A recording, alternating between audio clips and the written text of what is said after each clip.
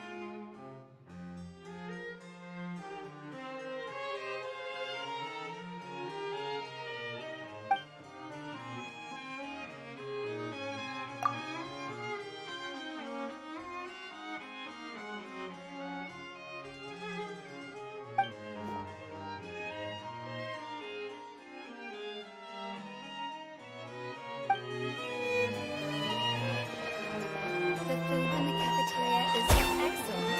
If you're lucky enough to make it down.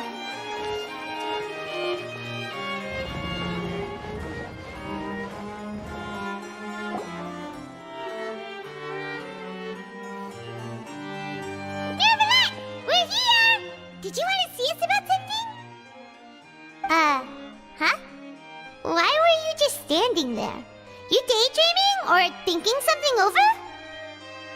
Yes, I did send someone to fetch you.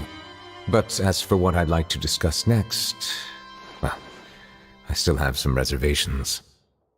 Given that we've already made the trip here, you should just tell us. Bet you need us to help you with something, right?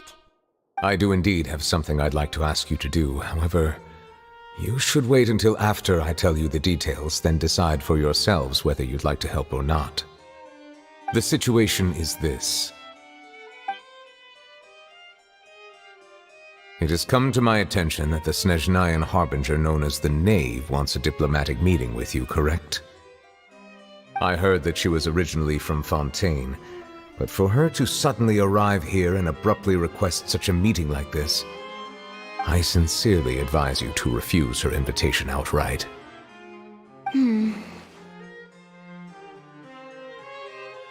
I'm sure you're aware that her purpose is most likely related to Child's recent predicament. We convicted one of the Snezhnayan harbingers in a court of law, but we have yet to provide any form of detailed report on the matter. This does indeed provide an opportunity for Snezhnaya to put pressure on us. I believe we should adopt an evasive stance until we can provide a proper explanation and have a preliminary plan on how to deal with the matter. No, we shouldn't. I think we should agree to the meeting. Oh? Well, you see, we are the ones that owe an explanation. If we keep putting off the meeting, it could easily result in the problem escalating, right? It's like a fight between two friends. If they don't agree to see each other and talk in person, isn't it possible that the friendship could end entirely? Though diplomatic relations between Fontaine and Snezhnaya could be considered as friendly, it is only superficially so. You wouldn't go so far as to say that our nations are friends, as you did in your example. It was just an analogy. An analogy, okay? Moreover, even if we were to talk in person, if we don't have sufficient information prepared, it is quite possible the result wouldn't be restored relations, but a complete falling out. I don't think we should overthink those possibilities yet. Even if the logic of the divine is not immediately apparent, its wisdom will only be revealed with time. Besides, you'll be at the meeting. If any problems do pop up, you'll have no problem navigating them. I must clarify that interacting and communicating with people outside of court is not my cup of tea. It seems you think too much of me. But more importantly, when did I agree to join the meeting with you? You mean you won't come? No, that won't do. I can't go to the meeting alone. You have to accompany me. I must take you with me. Lady Farina, could there be something else regarding this matter that is being kept from me?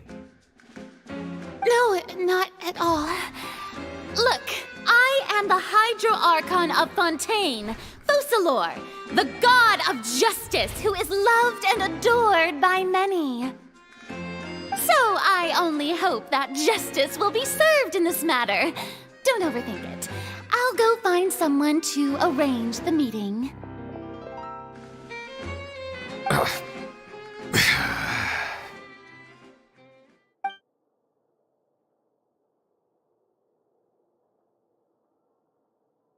Though it could officially be considered a diplomatic conference, I prefer to see our meeting today as an ordinary tea party. I assume you see it the same way, Miss Farina?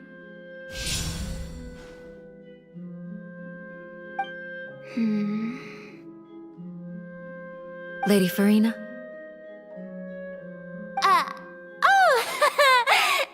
Yes, that's right. Just like you said, a tea party. I should thank you for providing the pastries. They look delectable. To make this tea party even more lively, I've invited someone else to join us today. It's a pleasure to meet you, Monsieur Neuvillette. I was born in Fontaine, so naturally, there's no need to introduce the nation's revered Eudex to me. Hello. The pleasure is also mine. First, I would like to thank the two of you. I'm often away on business outside of Fontaine, and I'm told that the children of the House of the Hearth have been well taken care of by you.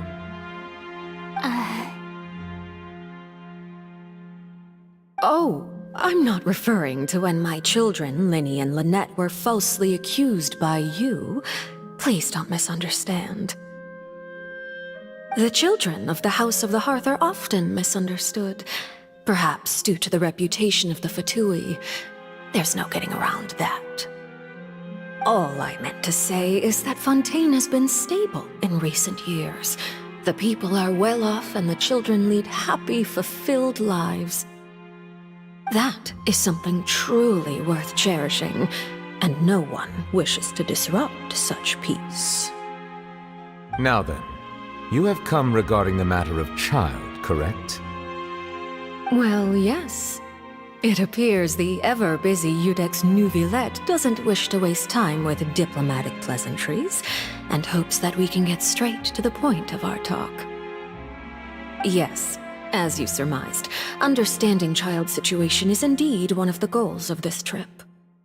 As we are both diplomats from Snezhnaya, as well as Fatui harbingers, Child and I have always been colleagues. Were anything to happen in Fontaine, each of us would serve as the other's attorney to resolve the issue.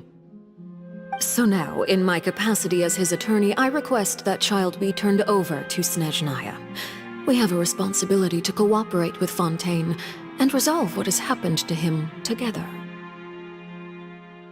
The rules governing attorneys only apply before a trial has concluded. Since a verdict has already been rendered, we see the case as settled. I apologize for being unable to grant your request. An outright refusal. Very well. I respect all the rules of Fontaine's courts, just as I respect you as Chief Justice. Okay, why don't we back up a step? You don't need to transfer Child to us. I only request to enter the fortress of Meripede to see Child and confirm his condition. It's not like you couldn't even manage to fulfill a simple request like that. Right, Miss Farina? About that. The fortress of Meripede has always been completely autonomous. Even we have no authority to interfere there, and diplomatic issues do not suffice as an excuse. However, if you absolutely must confirm the situation of the Harbinger, I have a proposal.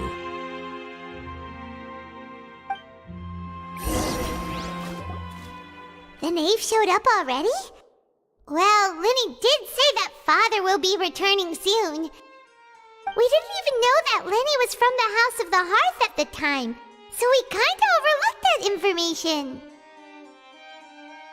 Yes, thank you for your kind advice. I'm well aware of the situation. I also noticed that Lady Farina acts a little odd and unnatural whenever I bring up matters related to the knave.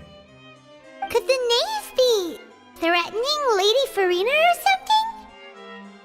If that were the case, then why wouldn't Lady Farina inform me? And what means could the knave possibly have to twist the arm of an Archon? So maybe that's not very likely. Even though Farina can act a little weird at times, she's still an Archon. In reality, this problem is even more thorny than it appears. According to reports from the fortress of Meripede, Child recently disappeared under mysterious circumstances. The details are still unclear. We cannot rule out an escape, but there have also been no reports of him outside of the fortress of Meripede. Special guards oversee the fortress, and its internal systems are extensive. Combined with the special characteristics of the surrounding terrain, an escape should not be possible. I suspect that there's something else behind Child's disappearance. I was only willing to share this information with you because you are friends of Child, and it is my duty to see justice done. So this is what you wanted to see us about before. Yes. I would like you to go to the fortress of Meripede and investigate Child's disappearance. This was my proposal during our meeting with the knave. Rather than allowing her to intervene, I offered to send someone to find out about Child's situation and report back to her in detail. The knave did not seem satisfied by my proposal, but she still agreed to go along with it for the time being. Her words were, "We will talk more once we have that report." So that means we bought ourselves some time. Firstly, you're already acquainted with Child. Your eyes may discern relevant details there that others would miss.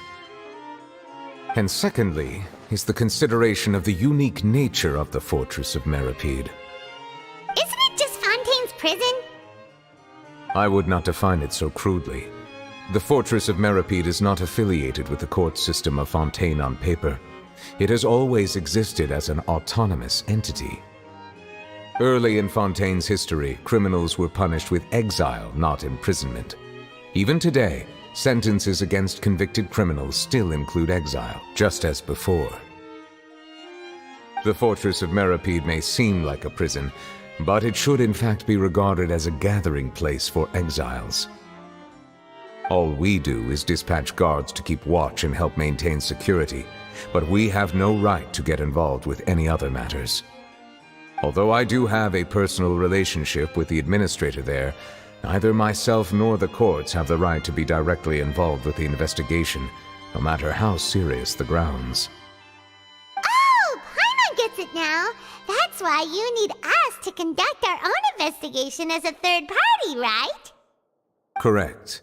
I will arrange false charges against you so that you may secretly investigate inside the fortress during your detention. This will save us a lot of unnecessary trouble. So, are you two willing to accept my proposal? Yeah, no matter how you look at it, it seems we're the best choice. Alright, we hereby accept this difficult task. Reluctantly. You two have my sincere thanks. This matter is of critical importance to Fontaine's current situation. Also, I hope that both of you can keep this operation a secret. We will rendezvous at the Fortress of Meripede's entrance on Erinius once you've prepared yourselves. I will arrange for someone to take you inside. Prepared ourselves? Is there something we need to prepare? Perhaps you could enjoy a good meal and have a nice bath. I'm afraid that living conditions inside the fortress are nothing like those on the outside world. Oh, right! Even though we'll be there on trumped-up charges, we'll be in prison for real. On second thought, is it too late to back out? Please do not worry. Since you are sacrificing both your time and quality of life for the sake of delivering this report, you will be compensated according to the highest standards permitted to legal staff, regardless of the outcome. Now that's more like it! Come on, traveler, let's go eat the best meal we can find! We'll eat so much that we won't need to eat another meal for a whole month! You're a treat! Are you leaving now? In that case, please take this cake as a token of my personal gratitude.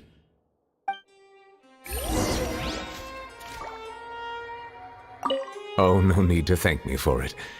Just be sure to enjoy it.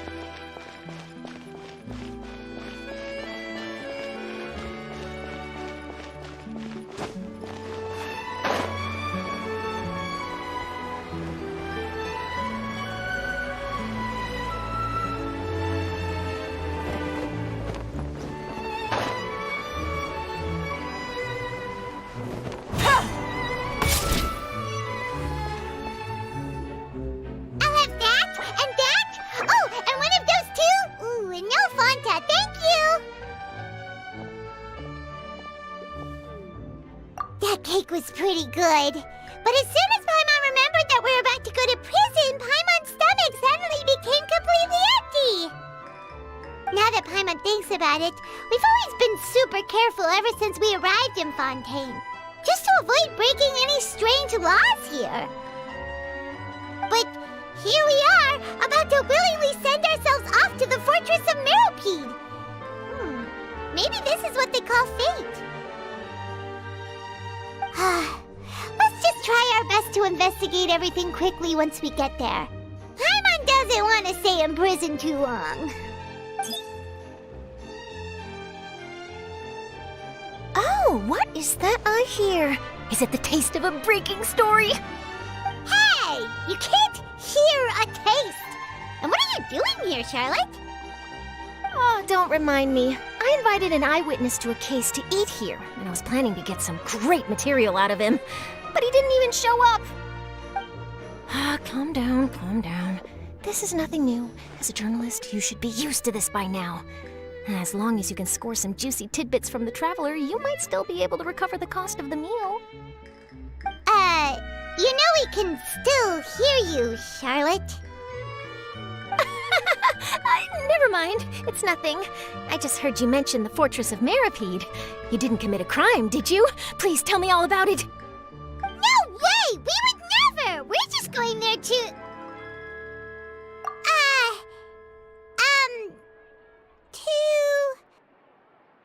Oh no, Paimon almost forgot that Neverlet told us to keep it a secret! Huh? You're being arrested for that? Oh, but now that I think about it, I suppose that's not completely unreasonable. That's pretty despicable, almost as offensive as committing theft. You mean Paimon really did something that serious? Sorry, Paimon really messed up. Well, in that case, it's nothing particularly newsworthy after all. Oh, how disappointing. All right, there's still a chance. Since you're going to be at the Fortress of Meripede, would you be willing to help me gather some material for a story? that. Paimon doesn't think we'll have any time. Oh, it's nothing difficult. All you have to do is think of a way to get some time face to face with the warden of the fortress. He was awarded the honorary title of Duke in Fontaine. Sounds really cool, huh? Only those who have made significant contributions to the nation have been conferred this title. It's incredibly rare. On top of that, the fortress of Meripede has never been under the jurisdiction of the courts. Practically nobody, including journalists like me, knows anything about the person in charge there. Oh, if I could write an exclusive article about him, I bet it would sell a boatload of papers. You make it sound easy, but it really depends. Of course, I wouldn't ask you to do it for free, so this meal is on me. All right, you got a deal. We'll do anything you want. Then it's settled. The food should be here any second, right? Huh? Wait, just how much did you order?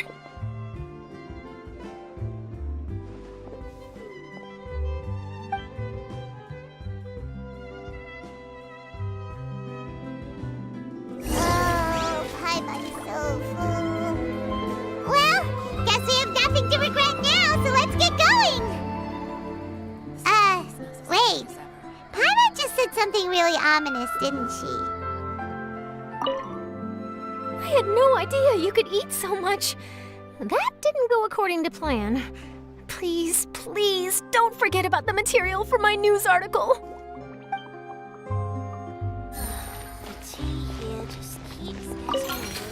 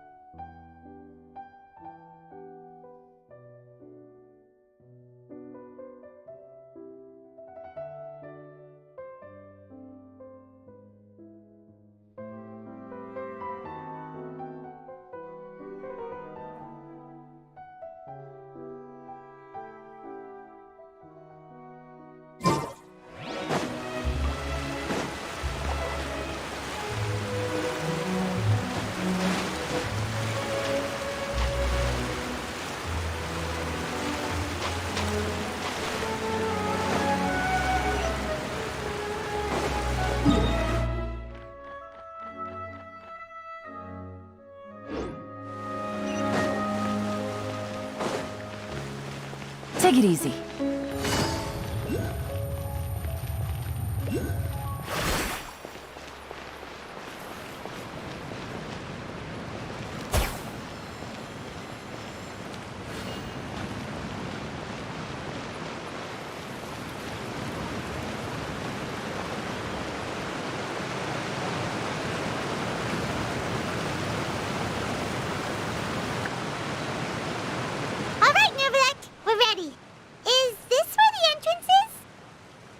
You have come just as promised. Yes, this is the one and only entrance to the fortress of Meripede from Irenaeus. Careful. You may want to step back a bit. Whoa! So you have to go down from here? Is the prison underwater? Utilizing both the barrier of the water as well as the fear humans have of the depths, the fortress of Meripede is naturally the perfect place to confine and guard criminals. But do not worry. It is not nearly as frightening inside as you may think. You will see for yourselves once you are down there. Paimon hopes you're right. Don't know about you, but just thinking about being at the bottom of the sea like that gives Paimon the heebie-jeebies. Oh, and there's one more thing. I mentioned that I have had personal dealings with the administrator of the fortress, Wriothesley. He's a very shrewd fellow. Yeah, we heard about him too. He's that Duke, right? Correct. He is the highest-ranking manager of the underwater prison. Even though you are going there to investigate at my behest, it would behoove you to avoid any confrontation with him or any of his subordinates. The Duke rarely ever leaves the fortress of Meripede, but that does not mean he is not privy to all that is happening inside and outside the fortress. He is quiet, but not unaware, so please bear that in mind. All right, that's about all the time that we have to talk privately. I'm counting on you two.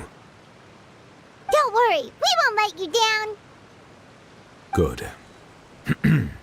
Madeline! I'm here, Monsieur Nervalet. These two are the newest convicts, I presume? Don't worry, they won't escape on my watch. Like we would try. Please follow me, you two. I'll process your paperwork for entering the Fortress of Meripede.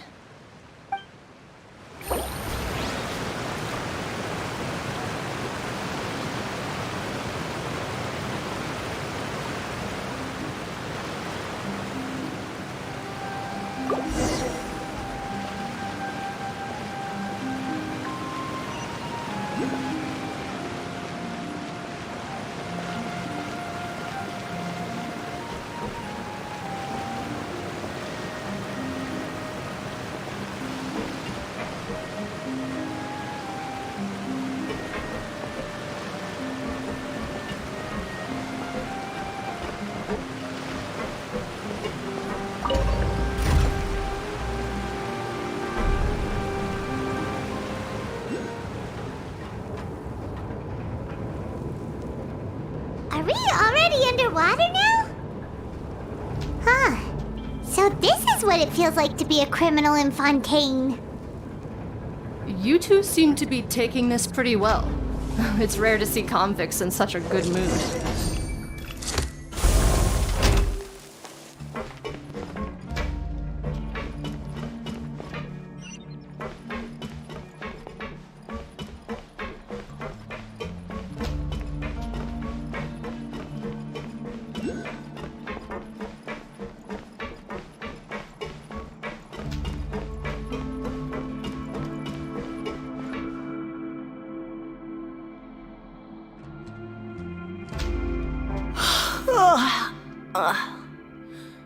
Oh, it's you, Madeline. Why'd they make you make the trip down here today? Monsieur Nervalet personally requested I escort these two convicts. I suppose he was concerned others might not be up to the task. Well, now, aren't you the lucky one? Must be nice to be on good terms with the big shots like the Chief Justice. The only people I get to see every day are the new inmates. Well, have you tried service with a smile? Who knows, it might help your professional reputation. Yeah, right. As if. Every criminal comes through here looking miserable. How can I smile with such a toxic work environment? And even if I did smile at them, the convicts would probably just think that I'm some freak getting some kind of twisted enjoyment from their pain. Oh, she's got a point. Well, I've finished transferring you. You two will register here, and Maret will guide you through the remaining procedures. Yep, I'll take it from here. You head on back to that bright and sunny world above.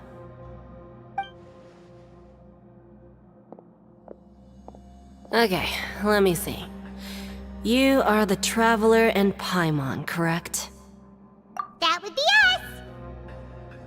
Let me confirm your charges and sentence. Let's see. You two are charged with eating a cake specially prepared for the Archon by a Snezhnayan envoy without the Archon's permission, thereby incapacitating the political center of Fontaine for a brief period. Sentence: 45 days? Huh? Wait, you mean the cake that Nervalet gave us was... Just looking at the charges, it seems you two are capable of causing some serious trouble. And considering how fond Lady Furina is of sweets, this crime is tantamount to trying to assassinate the Hydro Archon herself. Now I've seen everything. Anyway, we still need to finish processing you before you can enter the Fortress of Meripede. Please stand in front of the board over there. I'll take your mugshots with my camera. Oh, all right. But be sure to catch Paimon's good side.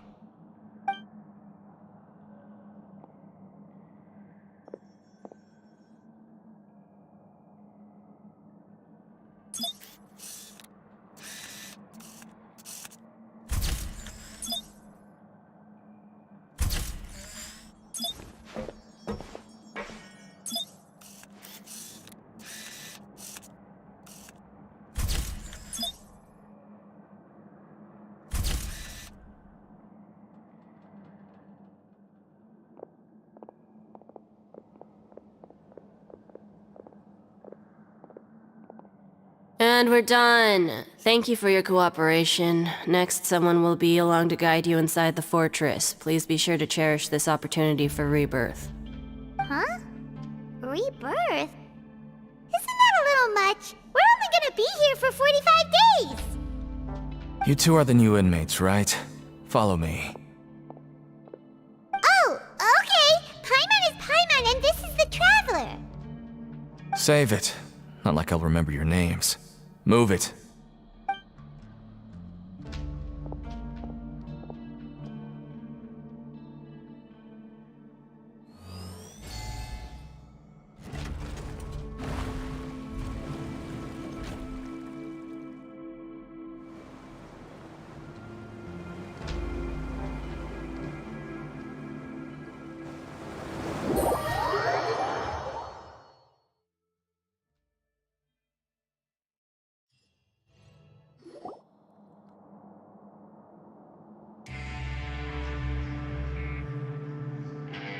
So, are you one of the guards here?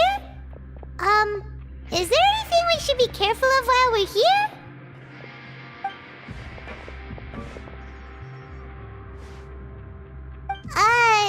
Did Paimon already ask something she wasn't supposed to? Why should I tell you anything? What's in it for me? This is exactly why I can't stand you fish. I wouldn't even be doing this if it weren't for the credit coupons. Credit coupons? Alright, seeing as you're not the annoying kind that's getting dragged in here crying and blubbering, I guess I can tell you a few things. But next time, it'll cost you some coupons. Mora means nothing here. Here, we use credit coupons. Coupons can get you almost anything in the Fortress of Meripede. Desires? Fulfilled. You want power? No problem. Coupons can even change fate itself. So, credit coupons are a currency that can only be used here? It's not as simple as that. Like Moret said, everyone gets a chance at rebirth. No matter how much money or power you had before, it means nothing once you set foot inside the Fortress of Meripede. You have to start over and earn your coupons. Everyone starts from the same place, and you have a chance at a new, less terrible life. I guess that's the real purpose of the coupons. They symbolize true fairness and true justice. And this is also exactly why so many criminals choose not to return to the outside world, even after they've served their sentence. Oh, so that's what the Fortress of Meripede is like. Huh. Paimon was under the impression that it'd be more like a prison. It certainly ain't all sunshine and roses here, but it's also not the worst place to be. You'd better take a good look at the scenery now. It'll be the last chance you get for a while. After being away from the sunlight for so long, even the terrifying depths of the sea start to feel like home. It just stops feeling oppressive, you know? Oh, I'm actually an inmate like you two. Welcoming newcomers is a job I've picked up to earn some extra coupons.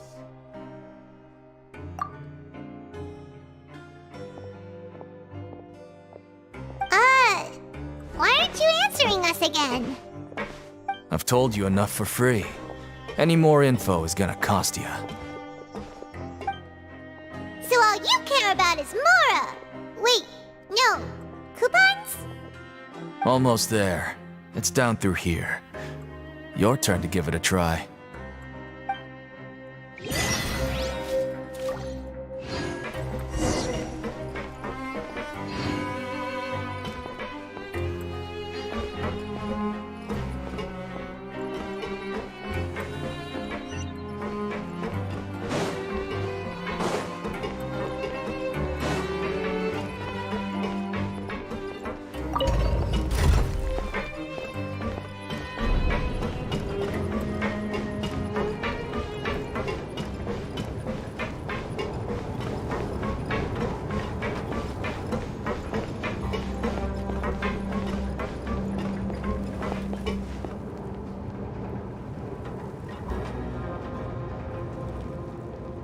So, we're going even deeper now?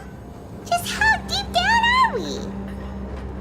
It's like a metaphor for your previous life, isn't it?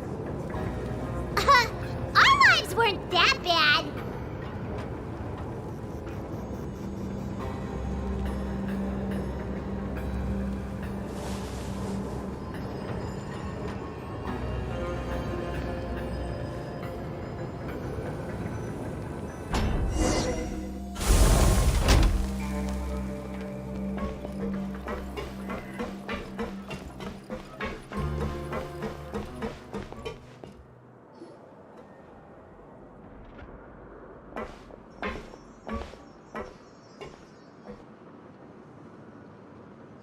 So this is the actual entrance to the Fortress of Meripede?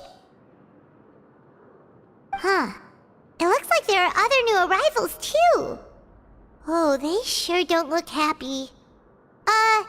Maybe we look too relaxed for fresh convicts. Oh, right. We're on someone else's territory now. We need to think of a good way to act like criminals to get by. If we're discovered, even Neuvillette might not be able to rescue us. Hey! Don't scare Paimon! Oh, Paimon's not ready for all this! Look, I don't really know you, and I have no idea what kind of crime you committed, but... You wouldn't have happened to anger someone important, did you? Someone important? Paimon doesn't think so. Wait, why are you suddenly trying to talk to us now? Now's not the time to worry about that.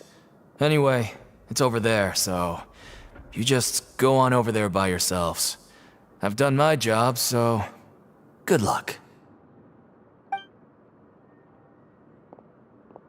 What was that all about? Wait a second. Are there usually so many garter mechs around here? They're already onto us?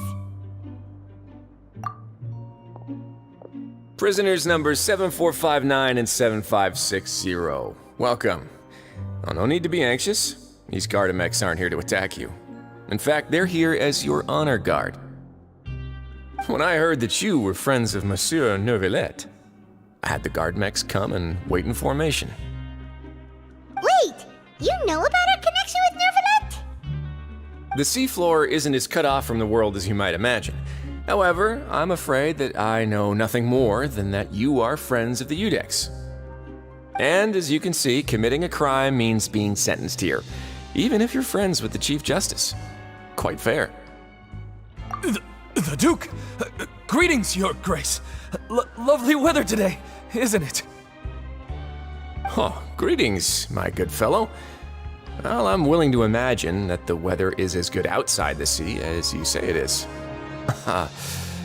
How great it would have been if only the fortress of Meripede had been built on the coast, huh? It would have been so convenient to enjoy a nice chat in the sunshine. My profuse apologies. I just got so nervous when I saw you, So this is the Duke. He sure looks a lot younger than Paimon imagined. The Traveler and Paimon, correct? Mr. Deacon here was responsible for your welcome. I trust you were satisfied with his guidance?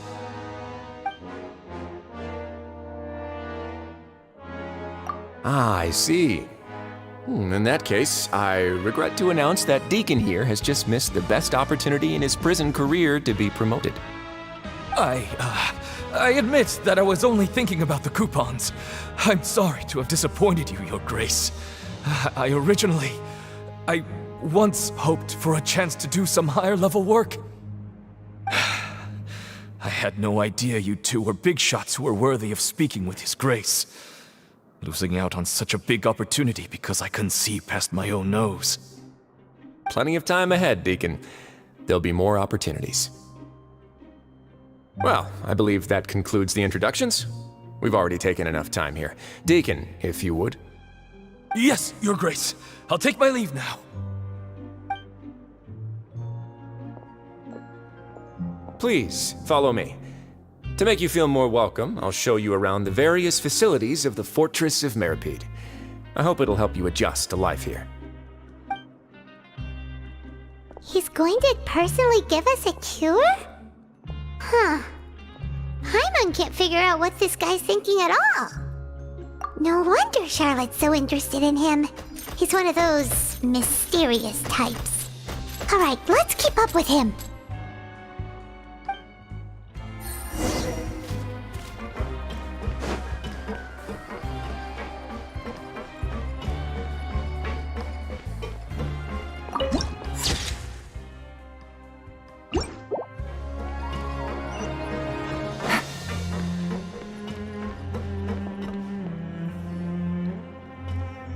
There's no need to be so reserved. The label of criminal is nothing but one of many identities, and being criminally inclined here at the fortress is just one of many ways to survive. Is it really okay for the warden to think like that? We're real criminals, you know. What if we're too difficult to handle? Well, then maybe you'll be able to carve out a name and a place for yourselves in this underwater world, But before you go in swinging, please remember that in the Fortress of Meripede, it's better to not cause trouble for yourself or for the guards. Now, we've arrived at a very important place, the Coupon Cafeteria. You can come here and claim one welfare meal each day. Welfare meal? You mean it doesn't cost anything? That's right.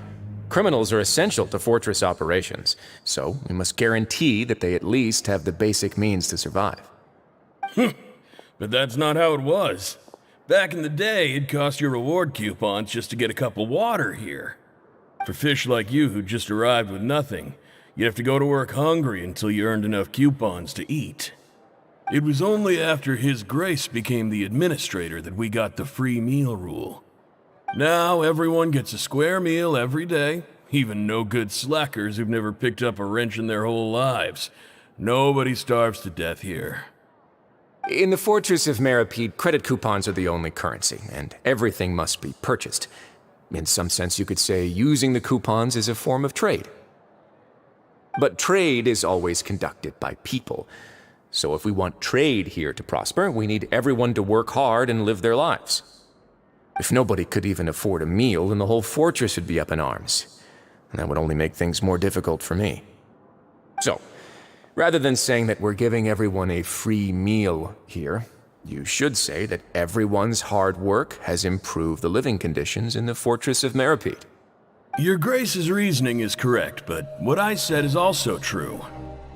Whatever the case, hard work is rewarded here. You'd be hard-pressed to find anywhere else as fair and reasonable. Right! Paimon sees your point. By that logic, this place doesn't seem so bad after all. Oh, wait, no. We shouldn't drop our guard so quickly. But it seems the inmates really respect the Duke because of his attitude, right? We should still try to verify the truth with our own eyes. Let's continue this way.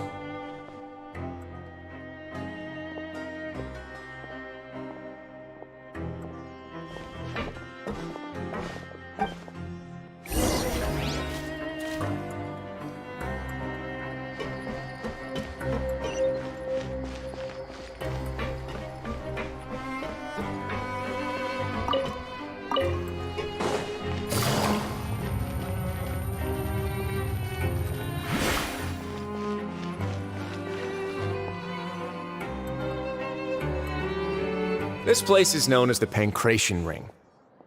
Sometimes we have criminals who have more energy than they know what to do with. Their daily work alone isn't enough of an outlet for them. So, instead of leaving them to their own devices, we've provided them with this dedicated venue. This way, nobody will get involved unless they want to be. Pancration matches? And you can earn extra coupons? Oh, what do you think, Traveler? Interested? But I must warn you that your sentence will be extended if you fail to restrain yourself and end up seriously injuring or killing your opponent. So, did you set this place up too? No, actually. I just granted approval for the organizer to use this area to build the ring, and I collect a portion of the proceeds in return. Of course, the fees are also quite useful. Oh. Do you mind if we ask what they're used for? Sure.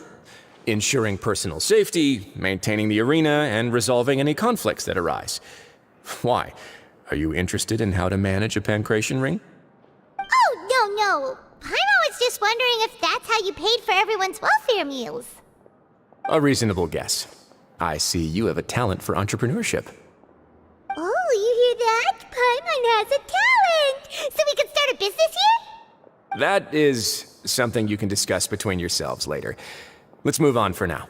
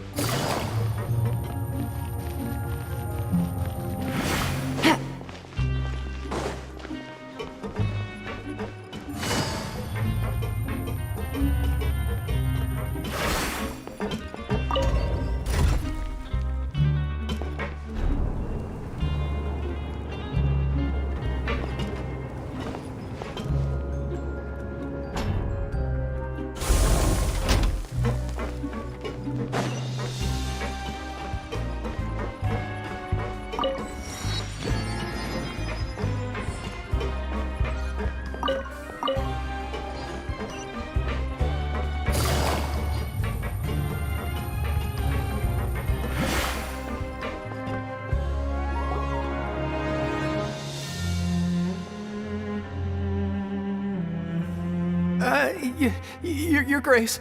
Good morning. I mean, good afternoon. No, wait, what time is it again? What time indeed? Time waits for no one, so it's best to keep an eye on it. My apologies, Your Grace. Jeez, that guy's so nervous he almost forgot to breathe. Sorry, forgive my manners. These are the dormitories, which is where inmates sleep. The guards will inform you where your bunk is later. In the fortress of Meripede, criminals usually spend most of their time in either the production zone or the sleeping areas. The production zone? What does it produce? Is that where we'll be working? Not necessarily. Though working in the production zone is the most reliable way to earn credit coupons, if you have other skills, you can skip your shifts to earn them in other ways. Wow. Wait, you're the manager of this place, and you're just telling us to our faces that it's okay to skip work? The fact that the Fortress of Meripede has continued operating completely autonomously is proof enough that most people are willing to work honestly and earn a stable income. As for what we produce, many of the clockwork machines seen all over Fontaine originate from our workshop. Therefore, the Fortress of Meripede is not only a place where criminals serve their sentences, but also a giant machine factory. There's no need for me to get into specifics about the production process now. You'll experience it all firsthand when you report for work tomorrow. Let's move on. The tour continues over this way.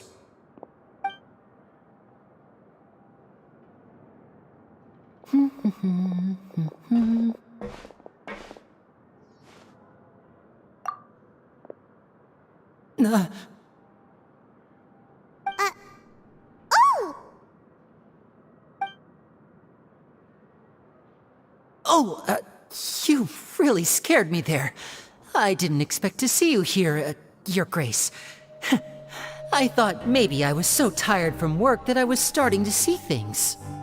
The only thing you should be seeing is the work in front of you. Stay focused and keep up the pace. Oh? Is something the matter? It's nothing. Paimon's just worried about how hard we'll have to work tomorrow.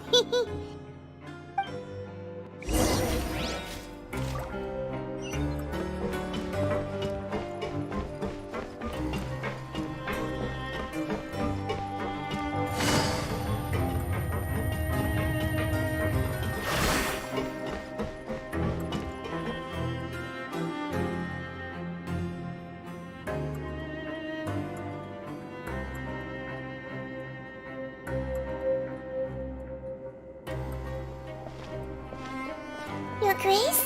What are you doing in the infirmary at a time like this? Oh no, you didn't injure yourself, did you? Not yet, unfortunately for you. But thank you for your concern, Sigewin. Oh, then you must be here for those two. Allow me to introduce you. This is the infirmary, and Sigewin here is the Fortress of Meripede's head nurse. Hello, new faces. They call me the head nurse, but I actually handle all the nurse-related work all by myself down here. Since you seem to have some rare downtime with no patients, perhaps you could find the time to join us for dinner? Oh, then these two must be some important convicts. Sure, I'll join the welcome party. Thank you. Your presence will be the pièce de résistance for today's tour. Oh, so the tour part is over now? I believe I've already covered the primary aspects of life here in the fortress. As for your work, there'll be someone else to guide you through the details. Is there anything else? I seldom conduct tours, so why don't you just ask if you have any questions? Well, this is our first time here. Paimon's not sure what to ask. Then let's head back to the coupon cafeteria. Maybe a meal will help you think up some questions. You should at least try to be excited. Our free meals are actually pretty good here.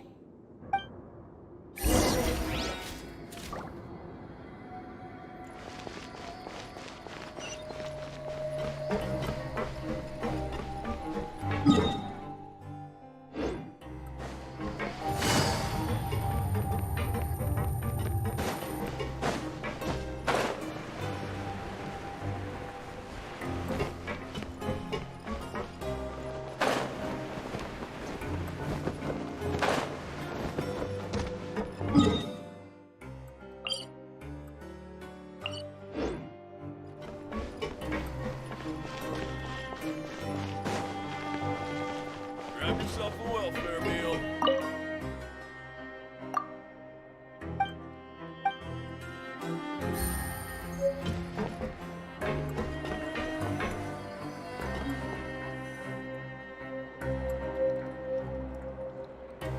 What do you think of the food? Does it meet your expectations? Wow, it looks delicious!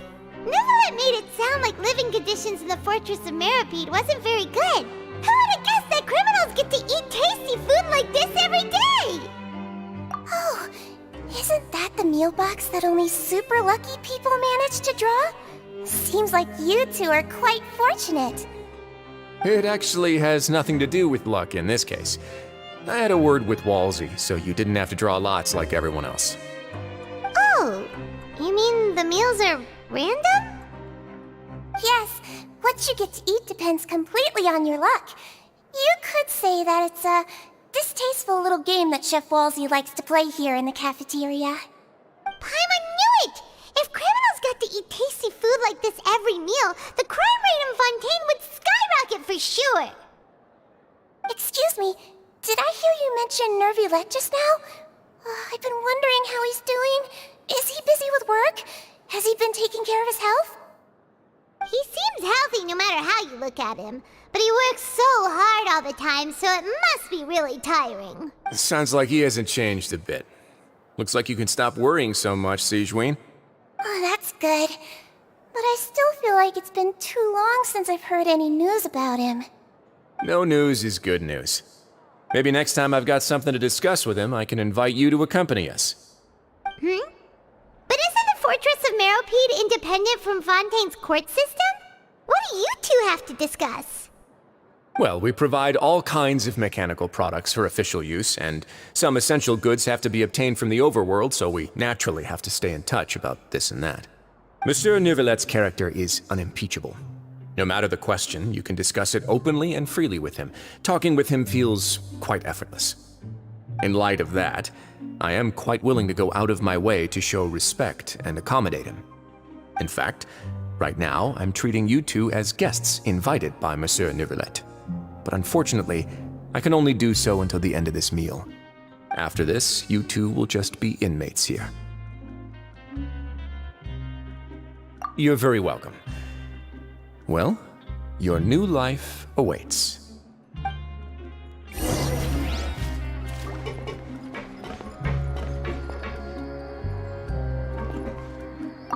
Are you finished eating?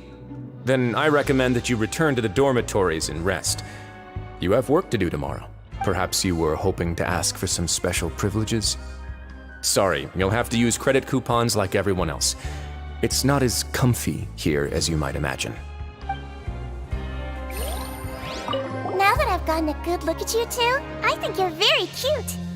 After all, heavy is the head that wears the cutesy crown. I guess I just want to say, just take care of yourself and don't get hurt.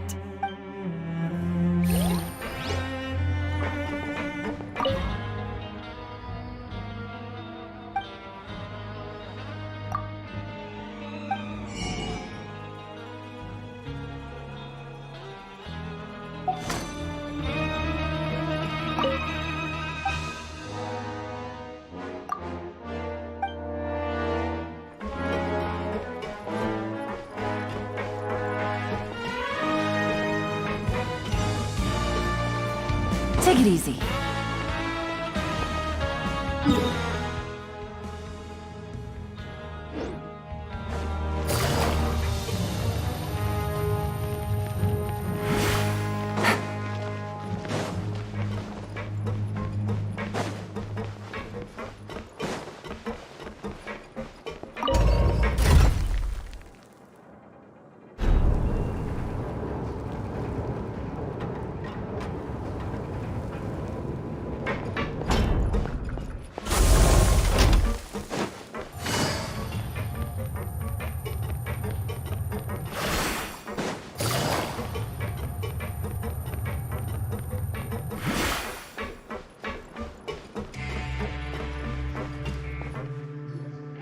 Traveler and Paimon, right? Listen up. As new inmates, the only thing you need to worry about is what to do and when to do it. Don't make any extra trouble for yourself. Your bunks are right over there. Follow me.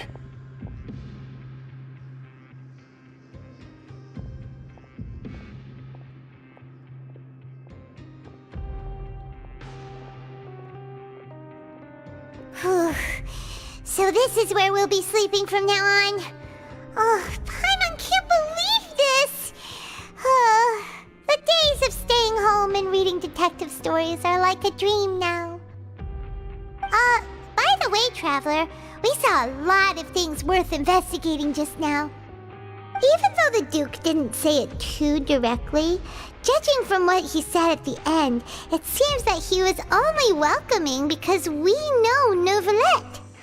We are criminals, and Paimon did eat that cake, but we're actually here to help Neuvillette. Is it possible that he knows we're here on a mission? Or is Paimon overthinking things? Yeah, Paimon thinks so too. He probably knew why we came here from the very beginning and intentionally wanted to send us a message. Maybe something like, "Hey, I have my eyes on you, so don't try anything funny." Yeah, you're right. It's not like we can go back to Neuvillette empty-handed and say, "The dude looks scary, so we gave up." And besides, the Duke said that he was willing to go out of his way to show respect for Neuvillette, right? So, we at least need to try. But Paimon hasn't gotten a clue where we should start our investigation. You mean... Yeah, that's what Paimon was thinking too! Paimon almost spilled the beans when we ran into him. Fortunately, based on his attitude, it looks like the Duke sees Linny as just another inmate. We worked so hard to help clear Linny and Lynette's names, and yet we turn around and bam! He's in prison anyway! Oh, right! Linny and Lynette are from the House of the Hearth. They work for the Knave, so they could be here to investigate too! Huh? Oh, it's a card! Paimon didn't notice it earlier. It looks like a magician's prop. Lenny must have left it here. He's in prison and still doing his little tricks, huh? But it was nice to bump into you again. Let's catch up in the production zone tomorrow. What in the world? It's written like he's greeting a buddy on the street. Paimon thought he'd write something important. If you say so, we can ask him what's going on tomorrow. Let's get some rest now.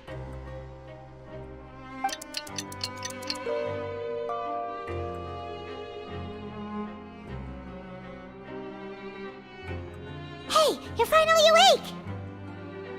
Well, it's Paimon's first day as a prisoner. Last night, Paimon dreamed about getting interrogated by the guards until Paimon told them everything, and then Paimon woke up. Hey, come on! It's just a dream, okay? Paimon wouldn't really squeal. Maybe. Hey, lazy bones! What are you still doing here? If you don't want to starve, then get yourselves over to the production zone. Sorry! We're going right away!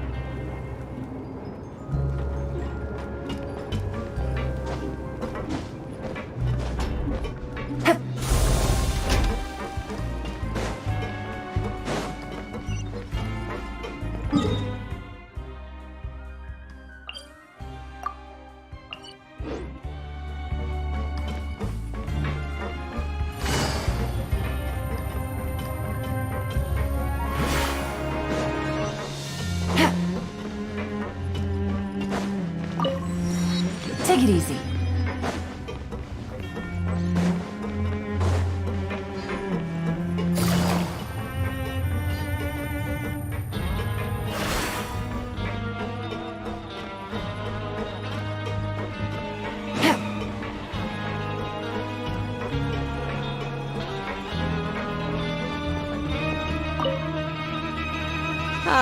You must be the catch of the day. Looks like you've got some luck getting assigned this space. Yep, we just arrived yesterday and... Don't interrupt me when I'm speaking! Yes, sir. Listen carefully to my instructions. I don't want any mishaps. Every machine here is worth more than the both of you. Working around these machines can be very dangerous. Do your job well, and you can eat in the cafeteria after your shift. Get sloppy, and you dine in the infirmary. Anyway, the Fortress of Meripede doesn't want to lose a single one of its machines. And it also doesn't want to waste the production potential of any inmate. You got that? Got it! Your job is to use the machine over there to process widgets. Watch carefully, and make sure you step on the pedal at the right time. If the machine gets jammed, then give it a little maintenance with your fist. Here, take this. Bring me the processed widgets, and I'll give you some credit coupons in exchange.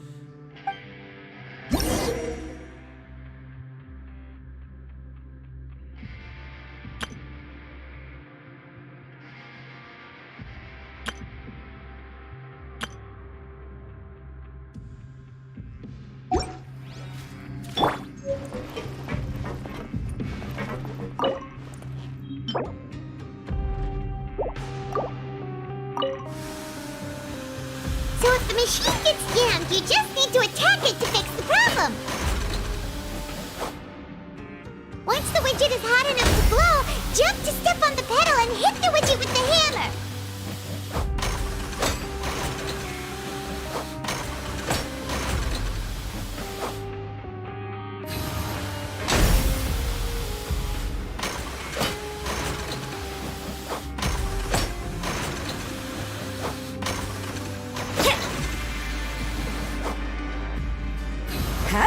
Okay, you got this!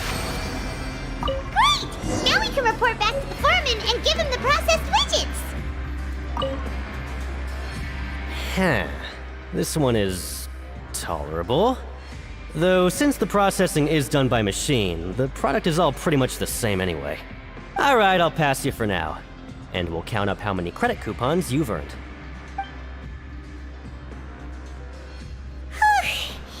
Paimon's exhausted. We're done now, right? Oh, that foreman. He's so scary that Paimon couldn't even speak. Ugh. Even though Paimon's starving and wants to head straight to the coupon cafeteria, we still need to meet Lenny first, right? He probably just finished up his work, too. He should be around here somewhere.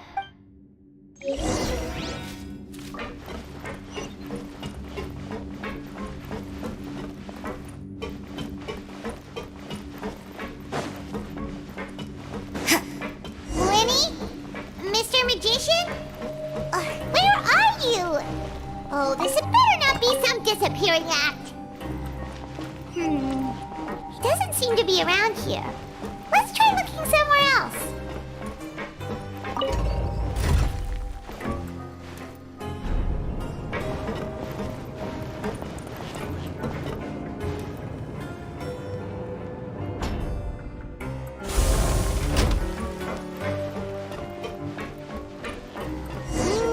Where could he be? Did he decide to slack off and sleep the day away?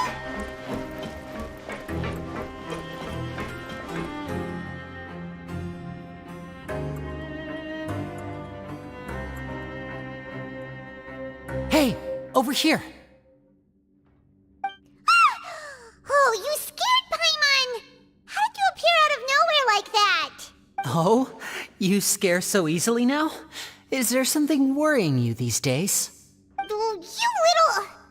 The only thing we're worried about was trying to find you. Sorry. Come over here and keep it down.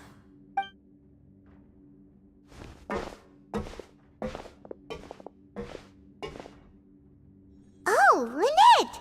You're here too! You two really are inseparable. That's right.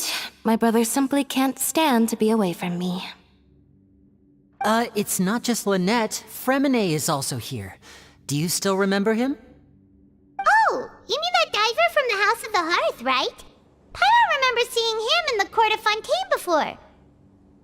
Now hurry up and tell us, how did you end up as criminals this time? We fought so hard at court to prove you were innocent, but now it looks like our incredible court battle was for nothing!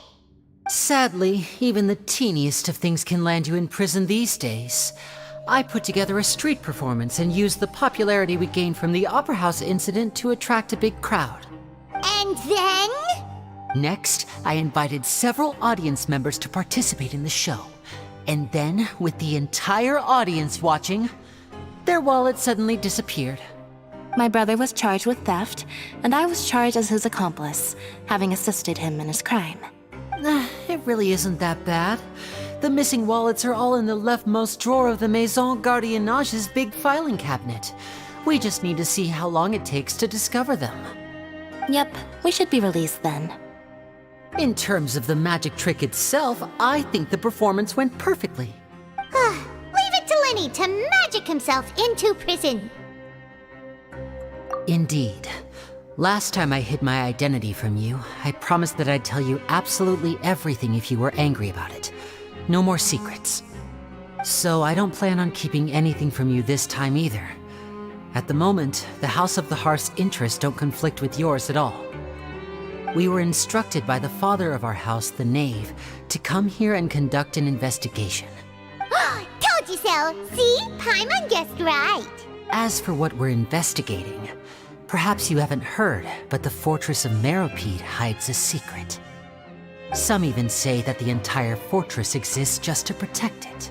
The House of the Hearth has been investigating this for a very long time, trying to uncover its mysteries. But recently, all of our informants, including the ones that had infiltrated the guards, suddenly vanished and have not been heard from since. We believe that this is a direct provocation, and it's the reason why we came here. Father has somehow managed to confirm that Focalors does not have Fontaine's gnosis. Huh? How did she manage to learn information that important? Father has her ways. Many of them are beyond our imagination, and we've never had the chance to see her at work. But we trust her conclusions. It was this information that led us to suspect that Fontaine's gnosis might be in the fortress of Meripede and is related to that secret. So it's all about the gnosis again. Well, that's about it from our side. How about you two?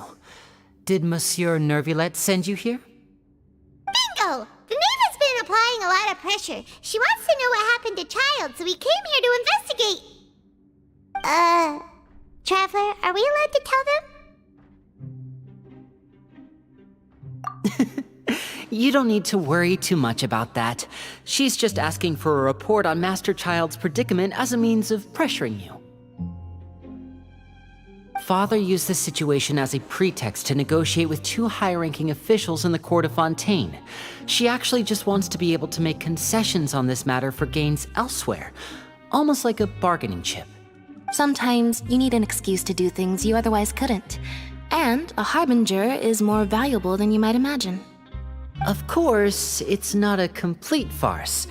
If we do manage to find out what happened to Master Child too, then diplomatic relations with Fontaine could improve, and Snezhnaya might even be able to adjust its stance a bit. Is it just Paimon, or does it feel like we're the only ones who actually care about Child's situation? The relationship between the Harbingers must be as bad as ever. I wouldn't go that far. Father just has different standards than we do when it comes to what can be sacrificed for an advantage. By the way, I have a suggestion. Why don't we team up? Even though we have different objectives, we're both here to investigate the fortress of Meripede. It would be more efficient for us to work together. As you know, the House of the Hearth has many reasons to seek the Gnosis, but our highest priority remains resolving the prophesized crisis. You can trust us on that.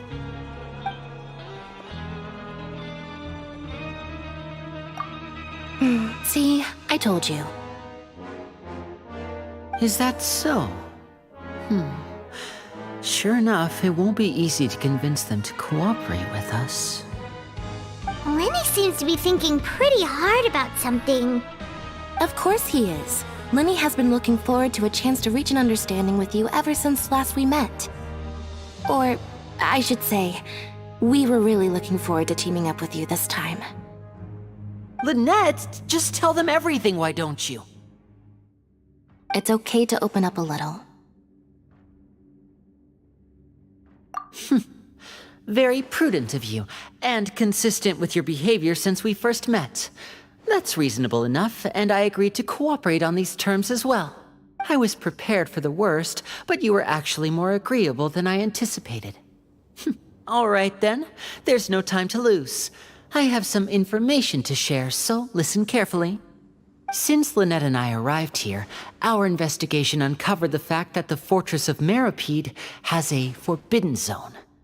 Most people just clammed up and wouldn't talk, but after asking the right questions, we were able to confirm the existence of the forbidden zone from the guards. You should be aware of that while you're investigating. A forbidden zone? Oh, could that be where the child disappeared to?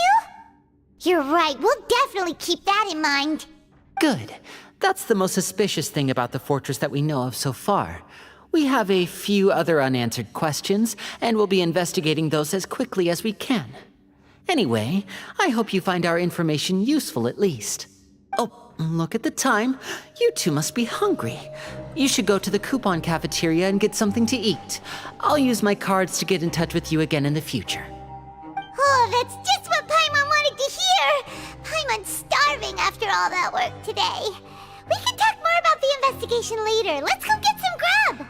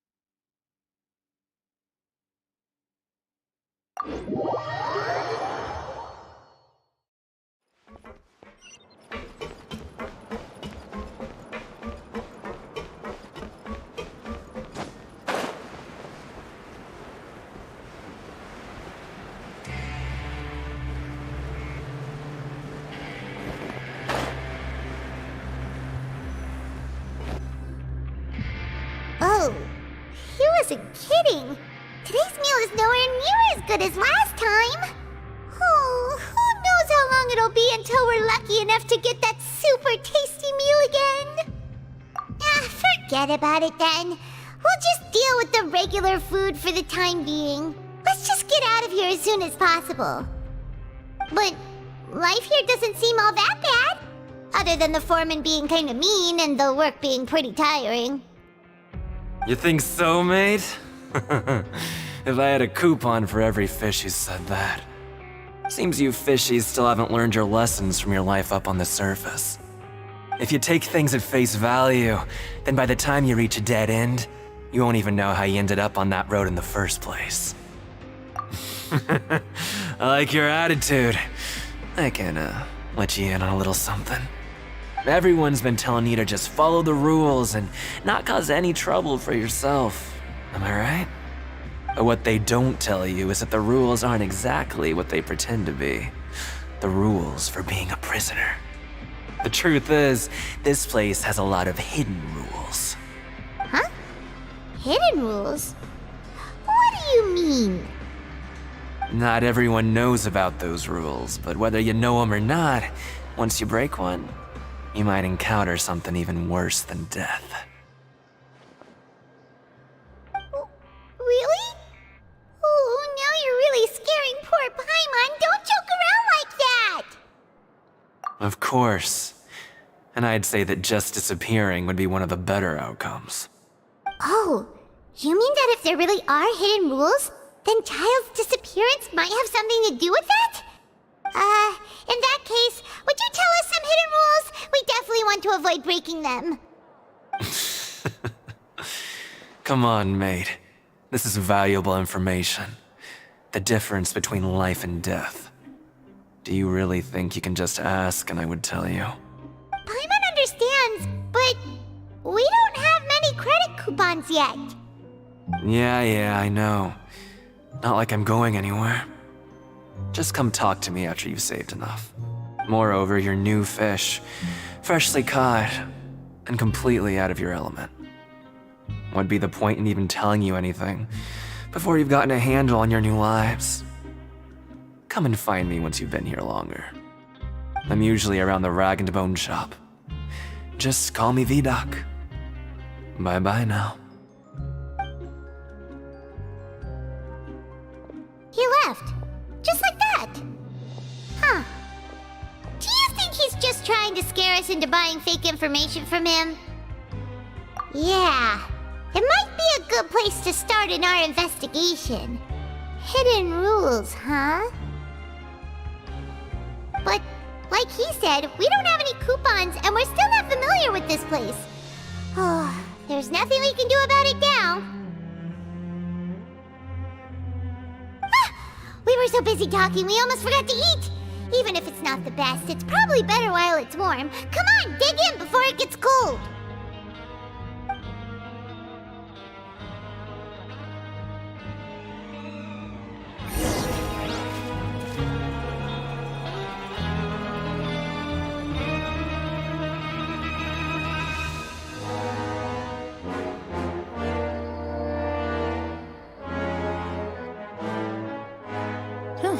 Good roll. All right, maybe I'll take one more day off and knock out the rest of the work once I'm feeling up to it.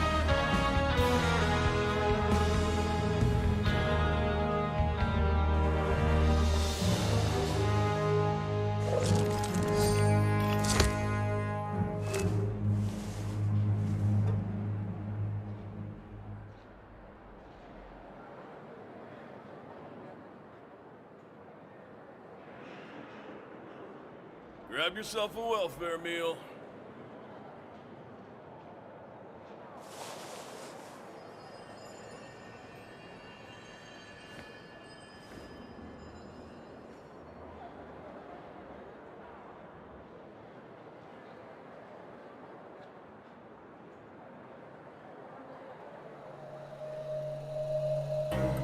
Grab yourself a welfare meal. I got a new letter from an informant.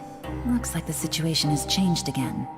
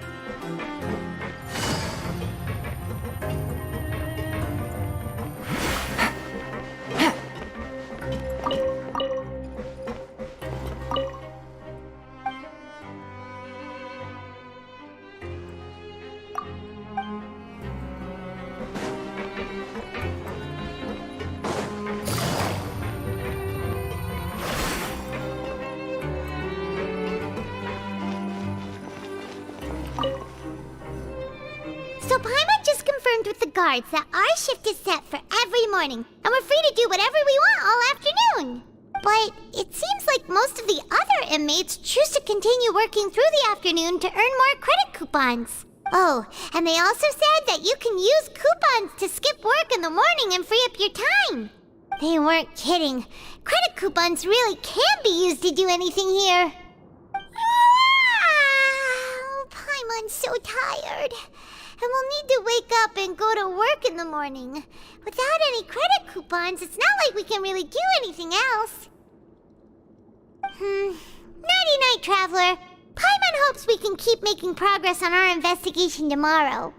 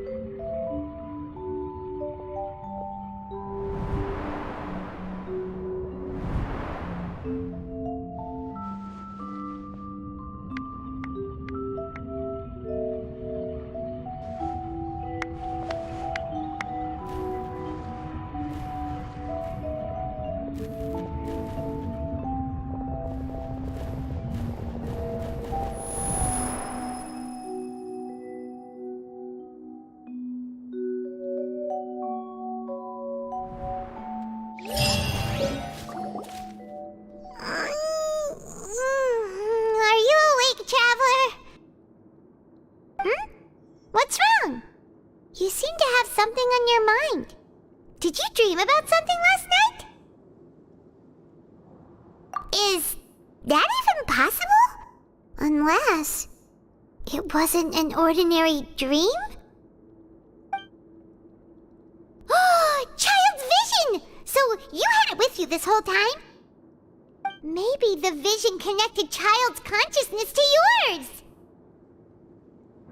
And our investigation has its first major breakthrough! Good thing you brought the vision with you here. So what did you see in the dream? Do you know where Child went? Huh. Okay. Well, hopefully it'll be a bit more helpful in the future. What's more important now is that it's the start of another new day as prisoners! Let's do our best to earn more credit coupons! What's the plan for today? Let's go! It's time to start working. If that guard Fielding catches us skulking about, he's sure to give us an earful.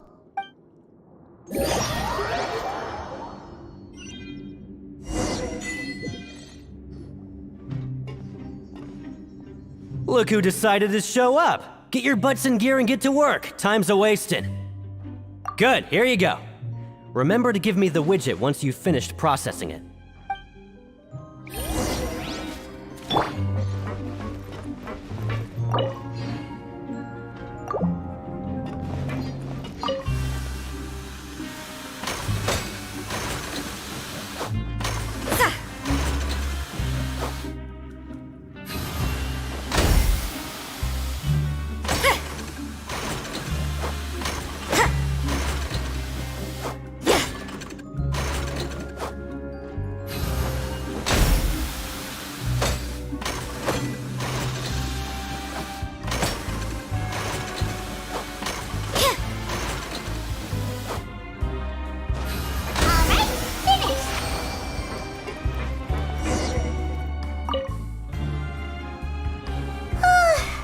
I'm on speed. But after so many shifts, it seems we're really getting the hang of it now. Hey there, fellow shiftmates. I saw you finished your work, so I thought I'd come over and say hi.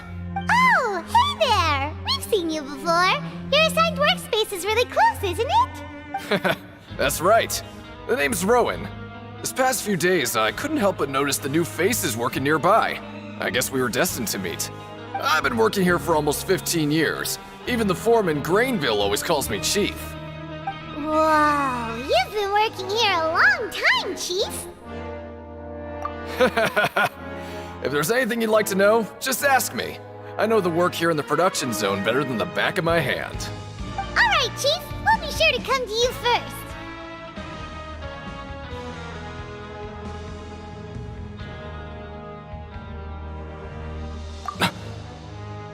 Did you just ask about the rules? Pretty sharp for newcomers. You've already heard about the rules, huh? Who'd you hear it from? Alright. Seeing as I'm the one who came over here, you're already calling me Chief. I guess I can tell you a little. Truth is, you two keep working like this, you might be putting yourselves in danger. Huh? Wait, there's even a rule about that? What would have happened if you never told us about this? Well, it's usually not that easy to break one on accident. The conditions of the hidden rules are usually pretty specific. But once you do break one, bad things happen.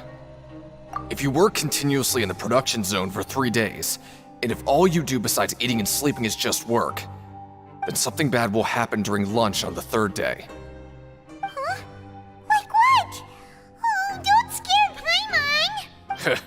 If I knew that, then I wouldn't be standing here talking to you, now would I? You mean, even you have never tried working 3 days like that before? There's actually a legend about this rule. They say that there was a worker who worked way harder than me. He was both efficient and eager on the job, and most other workers couldn't hold a candle to him. One time, he tried to test his limits and worked as long as he could. Then during lunch on the 3rd day, he disappeared into thin air, as if he'd evaporated. Later, some people went and asked some of his past friends about him, but they said, never heard of the guy. What the? How could that happen? Unfortunately, we were assigned different production zones. I never saw for myself what he looked like. Wait, are you thinking that it was... Huh? Oh? You... Listen, kid. This ain't the kind of thing you should be curious about. Let me tell you, you're better off forgetting about it and looking after yourself. Now I kind of regret ever telling you. Yeah, I agree with Chief here. Do you really want to try? Alright, if you insist.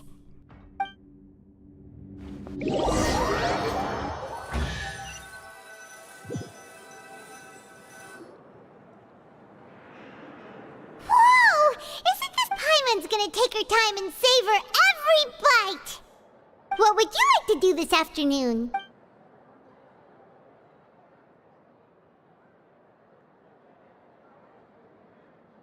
Maybe we'll be able to find some leads there.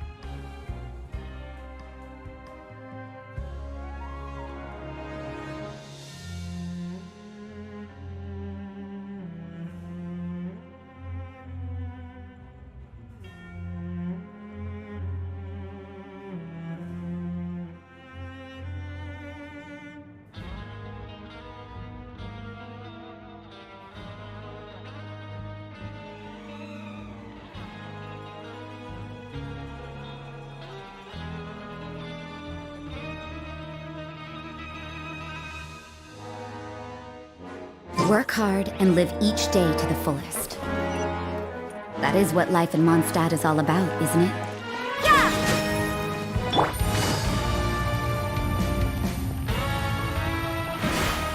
Take it easy.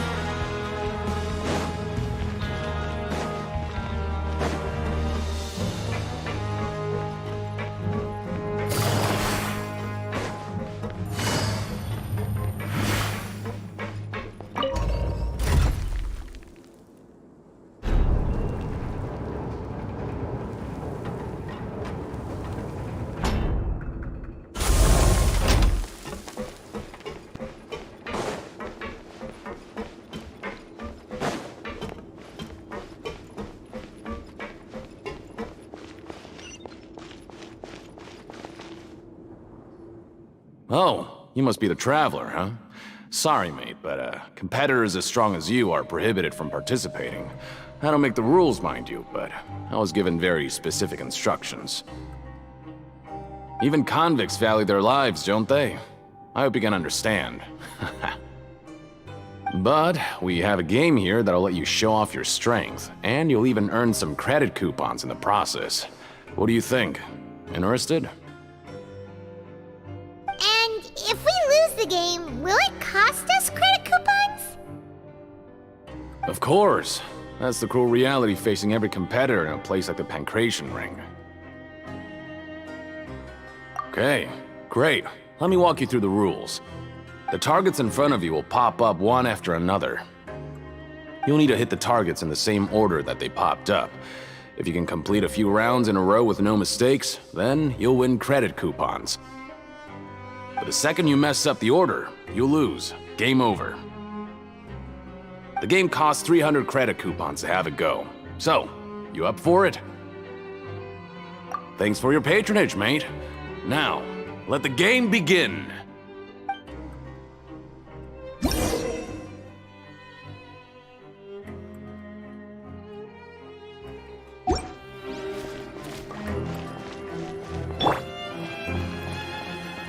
Okay, do your best to hit the targets, just like Colin said!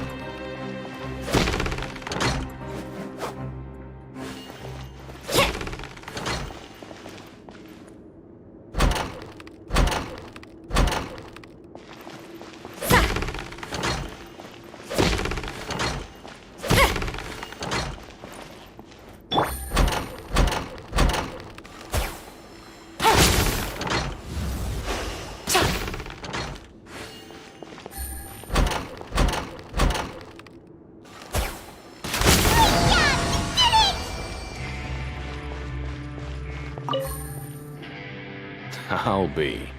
They weren't exaggerating about how strong you are. Don't worry, I wouldn't dream of shortchanging you. Here's the credit coupons you won. Put them somewhere safe.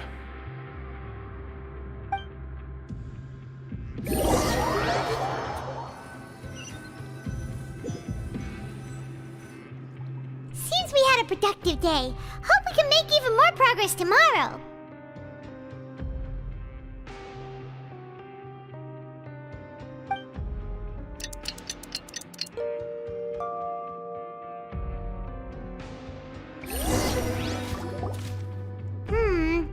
Maybe we can make some progress in our investigation today. What do you have planned for us?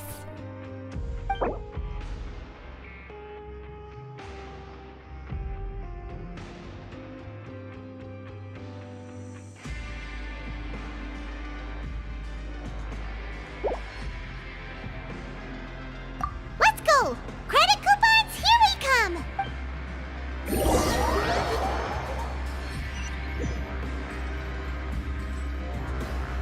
Look who decided to show up! Get your butts in gear and get to work. Time's a-wasting.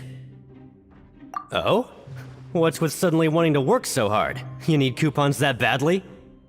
Sure. Let's just say we really want to test our limits.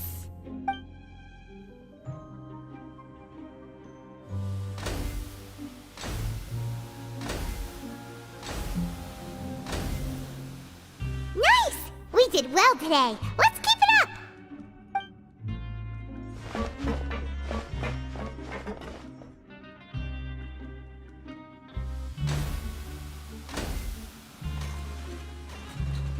Ooh, Paimon's had it. Who knew that processing these widgets would be so tiring?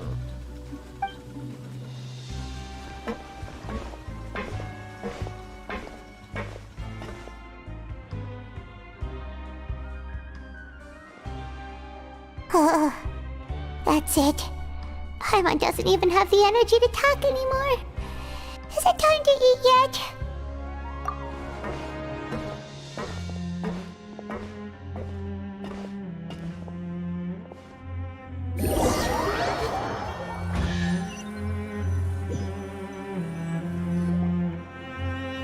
Oh, Paimon's exhausted.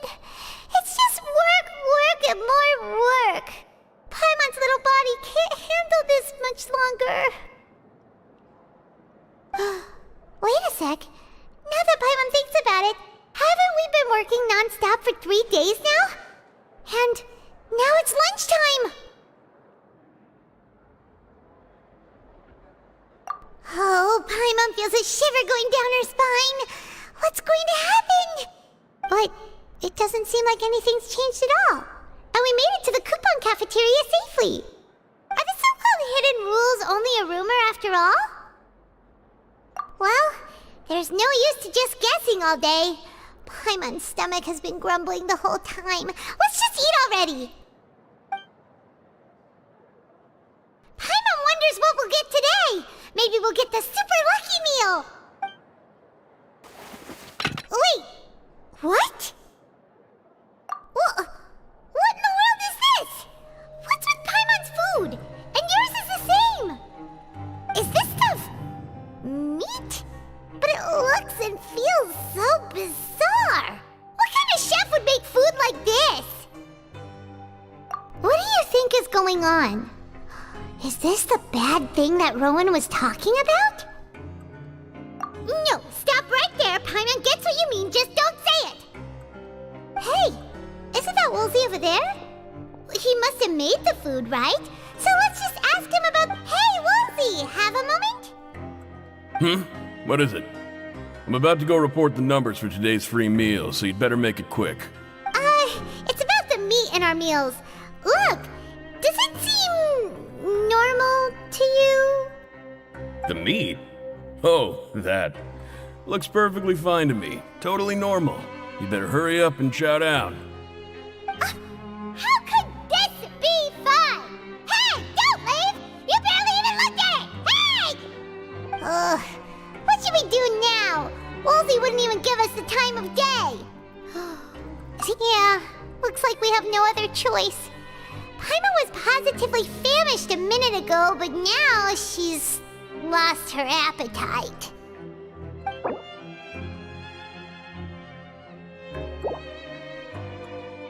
What would you like to do this afternoon? Okay, let's see if we can find any new leads.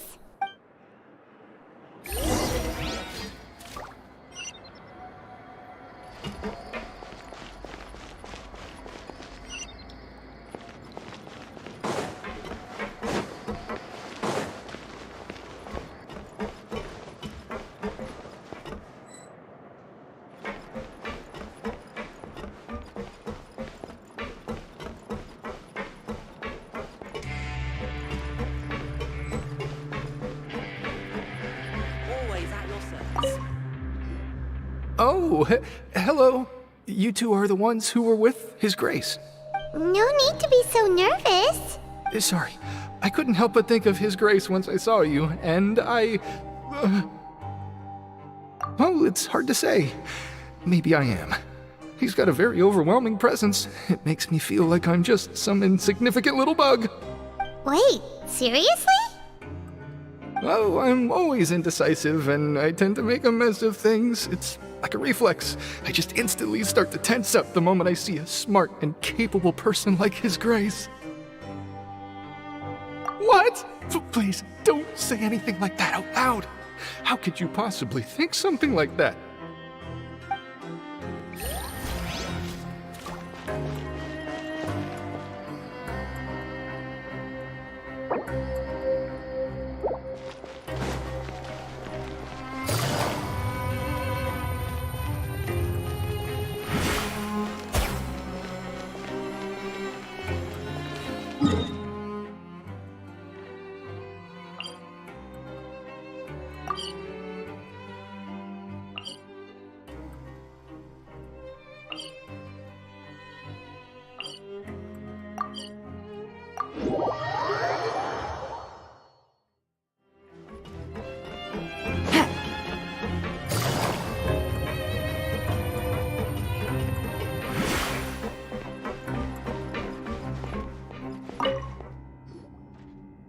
Hey, it's the Traveler and Paimon.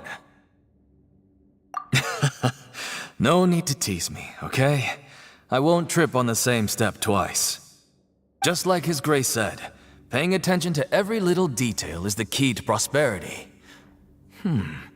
Maybe this is the true meaning of rebirth, not just earning credit coupons.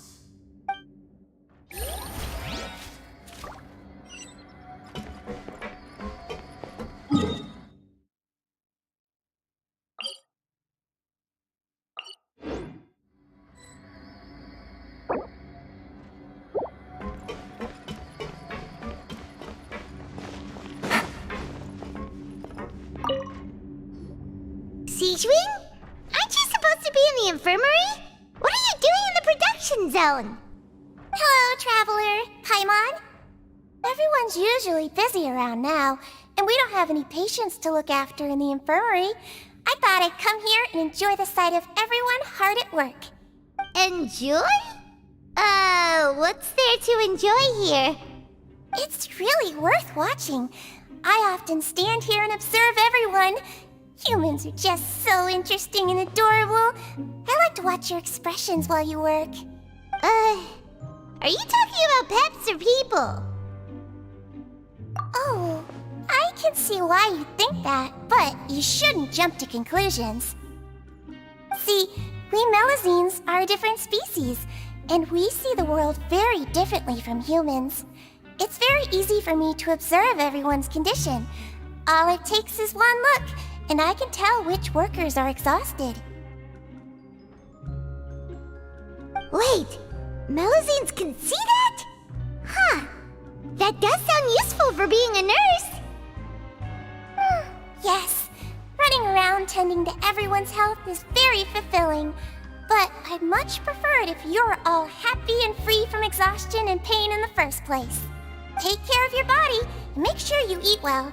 Always rest when you're tired from work and don't push yourself too hard. We'll definitely take care of ourselves. Thanks for the reminder.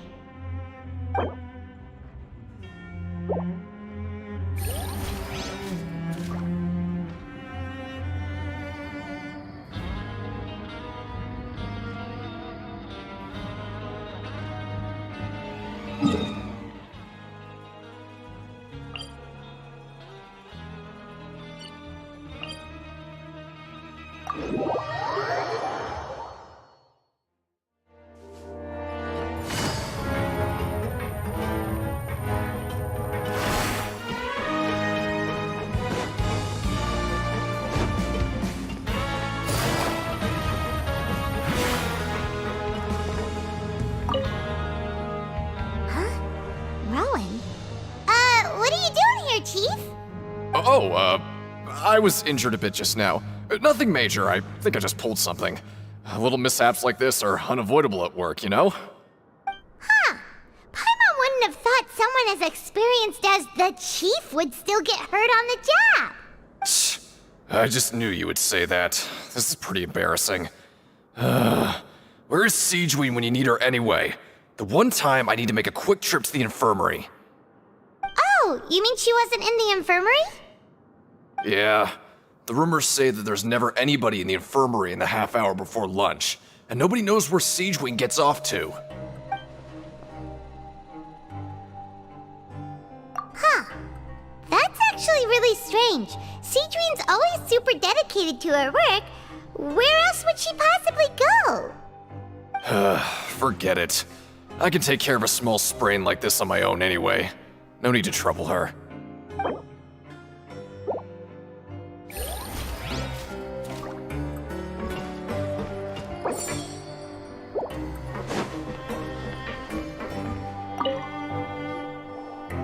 Oh, wonderful. I was worried that you'd be busy trying to earn reward coupons all the time, but it seems like you haven't neglected your investigation work after all. Paimon likes having more coupons, but no one wants to work all the time. Have you also been investigating the area, Lynette? No, I was just slacking off, and you happened to catch me. My brother is still obsessed with anything remotely related to the Forbidden Zone. But knowing him, it won't be long before we get more leads. Oh, before I forget, this is for you. Huh? Credit coupons? Why are you giving us these? I've been here longer than you. Coupons aren't a resource in particularly short supply. What is in short supply are interesting people to talk with. Aw, that's so nice of you, Lynette. We'll be sure to make good use of these coupons then. Thanks a bunch!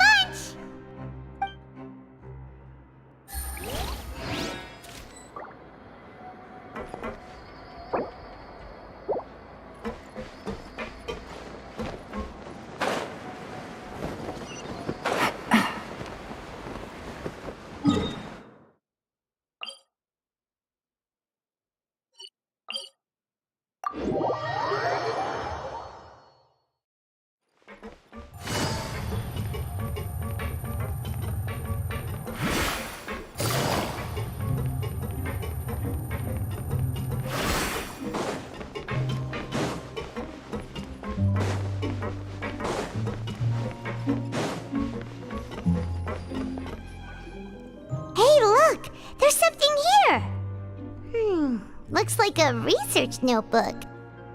That suspicious guy peeking into the infirmary just now. Are they a fan of Siegeween? He must have dropped this. Let Paimon read it real quick! The Melusine perceive the world very differently from humans. There are significant deviations. As a result, their sense of aesthetics and beauty is also very different from that of humans. This must be taken into consideration when giving gifts. Ooh, this all sounds pretty serious. He sure did his homework. And as for the notebook, let's take it.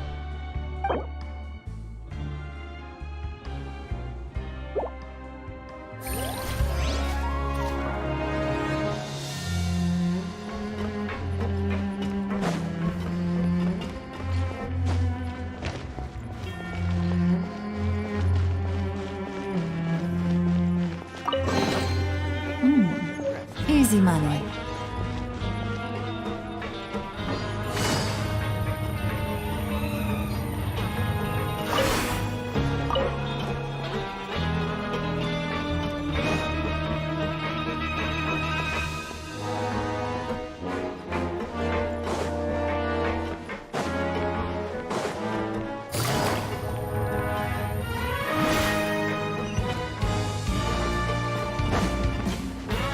Take it easy.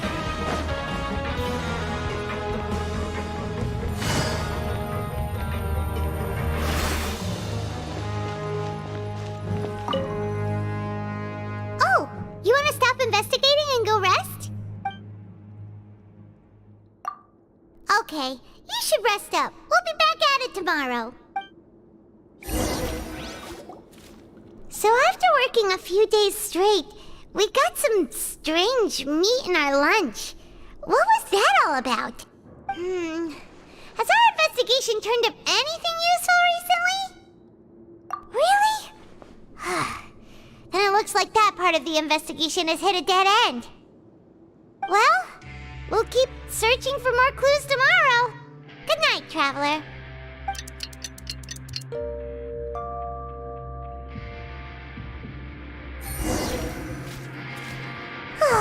The dawn of a new day. Paimon feels like we're getting used to life as convicts. Is that a good thing or a bad thing? What do you have planned for us?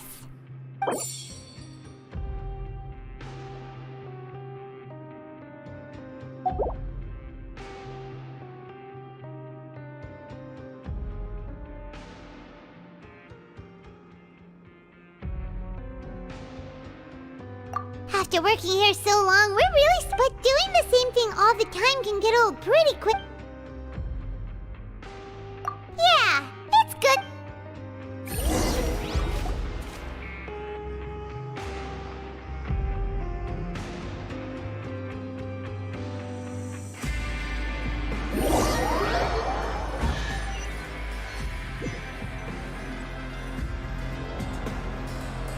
Whoa! Isn't this the super lucky meal? Looks like hard work really does get rewarded. Paimon's gonna take her time and savor every bite. What would you like to do this afternoon? Knowing Child, he must have been there all the time.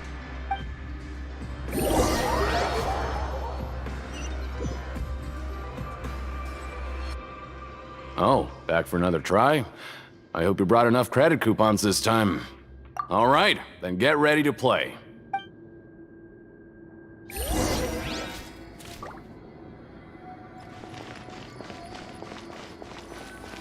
Okay, do your best to hit the targets, just like Colin said!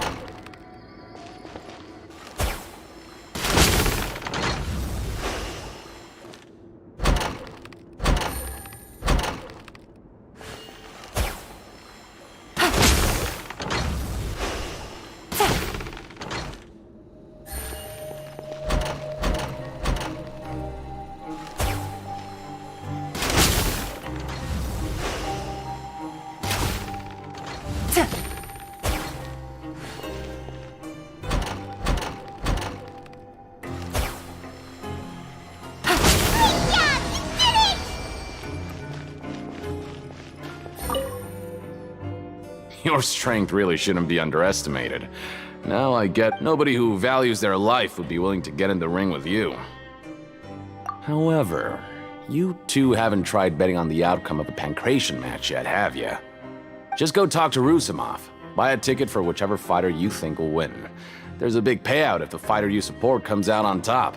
But we don't know anything about the fighters. How can we possibly know who to support? That's normal. Just watch a few matches and get a feel for the fighters. It won't be long before you can pick winners in your sleep. He's got a point. Why don't we give it a try?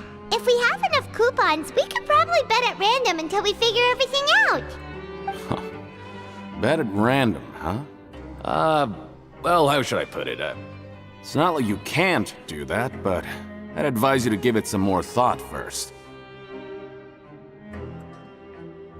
Huh? We shouldn't get too carried away. What's the problem? What? I never even picked a boxer before, and you already know about the rules? You're not just strong fighters. Seems you're pretty perceptive, too. Might as well tell you about it, since you already know that much.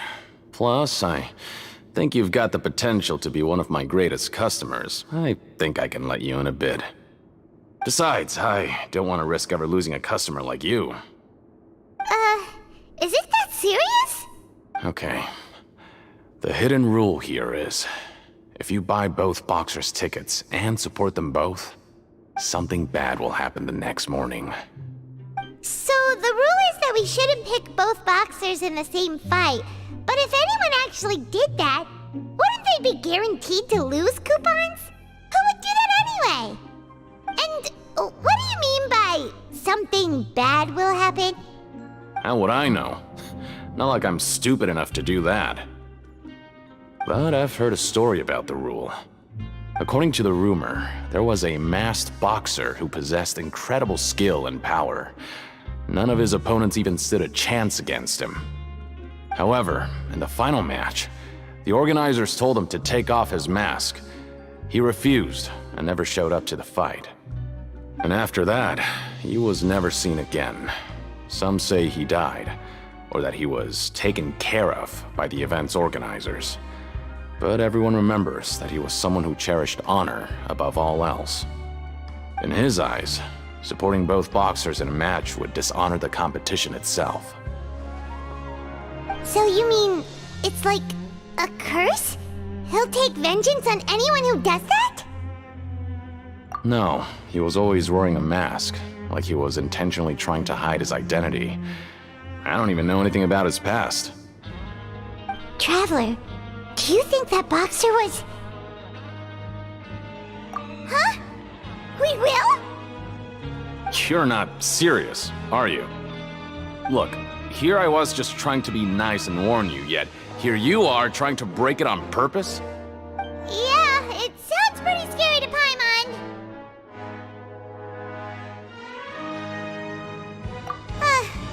Seems you've made up your... Betting on both fighters will set you back about 3,000 credit coupons. If you have enough, then go ahead and give it a try. Just don't come running back to me if something happens.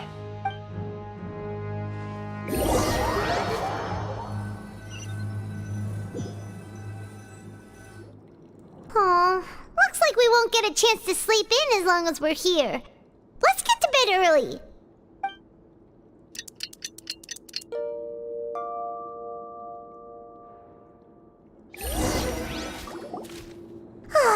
The dawn of a new day.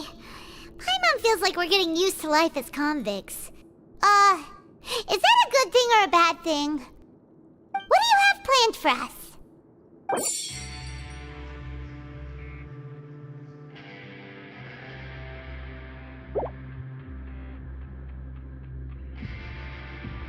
After working here so long, but doing the same thing all...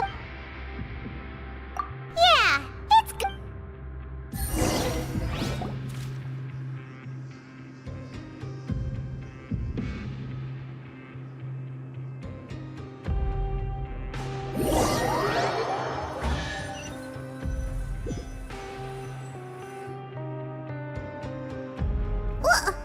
What is this garbage? Ooh, it looks disgusting! Oh, Paimon misses your cooking now. What would you like to do this afternoon? Knowing Child, he must have been there all the time.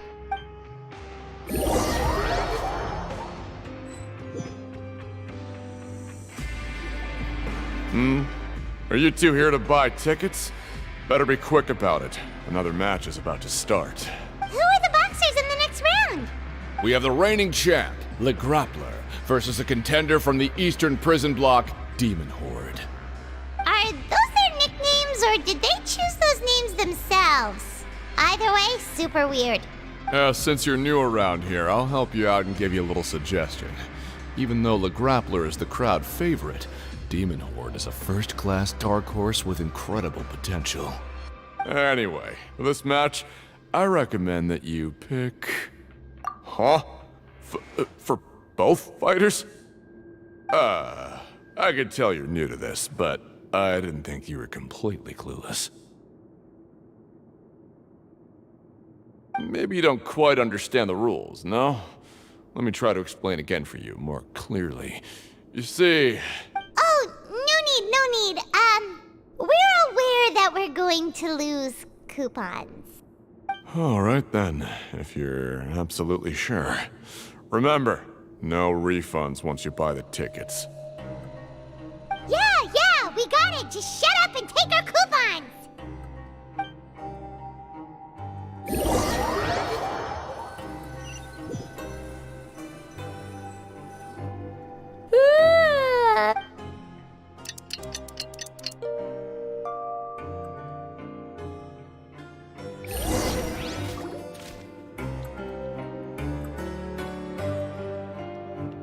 Hey, Traveler! Paimon!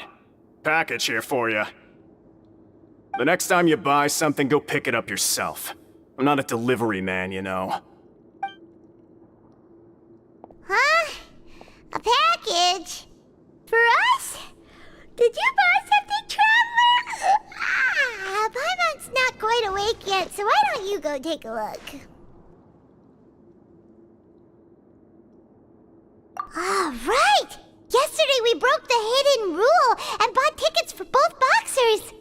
Oh, maybe this package is the bad thing that Colin said would happen. Paimon suddenly feels wide awake. Wait, maybe let Paimon go hide somewhere first. Just call Paimon after you opened it. Hey, wait! Paimon's still here! Don't open it! Ah! Huh? What is it? Are you okay? Let Paimon take a peek too.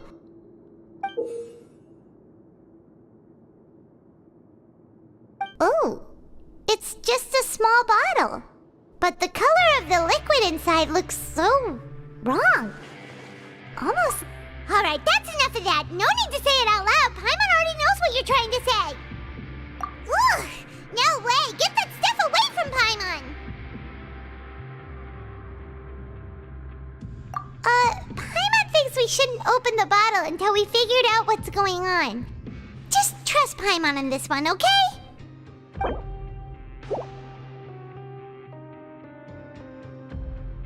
What do you have planned for us? Though it feels nice to slack off a little, less work means less coupons. Let's make the most of our morning.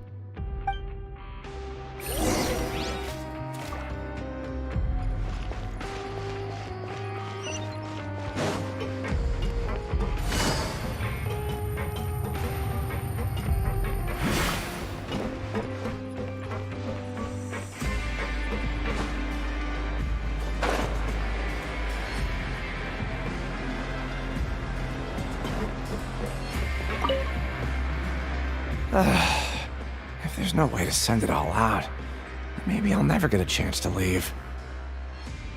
Who are you?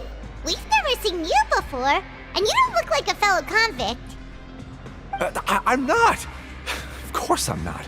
Please, don't mistake me for a criminal. I'm a good, law-abiding citizen. Then what are you doing here? You sure seem anxious about something. I'm a promoter for Fontico, and I'm usually responsible for promoting our drink products. I thought I could complete my task here quickly and return to headquarters, but I've been here way longer than I anticipated. Oh, a promoter from Fontico?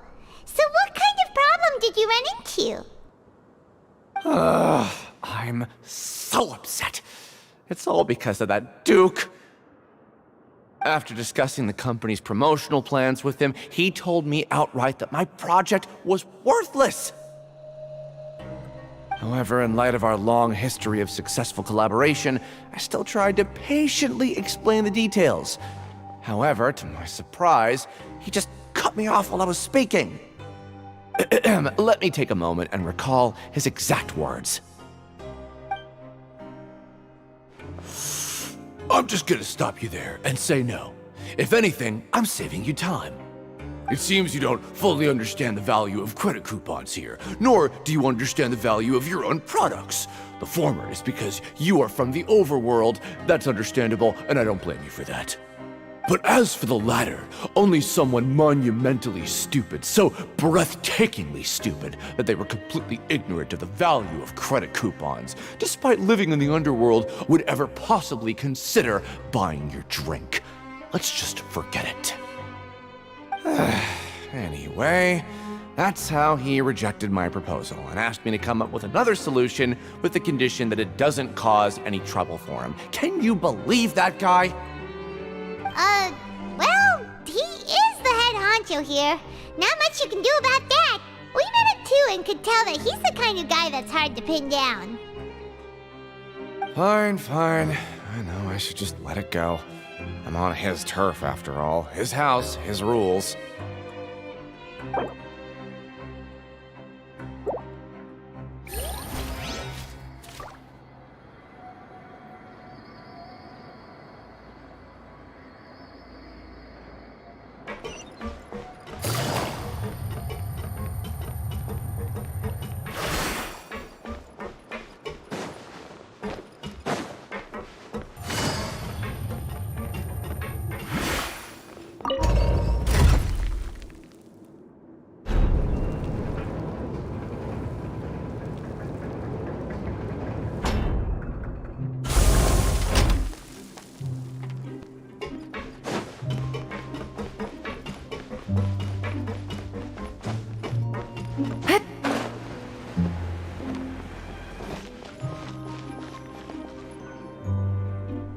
Hey, what are these papers scattered all over the ground?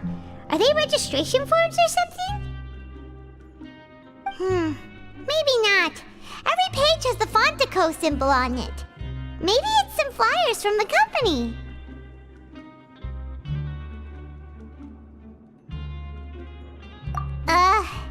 Okay. But if someone catches us, they could accuse us of trying to steal the company's secrets, couldn't they? Oh, you're right. Guess there's nothing to worry about then. Let Paimon have a look here. Without assistance from the Fontaine Research Institute, development of the new product has been slow, and some researchers on the project have voiced concerns.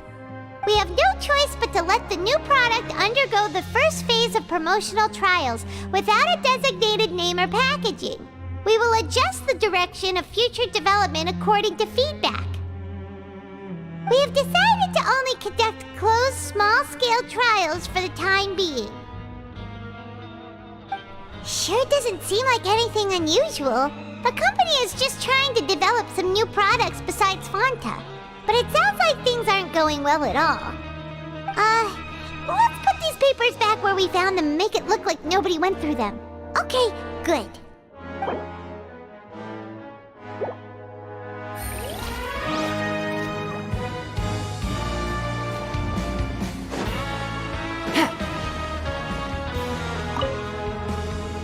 Hey, I heard you crazy fools really did it.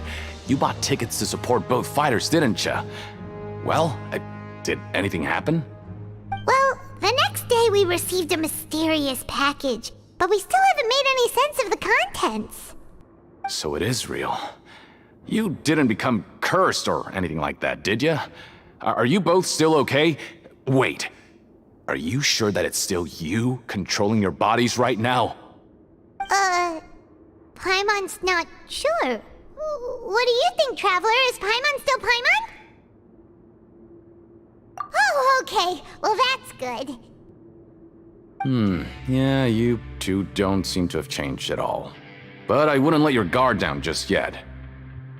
Still, I didn't expect you would actually do it.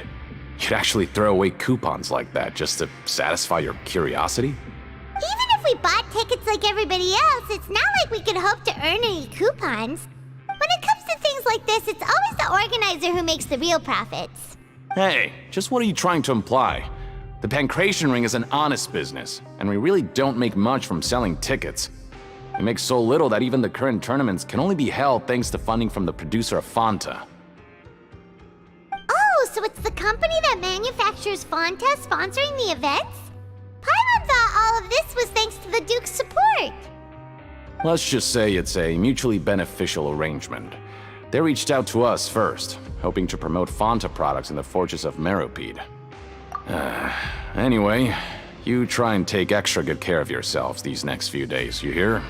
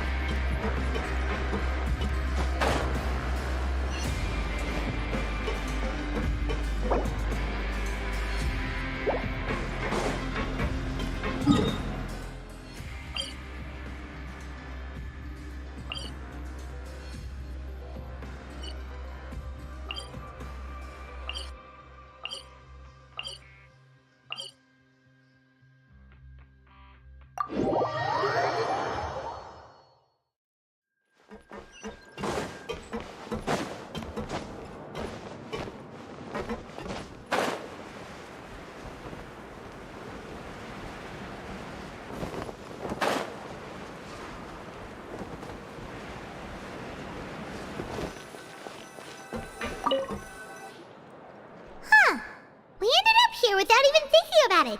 Wanna grab something to eat? Alright, but remember that we bought this time with coupons, so let's make better use of it next time.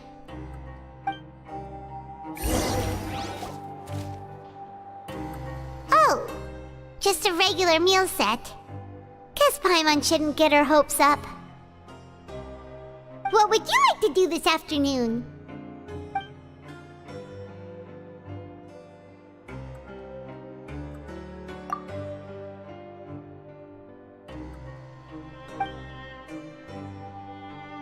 after working here so long, we're really starting to get the hang of it. But doing the same thing all the time can get old pretty quickly. How are you holding up? Yeah, it's good.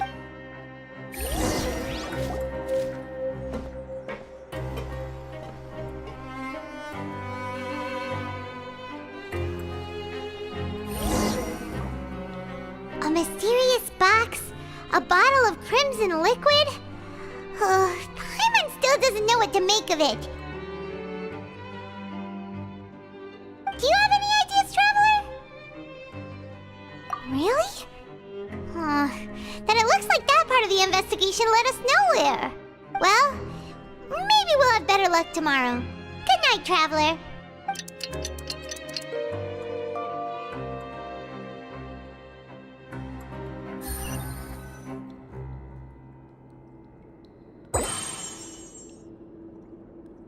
Okay, so we've investigated 2 of the hidden rules. Paimon didn't think this prison would have so many weird things going on. We'd better pick up the pace with our investigation, otherwise we'll never get anywhere. Yeah, let's skip work for now and put our time to good use.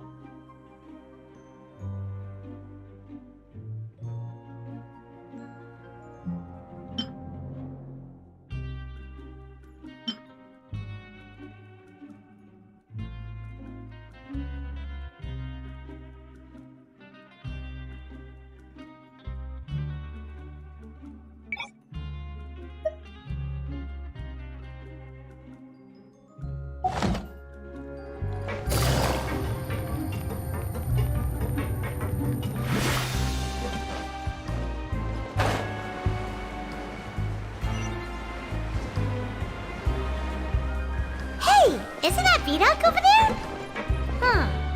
Is it just Paimon, or are there fewer people than usual here today?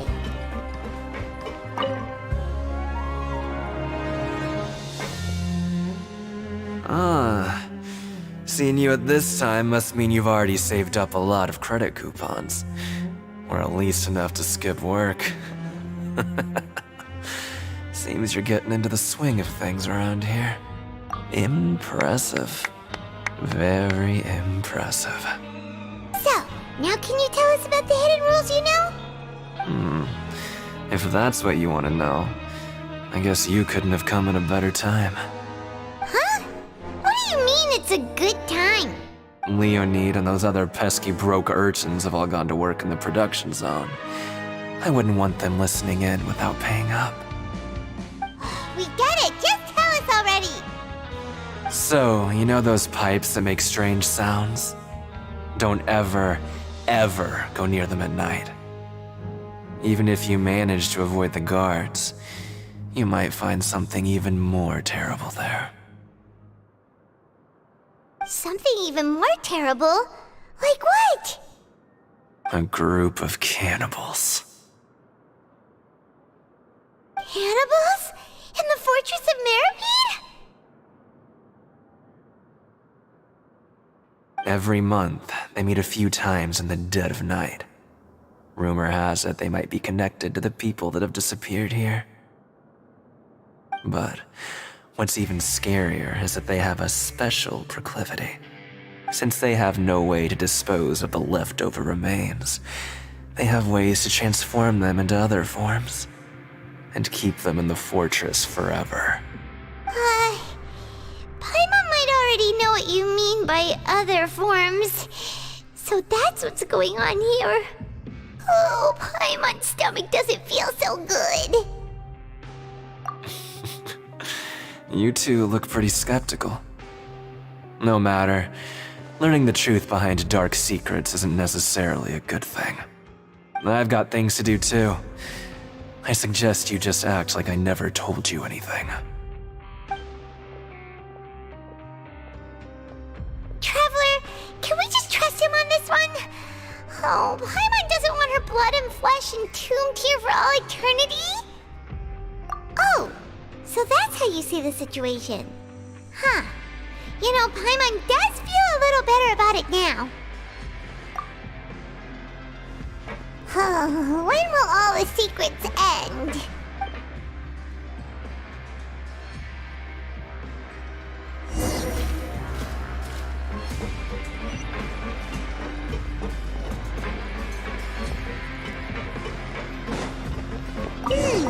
Vidok isn't here. But the guys who went to work in the morning are back. Let's go ask them! Just stay away from me. What? What are you saying? You shouldn't go around saying stuff like that.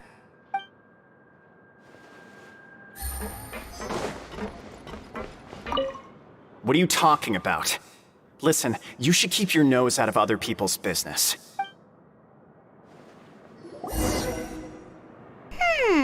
Their attitude sure is suspicious. Like they're trying to avoid us. But if they're being so obvious about acting weirdly, do you think they might just be trying to lure us in? Oh, this is all getting way too creepy for Paimon.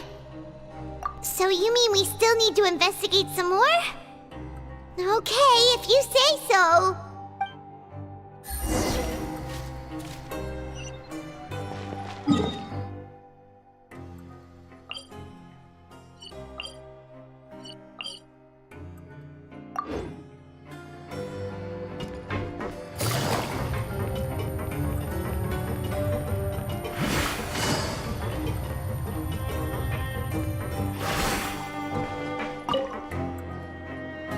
Fielding? What do you want? Criminals like you ought to be working right now. Catch my drift. We just want to ask you a simple question. Have you ever discovered anything odd during your nighttime patrols? Why are you asking about something like that? Whatever happens at night isn't your concern. All you need to worry about is getting enough sleep. Well... right! We've heard it happens a few times every month.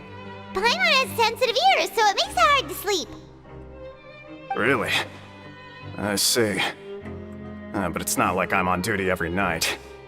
And now that you mention it, I recall my colleagues talking about something like that before. They say that strange things tend to happen at night on pipe cleaning days. Lots of us don't willingly take those shifts. So, what happens at night on pipe cleaning days? And they just conduct regular cleaning of the fortress's drainage facilities. There are 3 pipe cleaning days per month, and it just so happens that today is one of the scheduled days.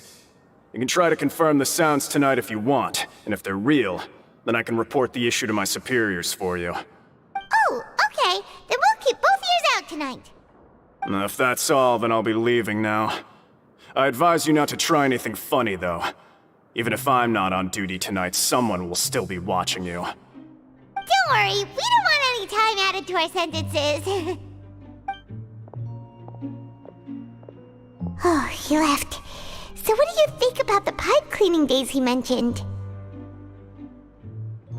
Right, both are a possibility. But Fielding did say that tonight is a cleaning night. Paimon knew you would say that. Alright, sounds like we'll be up all night tonight then. Paimon just hopes the guards don't catch us.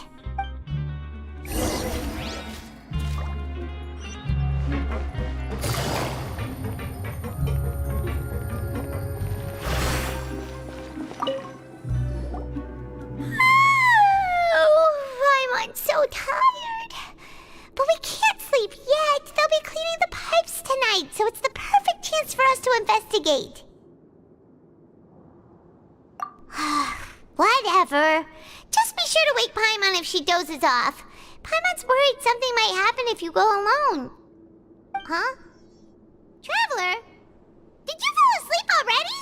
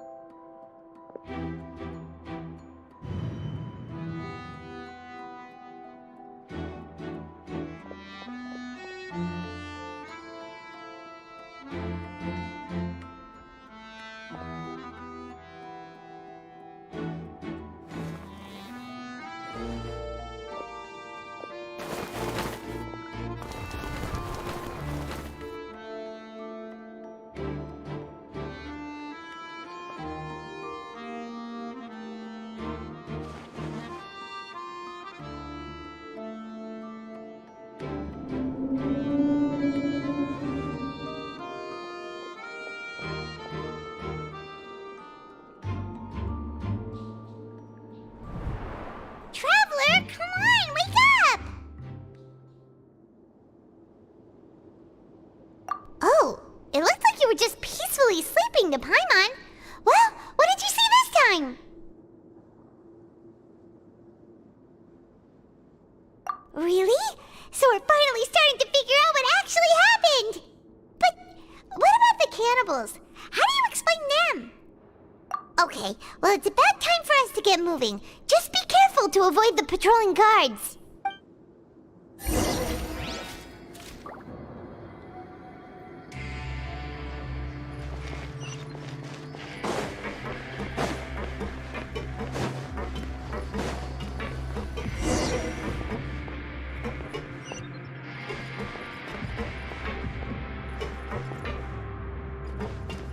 Shh! Careful! We'll get in trouble if the guards catch us. Hey, not this way. We need to get to that pipe, remember?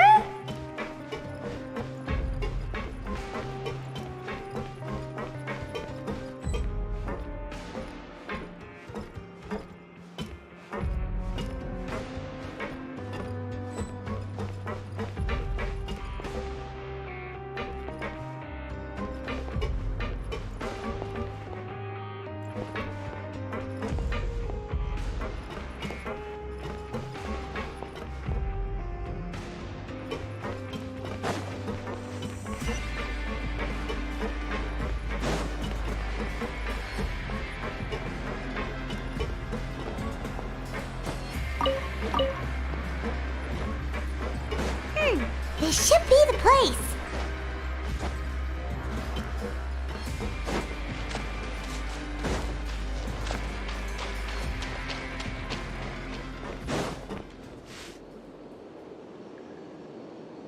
What? I know you. You were the ones we saw. Huh. You've got guts showing up here. You know who we are, right? You'd better leave now. Ain't nobody coming here to save you.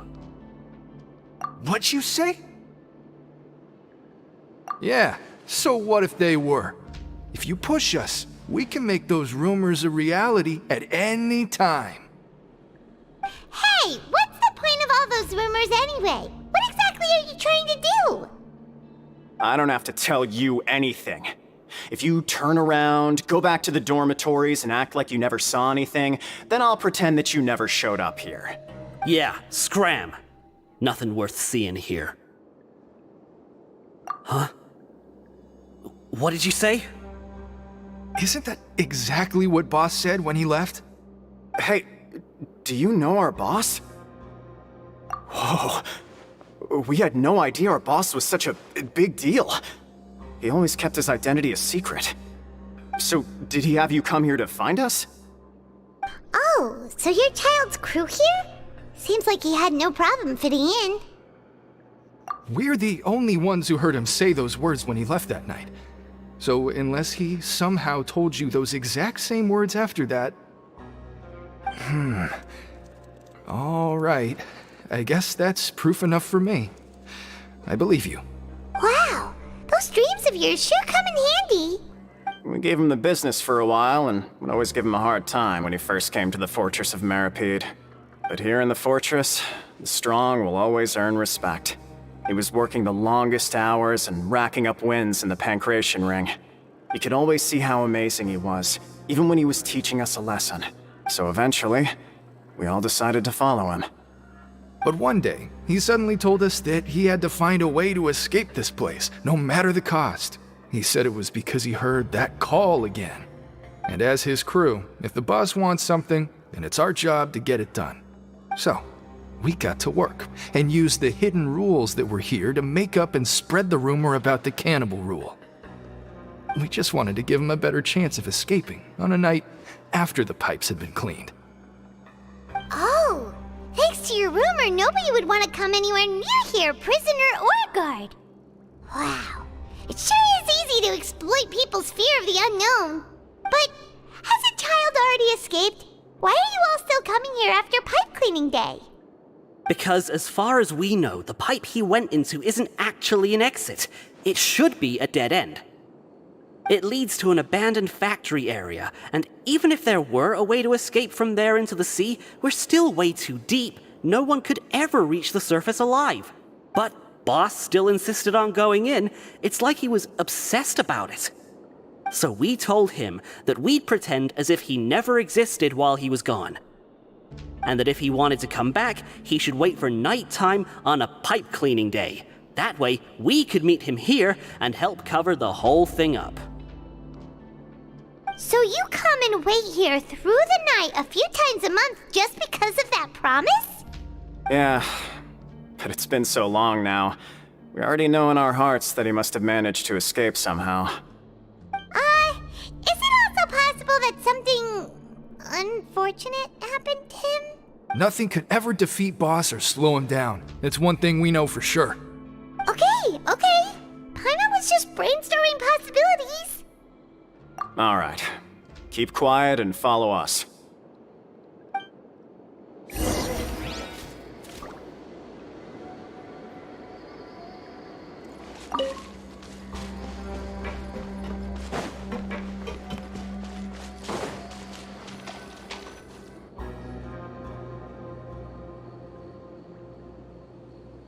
The way up from here has been sealed off. It's impossible to get through.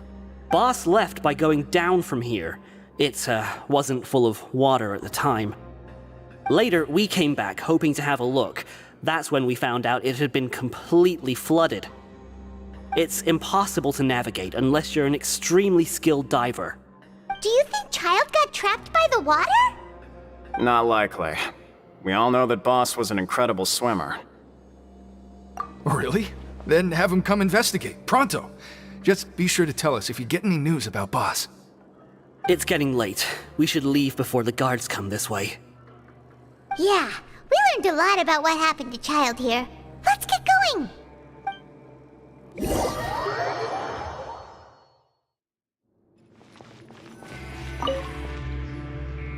Whew. We finally learned some key information. Seems all of our investigative work has finally started to pay off. When you said you knew a diver, you were talking about Fremine, right? If we ask Linny, he'll definitely have Fremine help us. Ugh. Why is Child like this? What was he doing going into the pipes? Not making our jobs easier, that's for sure. Fortunately, though, it seems like it's only a matter of time now before we find out what really happened. Now that we can finally relax, I'm starting to feel super sleepy. Let's try to get some rest while we still can. Nighty-night, traveler!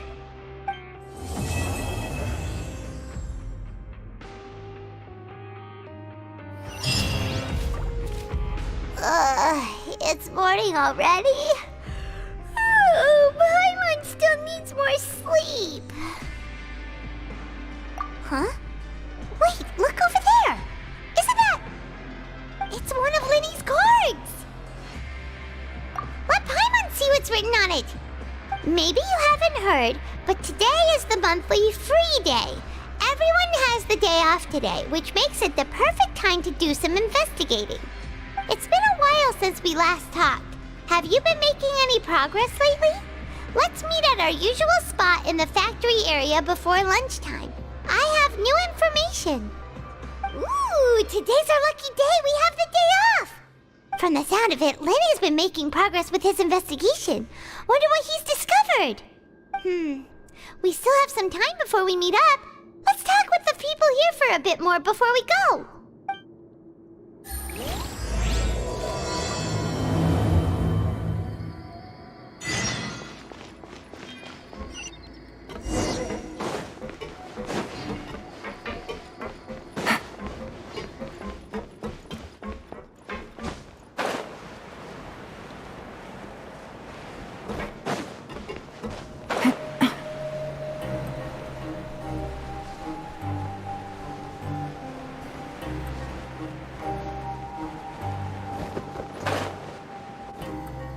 Hey, you over there?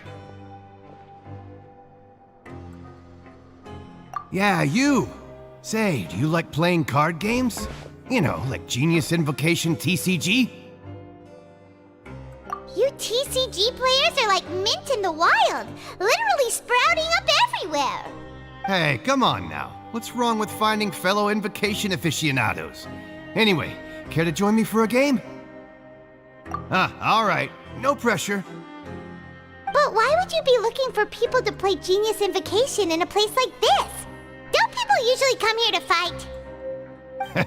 Whether you're throwing down cards or throwing punches, it's all a competition, isn't it? It's all the same in my eyes. There are lots of card players here in the fortress. When I saw you, I immediately thought, hey, even outsiders from other nations play cards. So I came over to say hi. Sure. Great! Since you've been here longer than us, you need to flex your seniority a little bit, right? Maybe you could start by telling us newcomers some stories about this place. I thought you would have already heard everything by now. Alright then, did you have anything specific in mind? Or do you want me to just pick a topic? Why don't you pick? We'll let you know if we've heard it already. Alright. Have you heard any strange rumors since you've arrived? Then, did you know that there are some people who are always gossiping over in the corner? There are two guys who are always skulking around in the corners of corridors gossiping. The bigger guy is Quisto, and the skinny one is Lavaroon. People call them the Bombshell Bros. I never really found their gossip very mind-blowing. And it's pretty much just the same stuff that I hear about when I'm at work every day. If you're interested, you can go talk with them. They tend to talk a lot of nonsense, but they aren't exactly bad. Good to know. Do you have anything else to tell us? Let me think. Sounds like you want to hear something a little more tantalizing. Oh, did you know that the Duke was also a convict in the fortress of Meripede before? Huh? Wait, are you serious? That's right. The Duke was an inmate just like you and me. Seems he was exiled here for committing some crime. Who knows how he ended up rising up to become the warden, though. To go from an ordinary inmate to becoming the manager of the whole place? I'm not gonna lie, I kinda respect that. A forbidden zone? Sounds like something that someone just made up. I've never heard of that. Where did you hear about it? It's just a rumor we've been hearing, but no worries if you've never heard of it. Do you have anything else you can tell us? Anything else? Not that I can think of, but I'll be sure to tell you anything interesting I hear next time. You'll have to play a game of Genius Invocation with me first, though.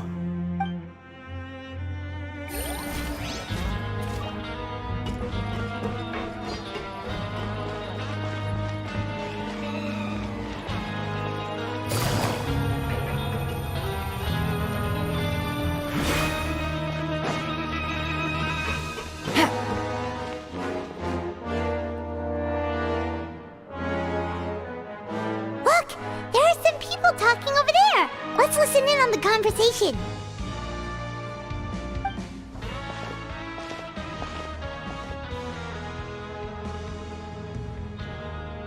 If you ask me, those pompous parasites on the surface act like they're all a bunch of aristocrats. Do any of them give half a hoot about a bunch of dogs like us? Hey, speak for yourself, mate. I'm no dog. Oh, you think you're special or something? If you're here, then you're just a convict like the rest of us. I've heard that even if you're released after serving your sentence, going back to life on the surface ain't any better. Once a criminal, always a criminal. Or marked for life. I don't buy that.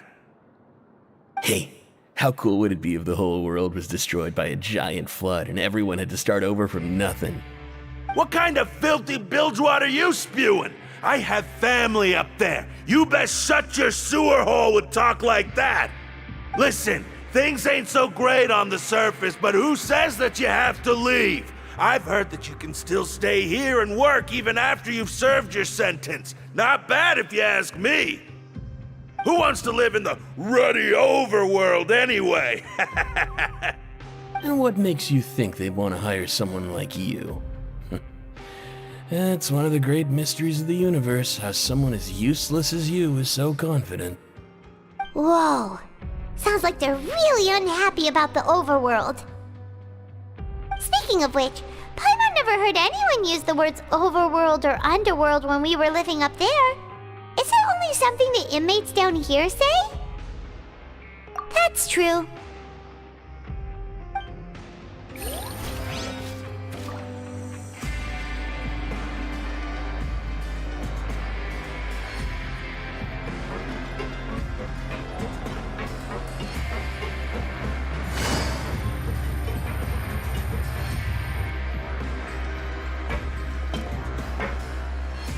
There's a group of people over there. Let's go listen in. So I said, that's not a faucet. Hey, who are you two? Why'd you come over all of a sudden? Oh, sorry for eavesdropping. Sounds like you were talking about something private.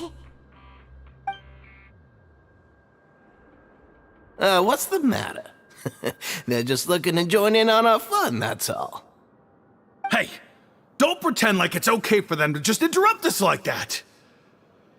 Yeah, fine. You're lucky we don't mind extroverts that much. You hear that, Quisto? What nice! Your expressions tell me you're looking to hear some juicy info, am I right? But before that, it just so happens that I know you two. Really? Are we that famous? You're kidding. How often does anyone get a personal tour led by His Grace himself? Practically everyone was talking about it. Word has it that you also caused quite the kerfuffle. A little mistake, huh? I like the way you put it. You see, people with a good attitude can join our group anytime, unlike some of the others here. Your group? I'm Quisto, and this is Lavaroon. People usually call us the Bombshell Bros, but don't worry, we're not playing with bombs or anything. It's just that our information is always so explosive, and we blow minds on the regular. So, you two really like to gossip? Whew, you sure know how to embellish. No, you don't get it. Knowing intelligence will make things better for you here. For example, knowing who's working with whom, who has the latest rumors, who's not getting along. Wouldn't you like to know all that? Whoa, all this info's worth something, you know? You should prove you're worthy of it. I don't mind him. Quisto's always this way. Just play nice and say something to massage his ego. The welfare meals. Talk about the welfare meals. Right! That meal we had yesterday was super delicious. Paimon can still taste it whenever she closes her eyes. Is that so? To tell you the truth, I've been helping out with making those welfare meals. I've been working as a kitchen assistant for about a month and a half now. Oh, so you're the one who made those delicious steaks. Amazing! You could be a professional chef. You are correct. I am a true professional. In fact, I even went to culinary school. But since you like my cooking, I guess that means we share similar tastes. Listen carefully. This little bombshell will help you learn what's really going on here in the fortress. Listen, kids. The power structure within the fortress is quite complicated. The overworlders couldn't care less about us down here. We're basically dogs to them. You've already met the one person here you should never cross, the Duke, Risley. He knows more than you think. And if he doesn't care about something, then he often doesn't bother dealing with it. Those who have the Duke's attention get all kinds of special perks, even better treatment in the infirmary. I know who you mean. It's that Jurier character, right? I don't think there's anything useful about him at all. Why does he visit the infirmary practically every day? Is it normal for anyone to be going in and out of there so often? If you ask me, he's just faking it to get out of work.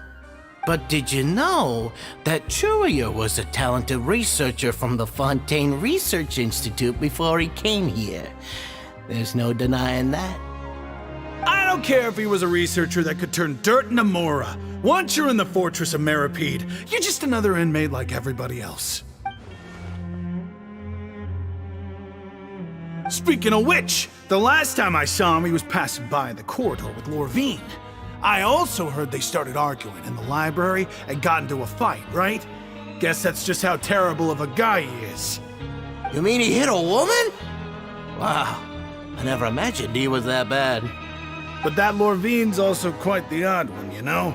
She's always gabbing away, got into a fight with a man, and she also got sent to the infirmary.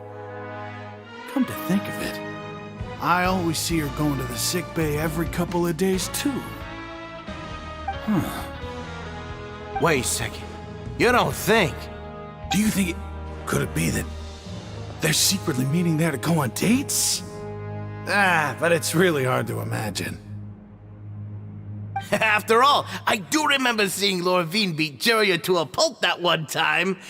And we might be overthinking things.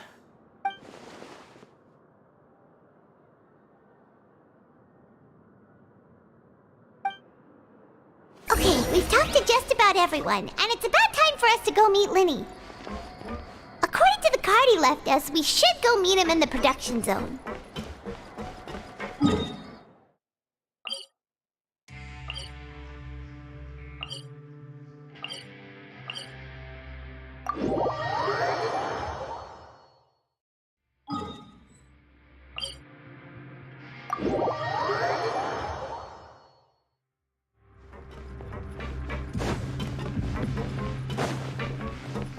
Take it easy.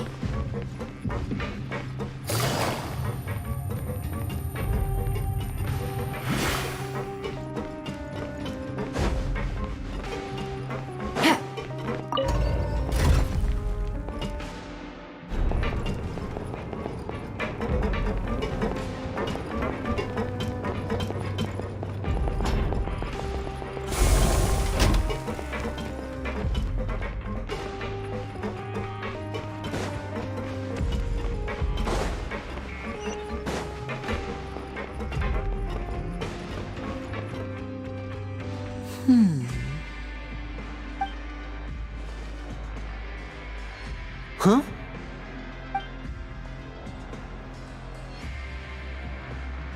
That look in your eyes. You found something? Hey, this is no time to be modest. Just tell him we found a boatload of information.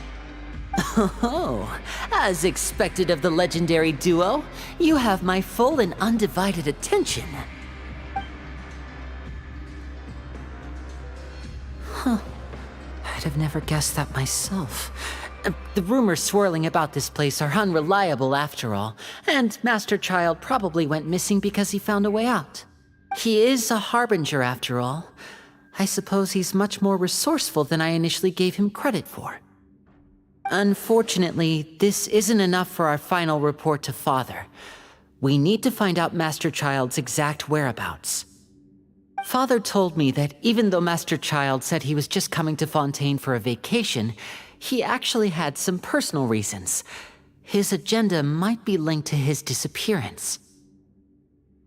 His escape route is already flooded, so we'll have to task someone with professional diving skills to chase after him. Well, when you put it that way, it's obvious that only Fremine would be up to the task. Bingo! Is he around? He's working today. Coming here as a group would have attracted too much attention. I'll talk to him about it later. It's the least I can do. We're all in this together, so it's only fair for us to fulfill our end of the bargain. Honestly, I'm far more impressed by you guys managing to collect all this information right under Risley's watchful eyes. Collecting information has always been our strong point. Now, let me think. To find out more information, Fremine will have to retrace Master Child's original route. And if he's to do that, he'll have to set out on the next pipe cleaning day at the earliest. That's 6 days from now. And after that, he'll probably take another 2 or 3 days to return. You can even estimate how long it'll take for him to get back? We've been working together for a long time. We know each other's capabilities like the backs of our hands. Traveler, what say you to meeting here 9 days from now? We'll be able to pick up Fremine while we're at it, too. Oh, and there's just one last thing we'd like your help with. Though we can just sit back and wait for Fremene's report on Master Child's whereabouts, we still need to make more progress on the investigation of the Forbidden Zone. Fremene's no master of disguise, Lynette's still working on getting intel from the other areas, and I'll need to spend some time helping Fremene prepare for his diving mission. So, you are the only ones we can count on. What do you want us to do? Will it be hard? Well, I won't call it easy per se, but I think you'll be able to pull it off. Listen carefully. You'll need to find an excuse to get into the infirmary and investigate the room and environs. You've mentioned several sketchy-looking people always meeting at the infirmary earlier, so it probably has something to do with the secret we're hoping to uncover. You've already met the head nurse, so she'll be less suspicious of you. Investigate the internal structure of the infirmary and any active dealings within, and pass those on to me alongside anything else you're able to discover. But also, there's no need to take risks. Don't forget, safety always comes first. My apologies. I just started rambling out of habit. It was almost as if I was talking to my younger sister. But that's not a bad thing, right? Alright, then we'll head out as soon as we finish our prep. Let's go our separate ways for now then. Don't forget, we meet here again in 9 days. Stay safe.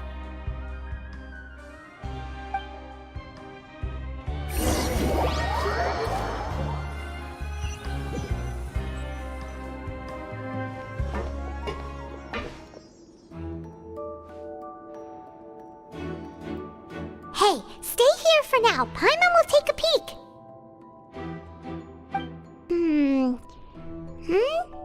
There seem to be several people inside.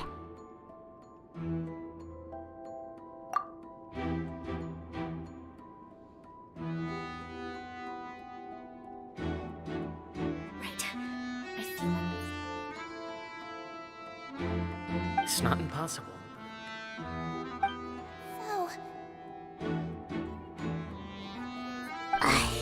It's a bit hard to understand them from here, so why don't we just try to talk to them in person? Let's go as soon as you're ready.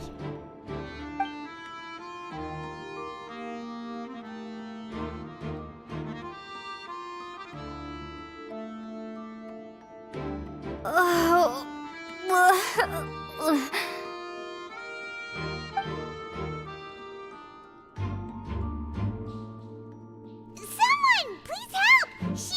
She's sick!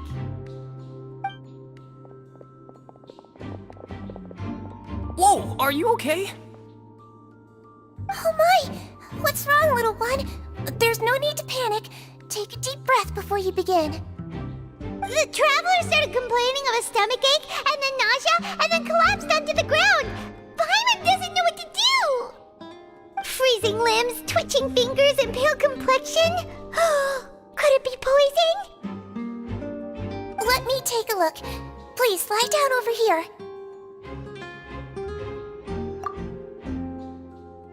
Don't worry, I'll get you to the bed safely. Here, hold on to my shoulder and walk slowly.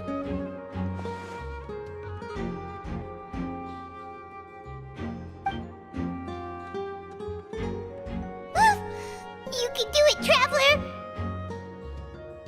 Don't apologize. You're sick after all. Now, please relax. I'm just going to do a preliminary checkup on you.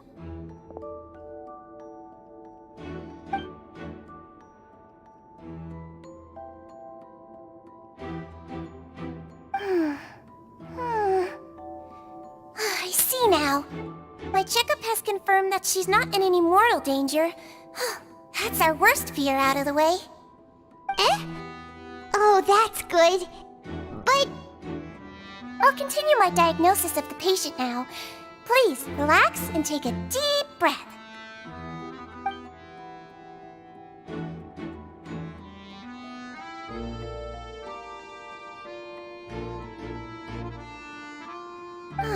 Don't sense serious damage to your organs either. Does it hurt when I press here?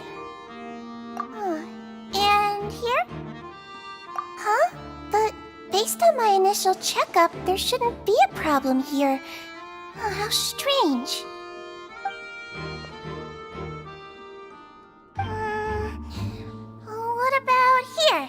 Does this hurt? Oh, I understand. So that's what it is. I think you just ate something that disagreed with you. That's all. Nothing too serious. Outside of a pretty bad stomachache when it decides to act up. So that's what it is. Thank goodness it's not anything more serious.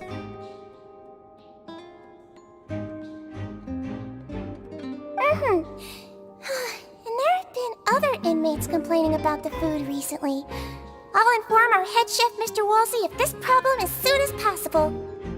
Congratulations! The health risk is incredibly low, so you should recover within a couple days. Why don't you take a rest here while I go get some medicine for you? Miss Levine, I'll have to trouble you to help me look after this new patient while I'm gone. Very well. And she hopped away just like that.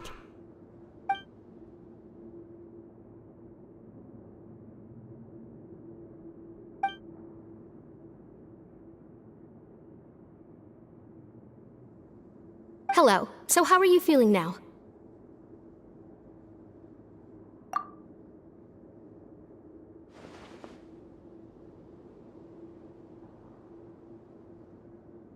Her stomach ache's really bad. She was stumbling about the whole way here, so Paimon's really worried. If Miss Sijuin says it's not a serious problem, then there's no need to worry.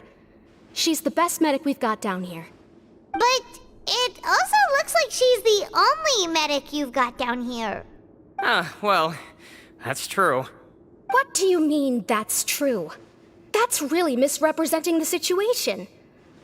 Of course I can't speak for the whole fortress, but it's not like everyone imprisoned here is useless, you know? Though they may have committed crimes and gotten locked up here as a result, they still know a thing or two about medicine, and they help Miss Sijuin take care of the sick and injured. Yeah, you're right. But did you have to lecture me about it in front of another patient? Aren't you a patient too? Where did all your energy come from? That's correct. Sorry, I got a bit ahead of myself. Are you two also sick? We've been sick a while. I come back every once in a while for checkups, and to pick up the medicines Miss Sijuin prescribes for us. That's just the nature of chronic illnesses. As for her, you could say she fancies herself as Miss Sijuin's capable helper because she learned a bit of medical knowledge ages ago. Please watch your mouth, Mr. Jurier. Don't forget that you are the primary reason I have frequent heart palpitations. Hey, don't start arguing now, please. Keep it civil at least.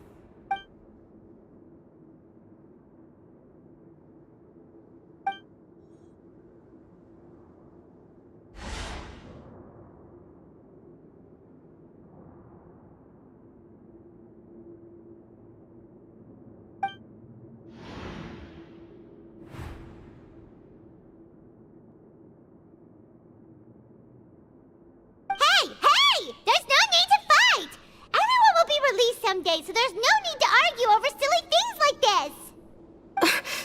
But... Release. It's way too early for us to even think about that. And who the heck knows if we'd even be able to continue our previous lives?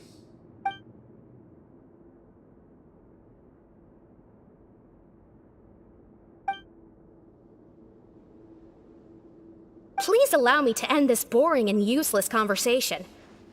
Oh, and Mr. Jurier, I don't want to see your face here again anytime soon. And same to you, Miss Lorvine. Anyway, that was more than enough rest for me, so I'm going to get out of this excessively noisy place. See you later, everyone. He just slowly walked off like that? That's just what he's like. I'm sorry you had to see all of that. I'm Lorvine, and that's...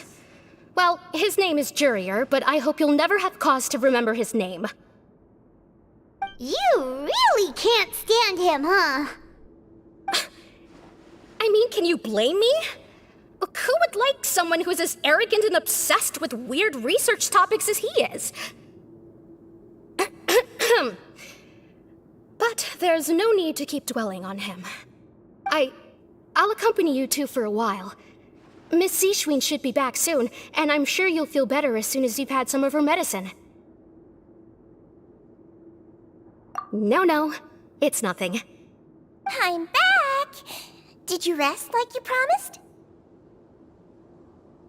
Thank you for getting our medicine, Miss Sishwin. Did you all cooperate with your bed rest? I trust that nobody got up to walk around. Good. Here, this should be 2 days' worth of medicine for you. Take 1 pill now, and then continue your bed rest.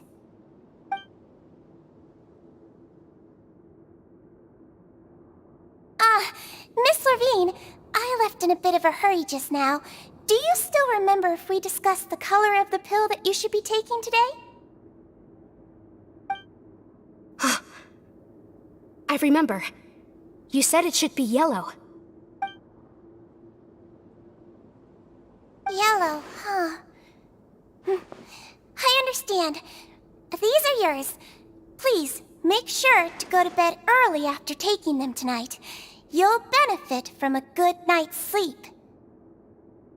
All right, then I'll also be on my way now. I hope you feel better soon, too.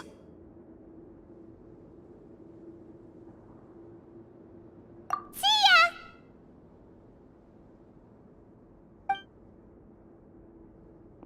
I'm going to fill out your medical record now. You're widely known as the Traveler, right? I just want to double-check a few details, if that's all right with you. Those two made quite the commotion just now, so why don't we let the Traveler rest? Paimon can answer the questions instead.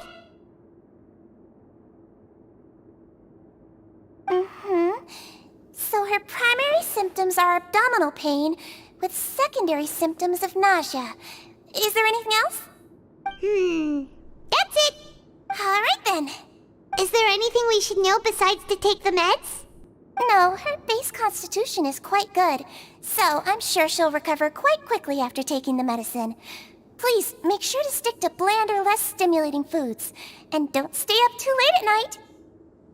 Got it. Paimon will hold the Traveler to that for sure.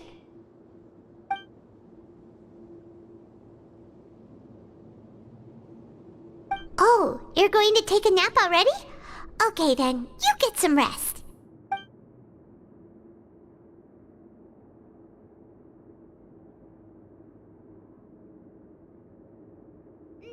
We've been to lots of places together. She may look a bit under the weather now, but she's actually super strong. Oh, so you're the best of companions. Well, don't worry, she'll recover soon.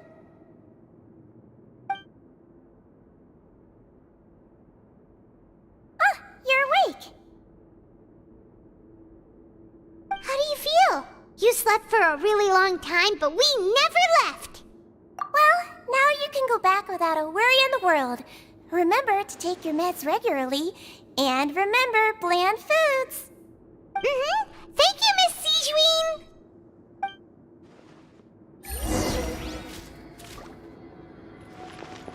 Seems like a lot of people...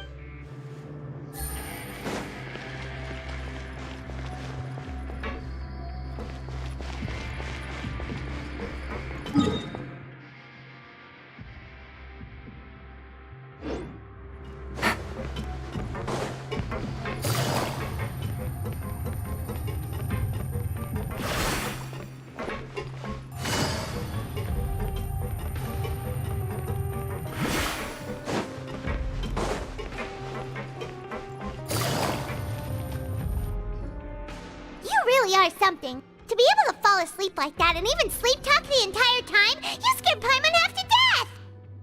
No, but you kept mumbling things along the lines of, Pyron, don't take my grilled fish, and put down the Adeptus Temptation now! Paimon talked with Sijween the entire time you were asleep.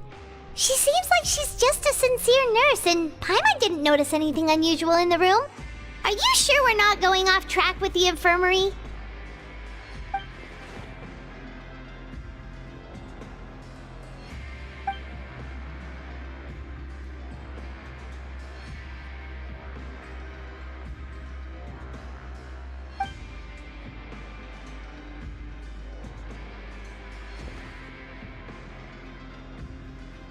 Whoa, you really are super thorough. All those tiny little suspicious things that Paimon didn't even pick up on. We've got to give the info to Linny.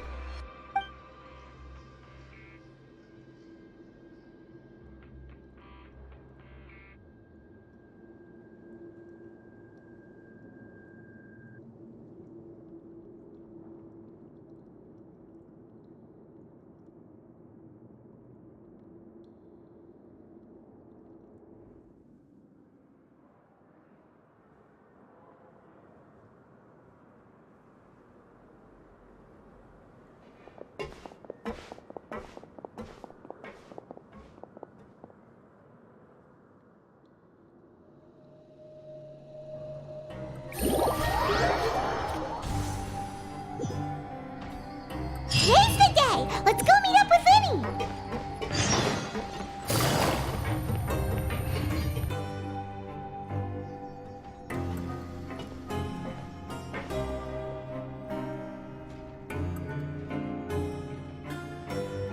Oh! Hmm?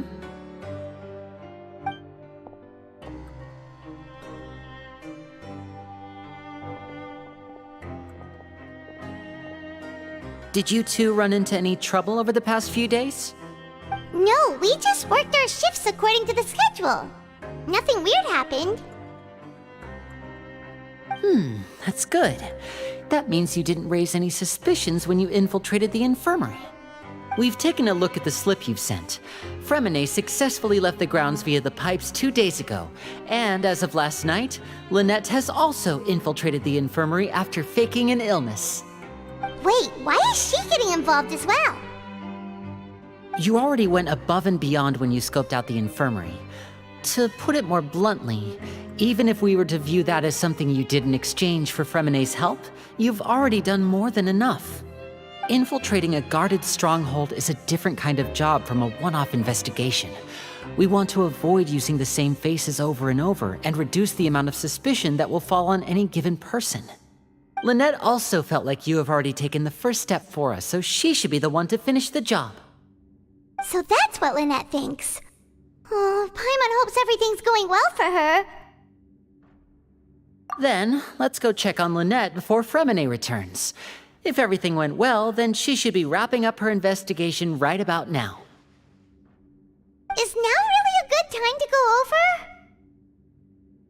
According to my observations, Sijuin always spends around half an hour away from the infirmary right before lunch. Lynette knows this as well, so this should be a good time to meet up with her. Also, I'm her brother, remember? It's only natural for an older brother to care about his younger sister's well-being. Okay, then let's head over right away!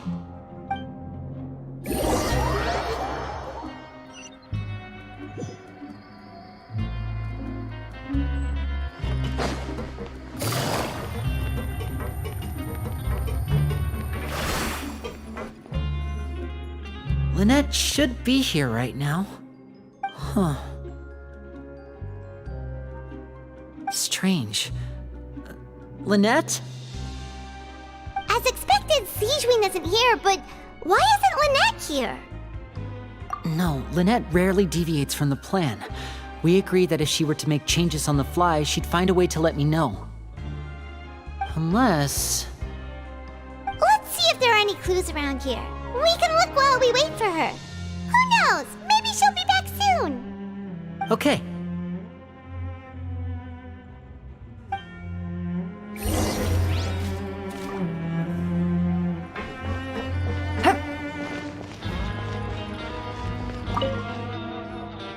There are some books here and a few files.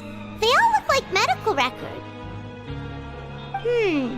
Advanced nursing, how to raise the spirit of your patients, a quick guide to the psychology of emotions, and the meaning of laughter. These sure are some interesting books. Who knew Sijuin would be interested in these kinds of things? She even has books on understanding people's motivations and feelings. Is it because she's a Melusine? Or does she have a need to understand her patient's emotional state? Seems quite normal to me. These are skills that would come in handy for a nurse from time to time.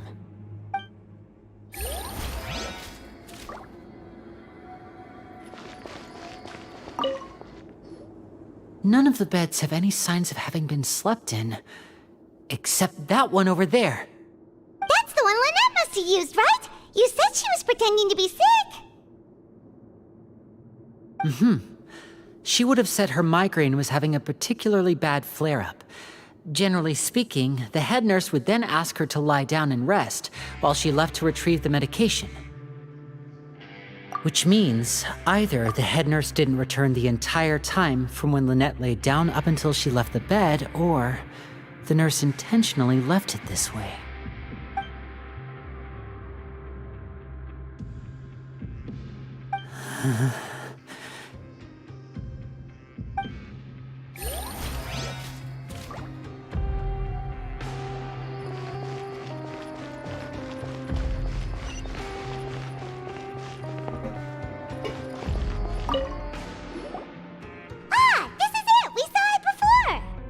Wait, this thing? It doesn't look like it's been disguised that well.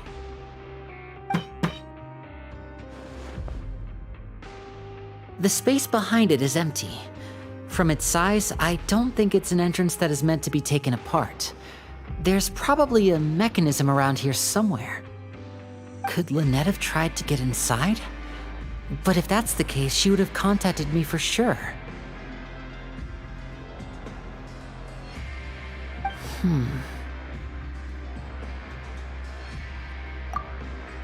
Let's look around here for some more clues. Don't panic, just take another look.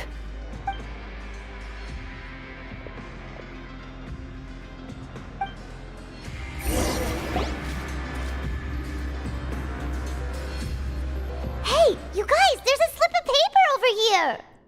A slip of paper? It's right over here, and there's a bunch written on it too. It reads, "Out of respect for your usual practices, I'll use a piece of paper or card as the medium to pass on my message. You may consider this as me giving you my best regards." This is...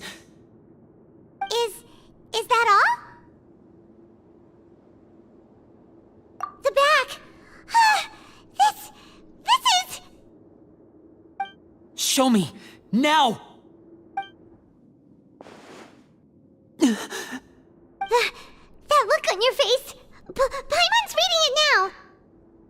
Would you care to guess where Miss Lynette of the Fatui could be right now? No! Could she have... Is she already...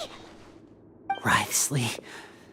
Did he deliberately leave the infirmary unguarded to use it as bait? Wait, you mean he was aware of our goals from the very beginning? But why? We didn't run into any trouble last time, and he also never reached out to us since.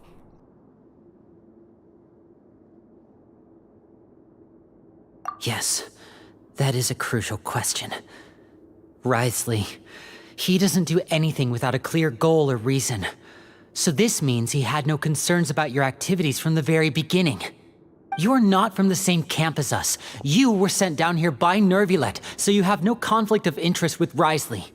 We're a completely different story, though. I'd like to know that, too. Why did he only go after her? Don't panic, just think everything over. I have to stay calm. This is not like what happened last time. The situation's different now.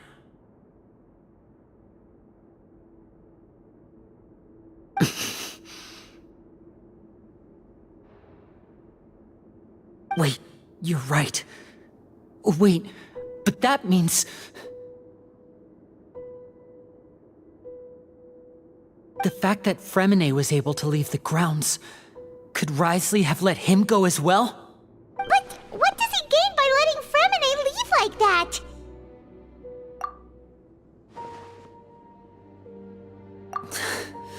So he's challenging me and trying to provoke me, I'm sure of it. We never should have sent out Fremine. We had to go through all that trouble to find an opening to sneak him around the guards and into the pipe, and we even thought luck was on our side. If Writhsley let him leave on purpose, then he's probably in a terrible spot now as well. Lenny's getting more and more panicked. We have to calm him down. Don't be like this, Lenny. Fremine wouldn't have left if we hadn't told you about Child. That was our fault. No, I'm the leader of this operation, and I'm the one responsible for this team. I was the one who failed to protect them. I'll go talk to Risley. Hey, don't be reckless! Traveler, please talk some sense into him. I simply cannot allow Lynette to be abducted again. I have to go. I'll find a way to get them back. He's rushed out the door! After him!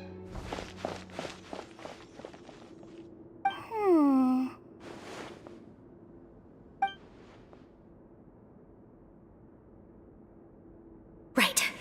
I feel like we still have some room to make changes on these details. It's not impossible, but it'll require extensive testing. Is that so? Very well. Then please be mindful of the time. Huh? Is someone? Pack everything up. Whoever's outside is eavesdropping. They'll probably come in once we stop talking. Someone! Please help! She's sick!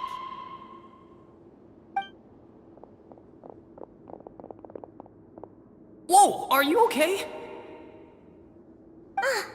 These two. As expected, they've already found this place. Oh, they are quite sharp. What a delightful turn of events. I like smart people, but I also like playing dumb. I like the feeling of being trusted. Oh my! What's wrong, little one? There's no need to panic. Take a deep breath before you begin. Being able to read human expressions is quite the useful skill. Wait! It's no use. We have to catch up to him. He's already out of sight. How is he so fast? Let's go head him off at Risley's office.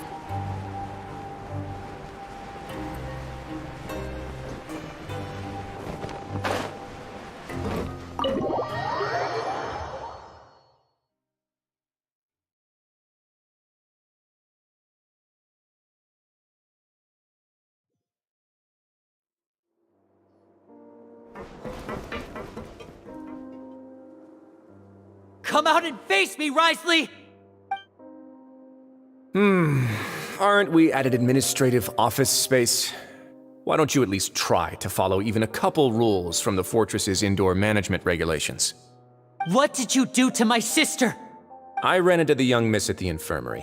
I'd heard that she was suffering from quite the migraine, so I decided to invite her over for a cup of tea. I do have some teas in my collection that can work wonders against such an illness. Stop joking around! Where did you take my siblings? I have also heard that your performances are quite the spectacle. Miss Lynette would sometimes enter a box filled with water, only to emerge the next second from another place altogether. Maybe she'll appear behind you right now if you were to turn your head. Is he trying to trick me into turning my head? No, he's probably not looking to attack me right now. All of the hostages are in his hands, and he's even in the mood for small talk. That means Lynette is probably still alive.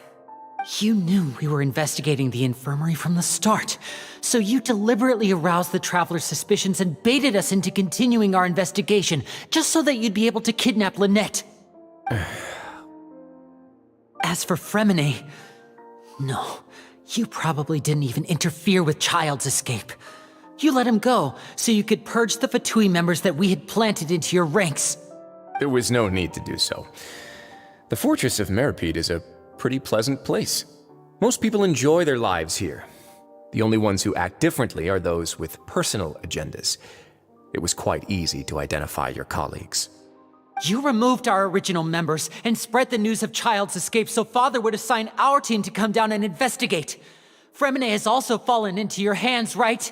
If you're oh so omnipotent and so in control, why would you need hostages? One correction. Lynette is in my hands right now, but Fremine is not. He's not. What do you really want? Lenny!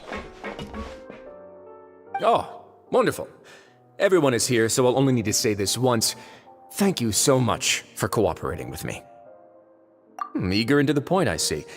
Alas, only Miss Lynette is currently having a cup of the fortress's finest tea. Although, as per your original plan, Mr. Fremine should also have returned to the fortress by now. But he has neither shown up within my gates, nor has he been taken into any kind of custody. So where do you think he may be right now? Wait, you can't mean you locked him outside in the sea? I closed the fortress's gate to the outside world. That's all. Fremine's a star diver, so he should be fine, right? No, we're still here, so he definitely tried to find a way to come back for us. So we can't assume he might have made a break for the surface. But why would I do this, you may be asking? To have an audience with you, of course. My intel tells me that Mr. Linney is a great magician, so it's only natural for me to want to have some cards of my own when it comes to negotiating. Besides, I do recall you mentioning to Miss Lynette that you've always wanted to have a face-to-face meeting with the Lord of the Fortress of Meripede, regardless of whether it was in a personal or a professional capacity. Well, you got your wish. So, you've been keeping tabs on us before we even set foot in the fortress. Some of my folks just happened to hear a thing or two, that's all. In any case, I will be straight with you. I was willing to play dumb and turn a blind eye, so we had a pleasant few days playing games together here. But once you started focusing on the Forbidden Zone, all of that changed. Mr. Linney, the cards are stacked against you right now. Miss Lynette is in my hands, and Mr. Fremine is still slowly being pickled out there in the brine. You know just as well as I that he cannot last out there forever. You need do but one thing to guarantee their safety. I would like you to contact your superior, and ideally invite her over for a cup of tea with me. You want to see Father? But why should she bother giving you an audience? Well, if she cares for the well-being of her dearest children, she should have plenty of motivation to join me for a parents' evening. I've heard that the bonds between the members of the House of the Hearth are like the bonds of family. I don't see why she would refuse. Why did you think Father sent us to handle the Fortress of Meripede? This place is basically a no-man's land. It wouldn't be fitting for anyone as important as a harbinger like Father to come here in person. Oh, I see. So it's because she doesn't care for my place here. That's such a shame. After all, I've amassed quite the tea collection. I was looking forward to sharing it with her. Both Monsieur Neuvillette and Lady Farina have already received many samples as gifts. Was this the extent of your master plan to get to Father? No matter how much pressure you may put on me, I won't allow you to use us to blackmail her. You people really are difficult to get along with. All I'm asking for is a face-to-face conversation. Does she truly have no interest in the fortress's secret? Mr. Linney, you have one last chance to invite your father here. If you refuse... Lenny!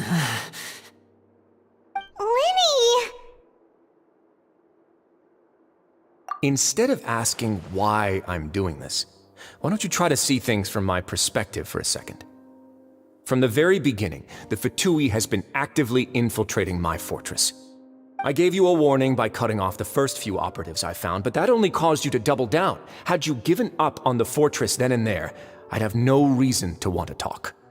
Mr. Fremine left the fortress on his own, and Miss Lynette tried to pry out my secrets right in front of me.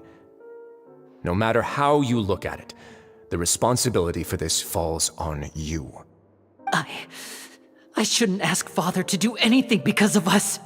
6, 5... Wait, 2, 1. Time's up. It really is a shame, Mr. Linney. Risley! Negotiations have broken down. Please leave, ladies and gentlemen. It's time for my afternoon tea. Yeah, listen to the Traveler! If you can't talk to Linny, can you at least talk to us?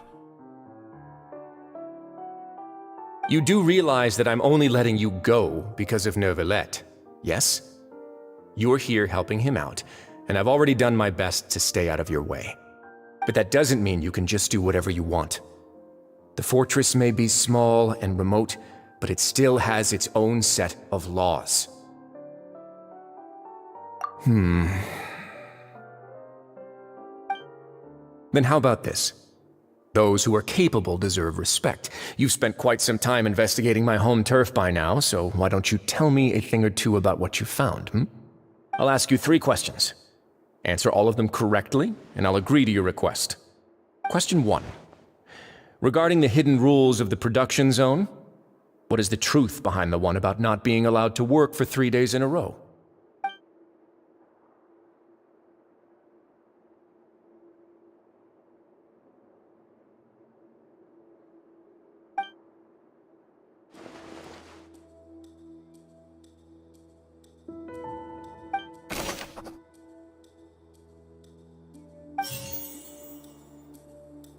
I've been told that the infirmary is always empty for the half hour just before lunch.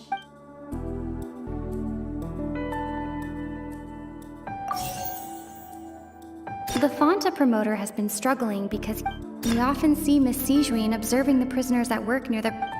I've been told that the infirmary is... We often see Miss Sijuin observing the prisoners at work near the production zone. It seems like... Fonta's internal reports... According to Collins, the pancreation... We often see Miss Sijuin observing the prisoners at work near the production zone. It seems like she can perceive the general... The Fonta promoter has been struggling... I've been told that the infirmary...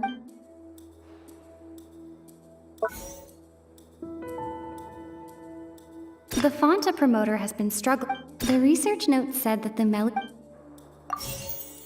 We often see Miss Sijuin observing the prisoners at work near the production zone. I've been told that the infirmary is always empty for the half hour.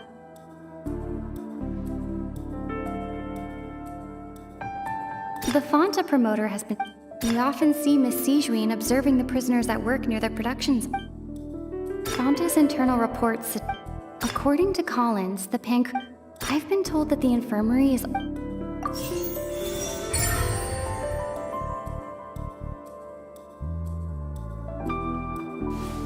So that's what's going on. Paimon understands it now. Who would have guessed? The hidden rule of the production zone. People are not supposed to work 3 days in a row, and if they do, they'll get strange meat in their welfare meal. At first we thought this strange meat must have something to do with the people who disappeared, but in reality, they were all prepared by Sijuin, the head nurse. She often visits the production zone to observe the workers' health and makes a note of anyone who has worn themselves out after 3 full days of work. Out of her sense of duty as the head nurse, as well as her genuine concern for the workers' health, Sijuin visits the cafeteria right before lunch and cooks an extra dish for those who can use the stamina boost. Sijuin has only the best intentions with her surprise gift and doesn't want anyone to find out about what she does. However, unfortunately, Melusines as a race perceive the world differently from humans, and their sense of aesthetics is even more alien to us. The recipients of her lovingly prepared special meals cannot taste the care within and usually just freak out. Are we on the right track? Not bad. You've uncovered Sijuin's secret and even guessed her intentions correctly as well. It's nice to know that her efforts have not gone unacknowledged. All right, now for my next question. There are also some hidden rules in the Pancration Ring, including the one that you're not allowed to support both sides of a fight. Why is that?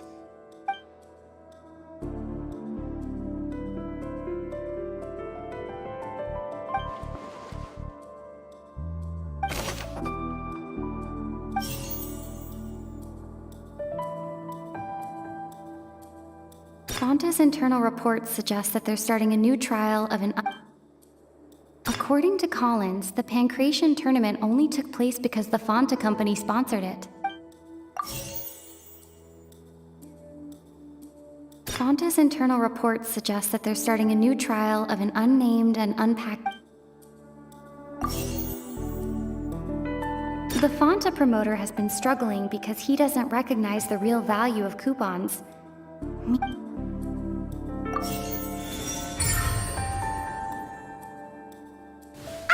Paimon gets this rule too now, so there really was nothing to be afraid of.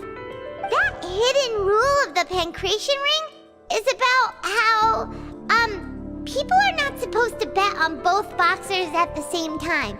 And if they do, they'll receive a package containing a strange, blood-colored liquid. People get scared when they see it because they've subconsciously begun to associate it with the missing boxer. But really, it's just a bottle of the latest yet-to-be-named and packaged new Fonta trial product. A blood-red drink. It's no wonder even Fonta's own staff were questioning the company's decision-making. The company, facing backlash from its own staff, decided to try to trial the product on a smaller scale to see how it might be received by customers. They came to the fortress of Meripede and offered to sponsor the Pancration tournament so they could push their new product. But the Duke completely refused to even entertain the idea. The Duke, knowing how valuable coupons are in the fortress, knew that only total idiots who didn't understand their true value would bother buying a Fonta product here. And so, only those who proved their stupidity by being dumb enough to bet on two opposing sides of the same match were selected to receive the drinks. I acknowledge the effort you've put into bringing the truth of this mystery to light. Although, based on your description, that Fonta promoter is a bit too careless with his words, I may just reconsider my collaboration with the company. All right, and here's the final question. What's the secret behind our head nurse and all of her patients in the infirmary?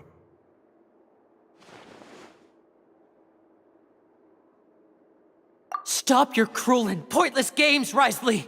You know that we haven't finished our investigation, so there's no way we can answer the last question. The thought of sparing Lynette and Fremine never even crossed your mind! You'll pay for this! Ah! Lenny, are you alright? Oh, close one. I owe you, Sigewinne. That was a fantastic shot. It was nothing, Your Grace. Sigewinne? Though this gun may look like a toy, it's actually fully functional, as I just demonstrated. Sigewinne... You... Not at all. I am merely a resident of the fortress, and thus protecting it is my duty. When Monsieur Nervillette asked me to come here, he told me that my job would be to take care of the well-being of everyone here. I am merely discharging my duties. But if you mean what you just said, then isn't Linny someone you should be looking after as well? Isn't he a resident here just like the rest of us? But I really am just doing what Monsieur Nervillette told me to do. Everything I did, I've done to protect them. Had I not, they would be in far more dire straits right now. His Grace knows it too, right? Your Grace? Mind proving my innocence to them? My dear Sigewinne, whatever shall I do with you? Would it have killed you to just wait another minute or two? Well, it's nearly time after all. The way you do things can be truly frustrating sometimes, Your Grace. I figured I should try to talk some sense into you. What are you talking about? What time? Take me if you want. Let them go. How touching. Can you just give me one more minute? Don't be like that, Your Grace. All right, everyone, calm down. 2 more visitors will be arriving any time now. I'll go get a cup of tea. Miss Sigewinne, I leave Miss Lynette in your care. You... What are you doing? I believe I hear footsteps.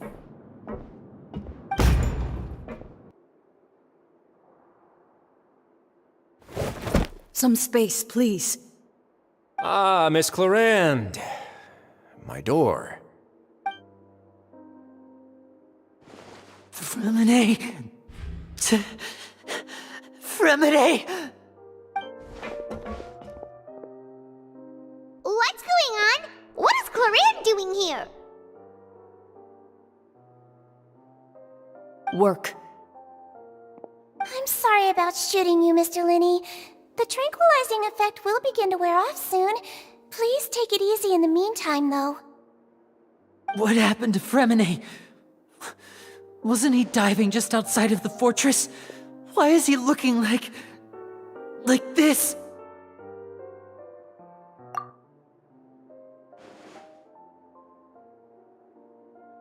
A flushed face, an accelerated pulse.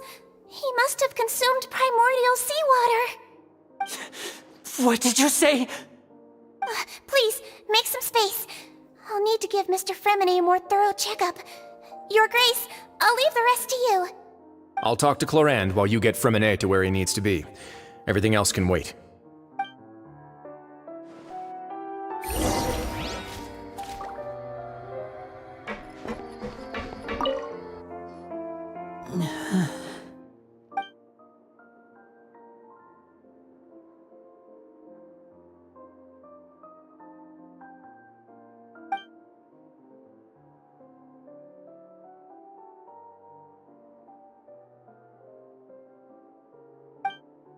How is he?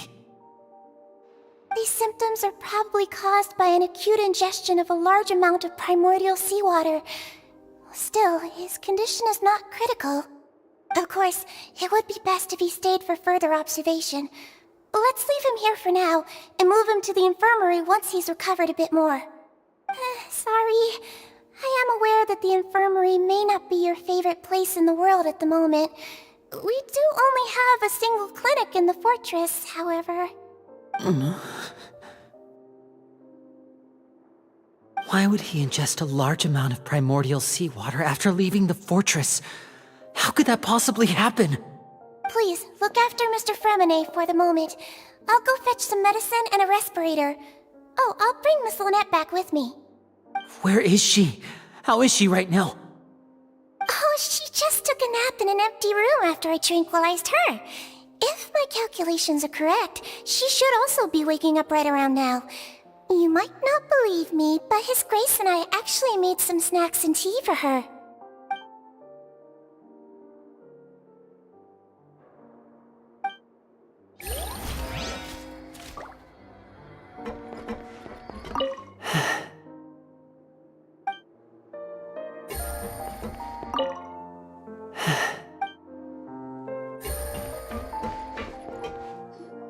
What's that look on your face? I thought I made good time on the way back. Oh, I'm just admiring your punctuality. Had you arrived just a few minutes later, Sigewinne may have been forced to shoot Mr. Linney again. How's the situation out there? The water has changed. It's pretty much as expected. The concentration of primordial seawater has increased significantly. I was only out there a short time, so it wasn't too bad. But if one were to stay for any significant amount of time, well, you can see how that boy's doing. Where was he when you found him? The abandoned zone at the end of the pipes. A good distance into the water. Closer than I thought. He must have recognized it early on and tried desperately to swim back. Locking the door was necessary. I don't think we could have saved two. Well, I did try to convince him that I had my reasons. Never seems to work, though. It would probably work on Neuvillette. He has a knack for picking out who had good intentions, even when the outcomes were all terrible. It's a bad sign if you're having to plead your case to Neuvillette. Want some tea? Not particularly. If you want to drink some that badly, just say so. Fine, I'd like to get some tea. Want me to get you a cup too, since I've already made it? Might as well then, I suppose. Actually, do you have a towel? I would like to dry my hair.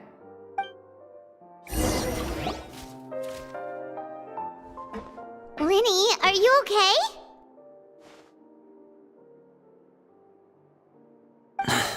I'll be fine. They're all here now. Don't worry about me. Are you sure? You don't look alright. My hands and feet are still a bit weak, but that's probably just the residual effects of the tranquilizer shot. I'm back, everyone. Lenny! Oh, Traveler, Paimon, you're here too. Remine? Is he... He'll be fine. But for now, please help me lift him up.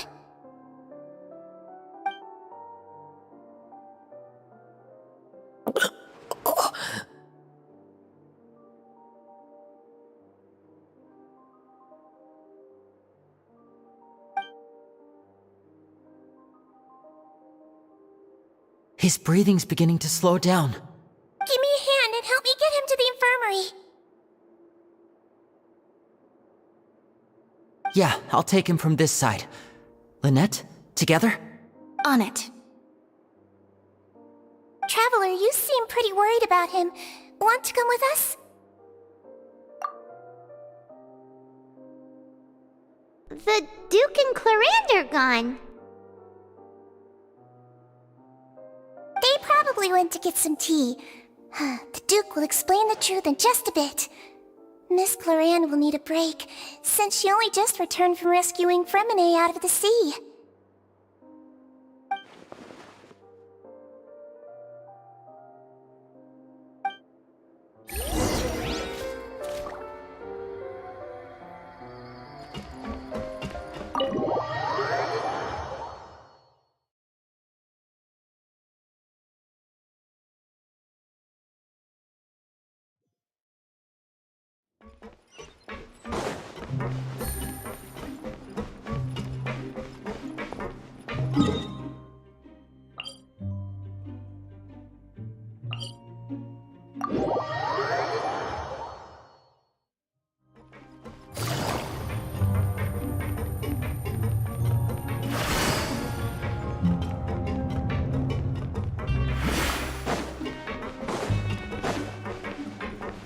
Take it easy.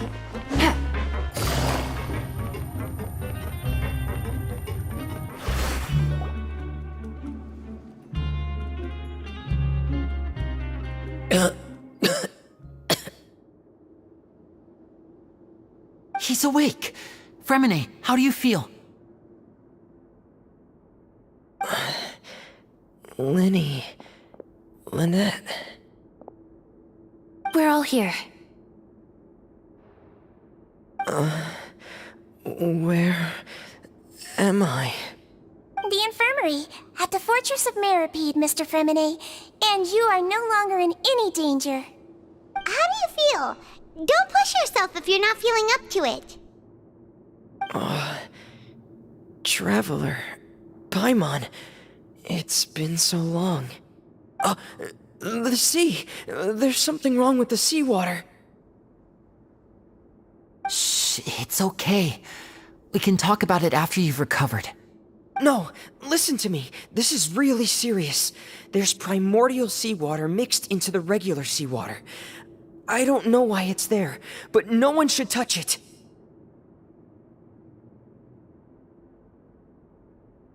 Pipes. Right, the pipes. It's all coming back to me now.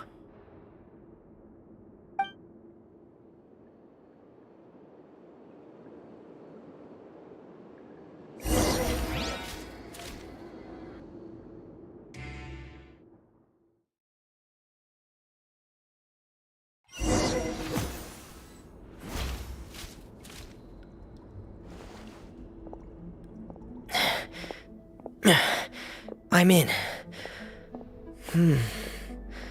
Seems like this pipe hasn't been used in a long time. It looks abandoned.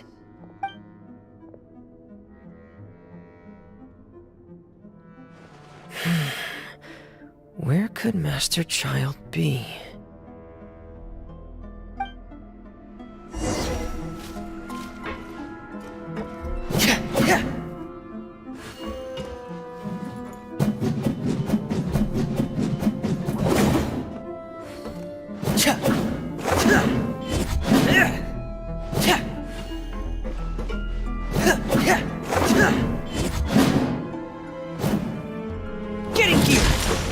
Come!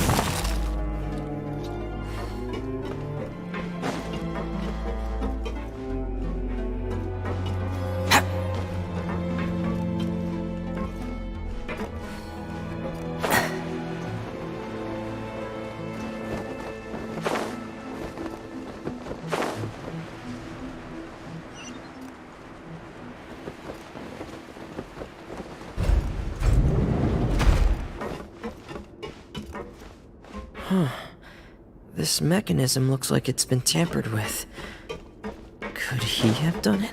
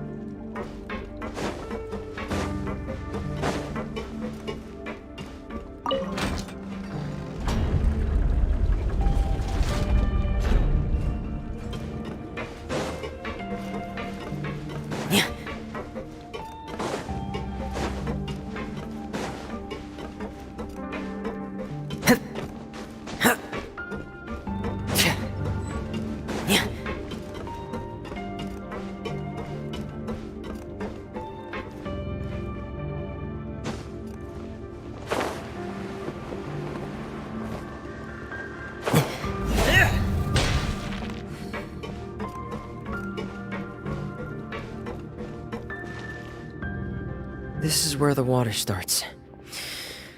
Okay. Master Child probably dived into the water. I'll go take a look as well.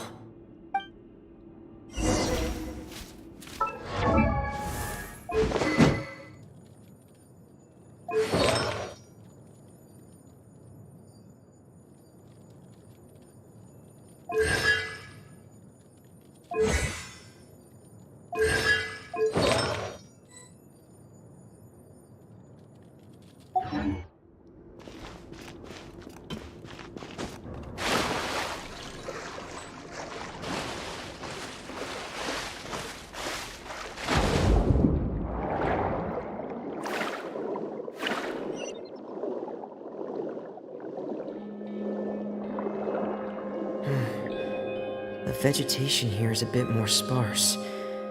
These traces aren't natural. A person must have left them, and recently. I should be going in the right direction.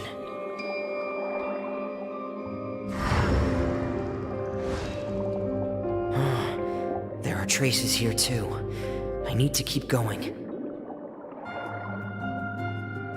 Huh? The traces are gone. But I don't see where he could have gone from here. Wait. What the?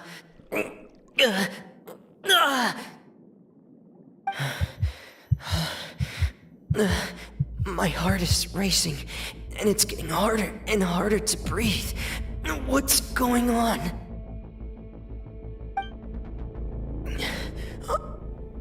No good. I have to get back. They still don't know anything about what's going on. If I turn back right now, I should still be able to make it.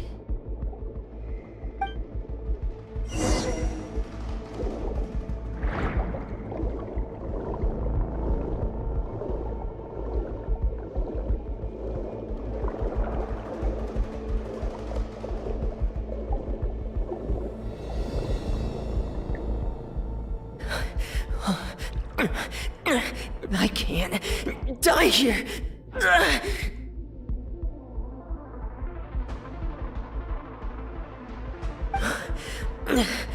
This is bad. I'm feeling worse and worse, and I'm still underwater.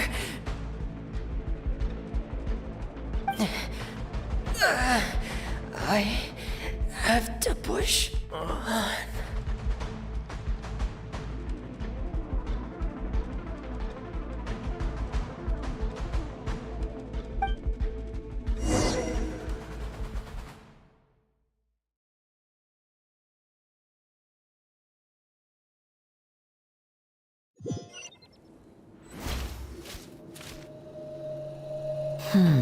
So, in other words, the trail you were following vanished, and you had no idea where Master Child could have gone, but there was also no obvious place for him to have disappeared to.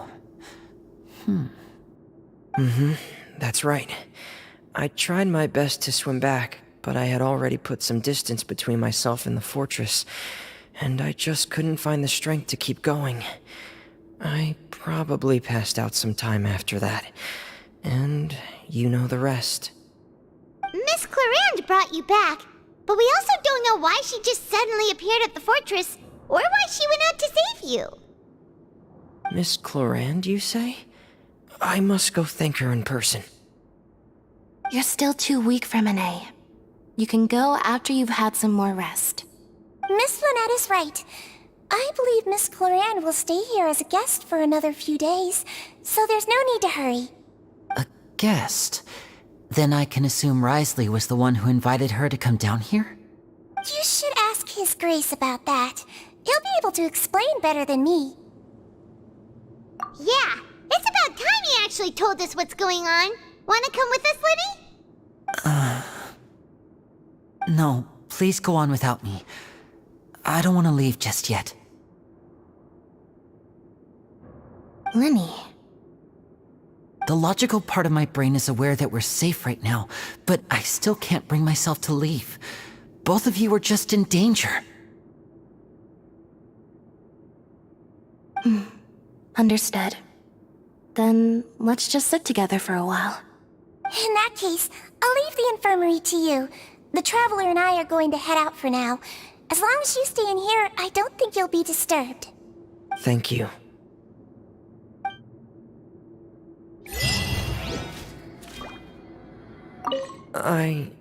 I'm so sorry, Lenny. I'm also really sorry, Lenny. I should have been more careful. Don't say that. It was all my fault. I was the one who should have been more careful. You two were nearly...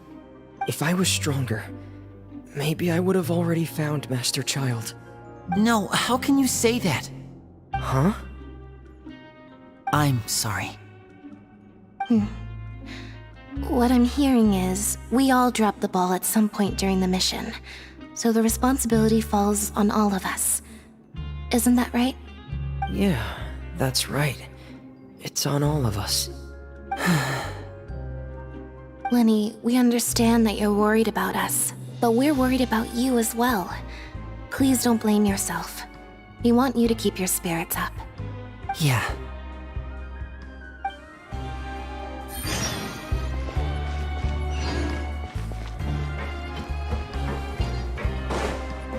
Take it easy.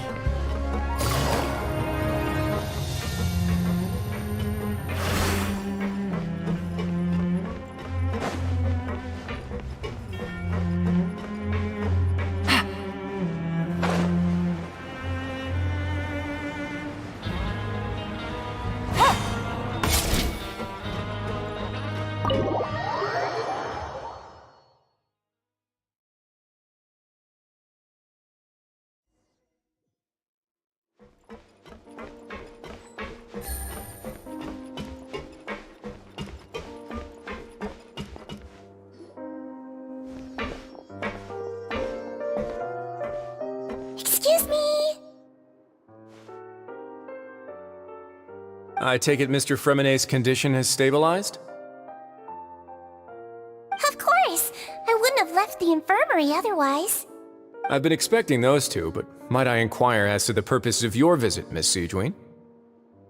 I wanted to check up on Miss Clarande. How are you feeling? Mostly fine, I think. If you don't mind, I'd like to perform another quick physical exam. It'll just take a few minutes. All right. Thank you for looking out for me. I'll take my leave for now, then. Well, want to explain yourself, Risley? Of course, but I'm not partial to the word choice of explain. How about enlighten? Where should I begin? How about you start by asking me any questions you have? You can start with whichever one you'd like to get answered the most. Then Paimon will begin. Did you know about Lenny's goals from the very beginning? No. I just knew they were Fatui operatives sent to the fortress by the Knave. As for their specific goals, I only figured those out as you made progress on your investigation. You managed to monitor and stay ahead of them even though you didn't know what they were trying to do? They came here with ulterior motives. I'm quite adept at discerning what that kind of behavior signals. Initially, I thought their goal was just to investigate Child's disappearance. Linny suggested that I had deliberately let him escape, but in truth, I didn't really do anything special to help or hinder him while he was here. Everything he did, from finding helpers to leaving this place, he did on his own. Of course, it's inevitable that the Knave would make a big deal out of her fellow Harbinger's unexplained disappearance. I'm also quite curious about where that Harbinger went, so I figured I might as well let the Fatui do their own investigative work. All I care about is the answer. So you were hoping Lenny's group would just do your work for you! You make it sound like that's a bad thing. Unfortunately, things didn't go as planned. I assume that Fremine has told you already, the ratio of primordial seawater around the fortress of Meripede is on the rise. The Forbidden Zone has always been Linny's target, and you got roped into that investigation after running into him. I began to intervene out of concern for your safety, and also to prevent the fortress from becoming entangled in more irksome matters. Are the rumors true? That you're also a former criminal? Now, why would you put it like that? Isn't staying here all day and serving as the manager of the fortress a kind of sentence unto itself? Another form of prison? I just happen to have some support from the rest of the inmates, that's all. Oh, right! Paimon wanted to ask, who invited Cloran down here? Me, of course. I paid her good mora to come down to the fortress for some field work. As a champion duelist, Miss Cloran could be considered to be an independent party. I needed to find an exceptionally capable person to help me get through the impending crisis. And saving Fremine was part of that crisis? You can think of it like that, yes. Credit where credit is due, that boy is quite adept at diving. Had conditions not been as hostile as they were, he probably would have found the missing Harbinger already. That's not something you should be asking after. Neuvillette only asked you to investigate Child's whereabouts. All I need to prove to you is that the Forbidden Zone had nothing to do with the Harbinger's disappearance. That should be clear now that you've spoken to Fremine. But we've already uncovered that there's something wrong with the infirmary, and we've answered a bunch of questions that you threw at us. Isn't it about time that you answer our last question in return? You make a compelling case. Do you really want to know the answer that badly? Yeah, Paimon really wants to know! Even if the truth may not be pleasant? Follow me.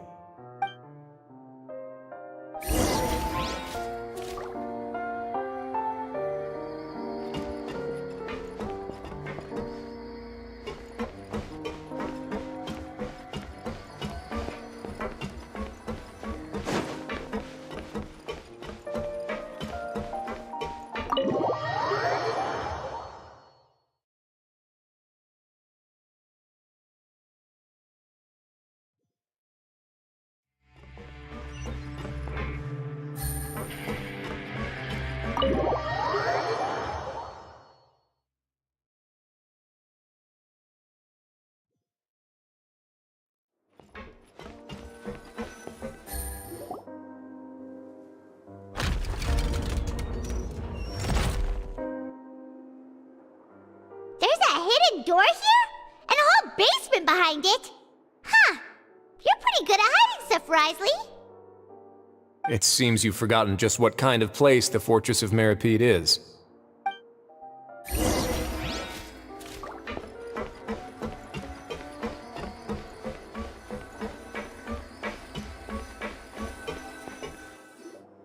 Stand on the central plate. Wait, is there a secret mechanism or... Whoa!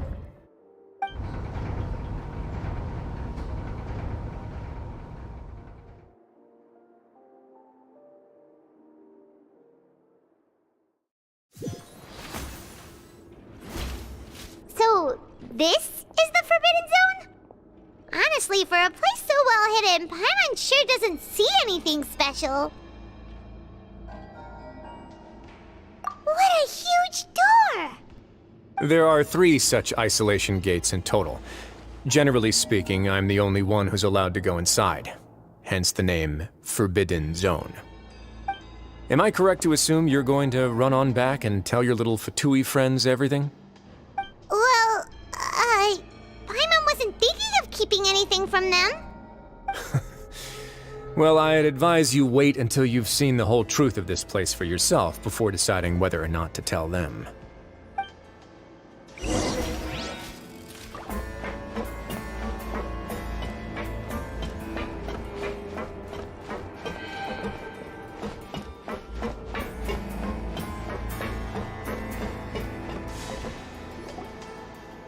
Huh.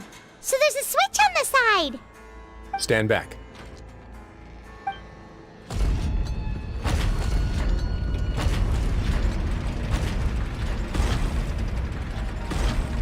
Whoa! They all just went up one by one! Go on, have a look.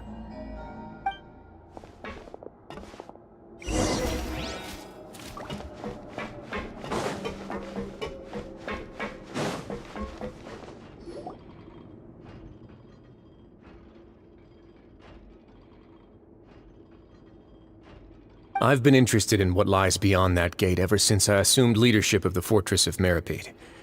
Of course, it would be unwise to recklessly open it, but it'd also be risky and negligent to simply ignore any potential danger that could be behind it.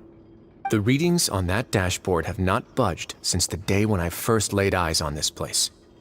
But over the past year, the needle has crept upwards from its original position, likely because some parameter it's been tracking has changed, if only infinitesimally.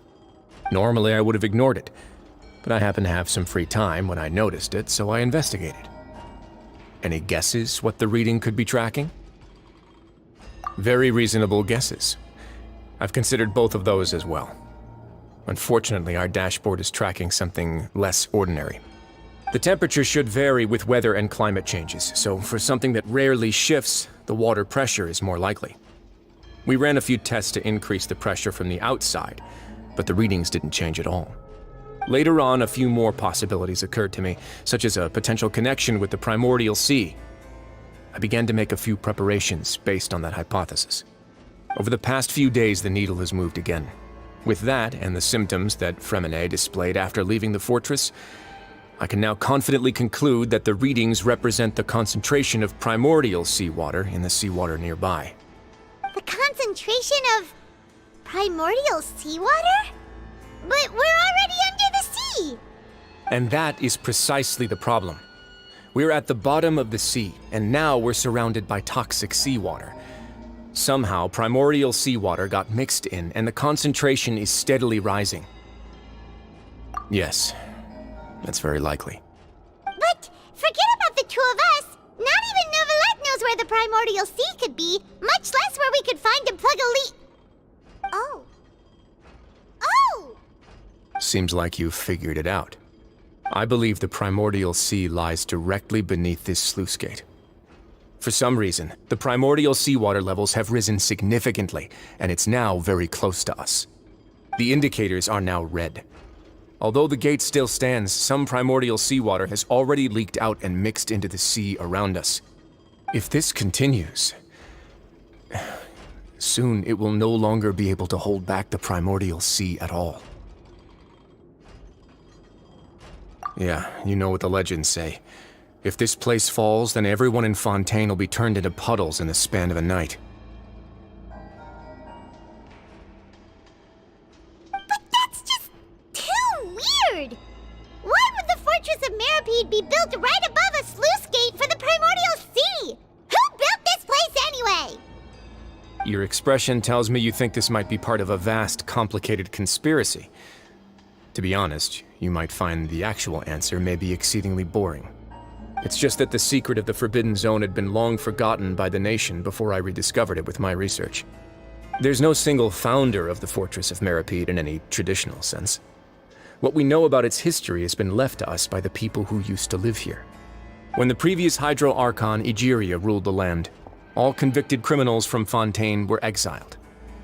The people drove the criminals away like a wolf pack chasing away the banished. The criminals received no sympathy of any kind from the people. They were exiled to the desolate seaside, where they experienced only pain, struggle, and the bone-chilling cold. Some of them began to repent, and prayed to the Hydro Archon, asking if there was still anything they could do. The Hydro Archon took pity on them, and said, "You may go guard my secret, deep underneath the waves." And so, leaning on the power of the Hydro Archon, they gathered underneath the sea and began to build a fortress. They became a community down there in the deeps, and over the years helped it to grow.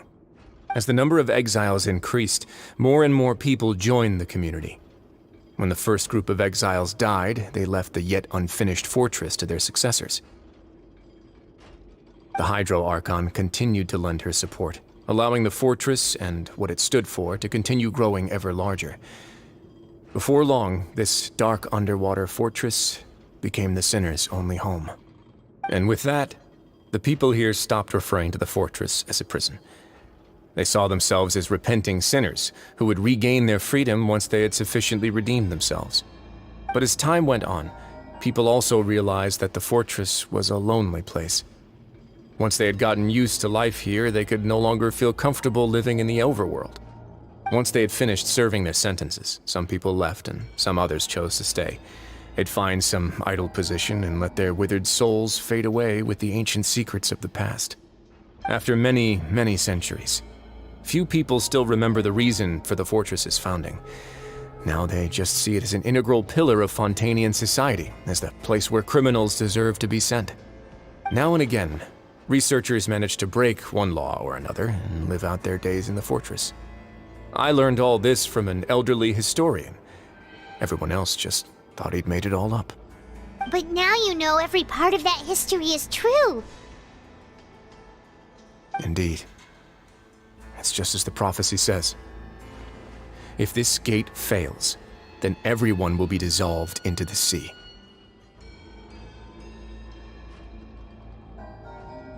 To be frank, not really. But sadly, that hasn't stopped this prophecy from proving all too accurate.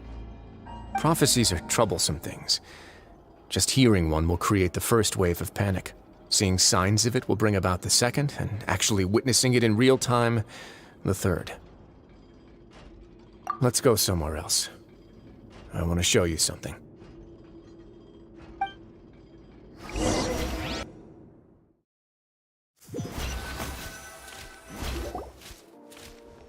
This is it. Your Grace, perfect timing. The results from our last round of experiments have... Wait, Jurier, he's not alone! Huh? Lorvine and Jurier? No need to panic, you two. I've already told them about our plan. What? After you warned us not to tell a single soul about any of this? I'm skeptical as well. Are you sure they are trustworthy? The results speak for themselves, don't they? These two may already know more than you could ever imagine. All right then, if Your Grace insists. They seem harmless enough, so I'll trust them for now.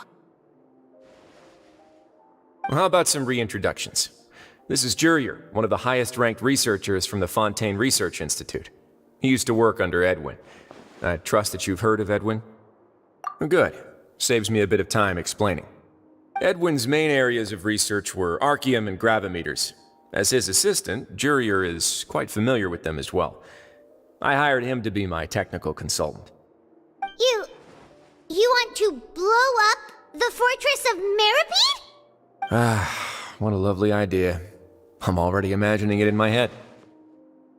Gotta admit, I'm tempted as well. Guys, focus! Focus! That taskmaster over there is Miss Lorvine, and is also one of my technical consultants. While Jurier used to be Edwin's assistant, she used to be Jurier's assistant. Ooh, are they together? See, everyone keeps asking this question. Are you too sure you're not a couple and just using your work as a convenient cover? Your Grace, I am not in a relationship with this man. If I dated her, I'd officially be madder than Edwin. Jeez, forget I said anything then. Follow me. Whoa, there's another door that goes right up.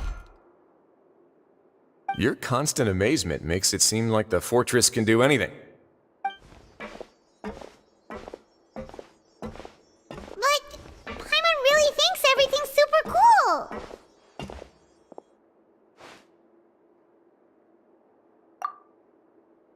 Well, let's spice it up a bit.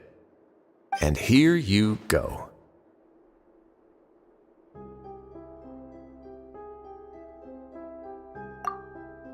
What a huge ship! This is also a production zone that Paimon's never seen before. What's going on? How much do you know about Fontanian history? Not much at all. Well, then maybe you haven't heard the story of ancient Lemuria. To give you a quick rundown, Fontaine used to be ruled by the Lemurian dynasty.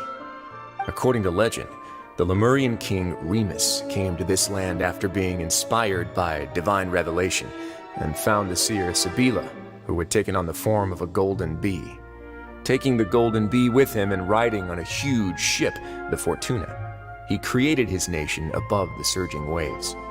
He called his nation Lemuria and used the Fortuna to incessantly search for new tribes and islands, calling on them to join his empire.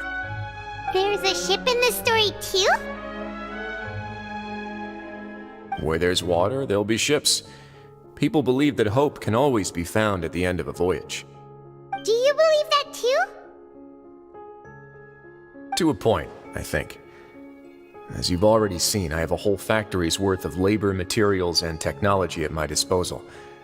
Certainly can't hurt to give it a try. So the moment I began to speculate that the primordial sea might lie underneath the gate, I also began this project.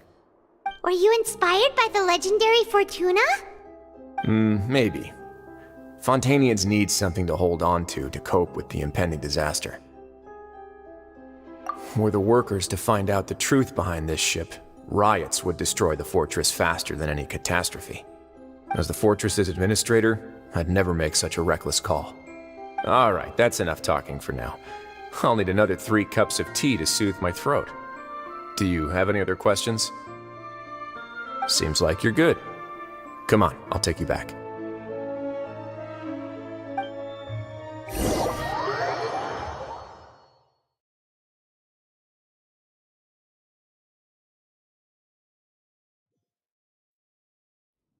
I'll leave you here for now.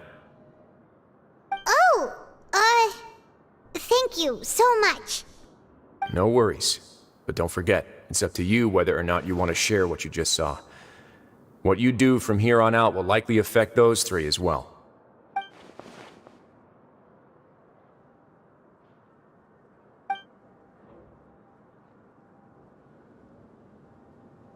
Yeah, we'll put a lot of thought into it for sure. Great. I look forward to what happens next.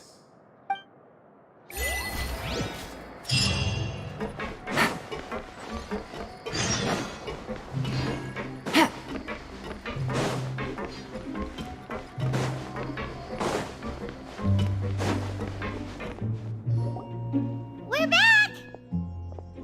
Welcome back. Do you want a cup of tea? How can you be so much like Risley, always drinking tea? Huh. Actually, now that you mention it, I just remembered something now. While I was sedated, I could still barely hear 2 people talking next to me. They were discussing everything, from the leaves to the water and even the teacups themselves. Must have been Risley and Sishween. Yeah, I heard one male voice and one female, so it should have been the two of them. They really were just talking about brewing tea. I really can't make sense of this place. So, Traveler, Paimon, were you able to learn anything from Risley? Yeah, he explained everything. Very well. Then, would you mind checking your answers against my speculations? Yeah, I took the time to rest, so I'm feeling a lot more relaxed now. Nobody else is around, and Miss Sijween is also busy with something or other, so let's just talk here. All right, then I'll posit my theories. I asked myself 3 questions. Firstly, why was Fremine affected by the primordial seawater? It was because he dove into the sea. My theory is, the long-lost primordial sea is probably very close to the fortress of Meripede. Ooh, he's good. He got that right on the first try. That's our Lenny. Secondly, Risley's attitude changed dramatically during the course of our stay here. He ignored us completely at first, then suddenly roadblocked us. Why? I spent quite a long time thinking about this.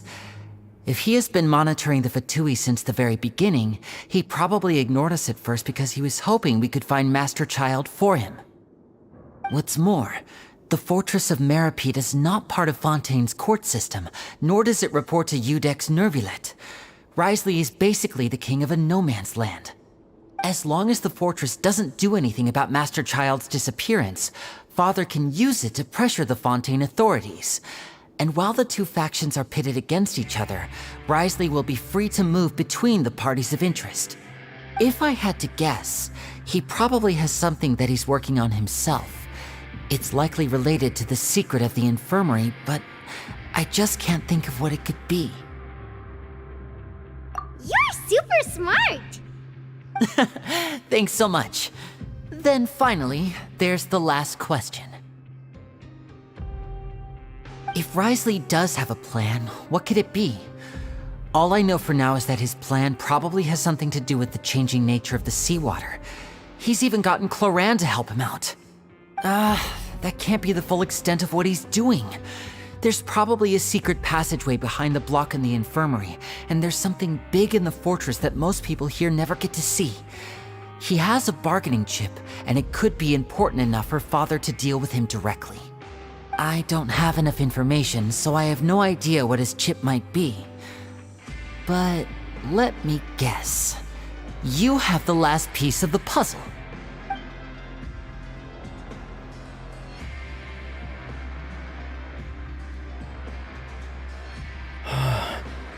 I can't believe it. The sea will engulf everyone, just like the prophecy said. Could Risley have wanted to meet Father to figure out a way to deal with this crisis? If you remember, I once mentioned that Father sees the House of the Hearth as her base of operations, and she truly wants to resolve the crisis. But how could Risley have known that? Or perhaps he didn't know, and just wanted to bring Father over to his side? Which could be why he said he just wanted to negotiate. Yeah, that makes sense to me. I understand your concerns as well, Traveler. I'll figure out a way to pass this on to our father. No matter what, we're on your side. The 2 of you have already aided us far too much. We probably wouldn't be standing here right now if not for you. If you ever need anything else going forward, please come to the House of the Hearth at any time. Though you may not share the sentiment, after all that we've gone through together, the 3 of us basically see you as family now. You have my gratitude. Thank you for protecting Lenny when it really mattered. And thank you for sharing the secrets of the fortress with us. We didn't think you were going to do it. Why are you being so formal all of a sudden? Given your strength, you might not need our help at all. But if you are ever in danger, we will try our best to protect you. Aww, the sound of that makes Paimon feel all warm and safe inside.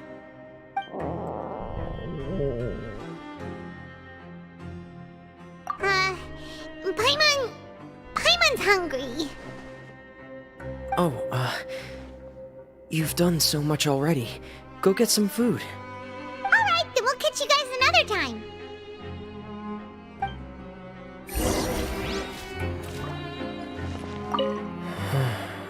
I feel like I should try to become someone more capable of helping. You're incredibly helpful. Lenny thinks so too.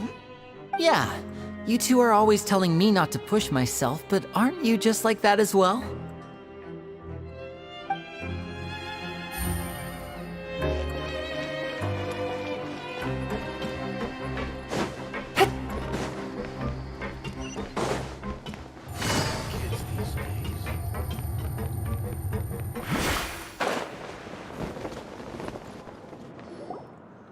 It's time for dinner. Welfare meals now being served in the coupon cafeteria. Come on, let's go pick up ours as well. Traveler and Paimon, over here. Are you here for dinner too, Miss Sijween? Mm-hmm. And I'm taking the opportunity to prepare Miss Cloran's dinner as well. Huh. You're right.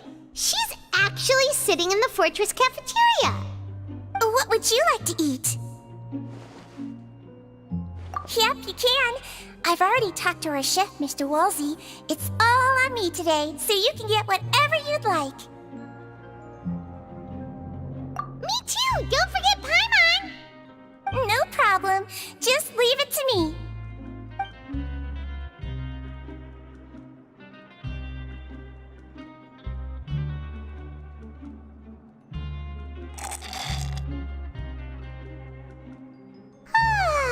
So delicious.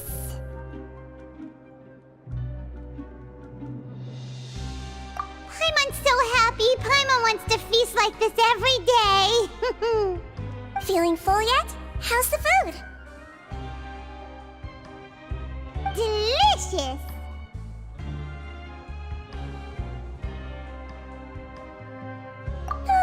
I'm so glad to see you all so happy. Oh, see the expression on your face just now? The muscle here just moved, which suggests that you're feeling quite relaxed at the moment. Sijween, do you do this to help your patients or to better understand human beings? A bit of both, I suppose. I'm a Melazine, which means I'm very different from human beings. I must know what you're thinking if I want to take good care of you. You're really good at taking care of people. Even though you're so short, you still talk and act like an older sister. Really? You're reminded of an older sister? That's great to hear. Oh, and what did you mean back in Risley's office? When you said that you were protecting Lenny and his siblings as well? Oh, that. I just asked His Grace to look out for those children, especially that diver boy. I was getting a bit worried after hearing that something was wrong with the water. Thankfully, Clorand is very strong and managed to save him in the nick of time. His Grace also sealed the pipes after Clorand left, to make sure that Lenny wouldn't impulsively chase after his brother. Although the path was blocked, we still stationed some guards there to stop anyone from approaching. They were instructed to only open the door once Miss Clorand had returned. Oh, and I was keeping an eye on Mr. Lenny as well. We had to press him, but we couldn't allow him to be in any real danger. You were all super considerate and really thought everything through. It's just what we do down here at the fortress. At least this has been His Grace's style for as long as he's been the leader. Oh, I really wish Monsieur Nervula would come down here more often too. I feel like he'd like it here, with all the darkness and chaos.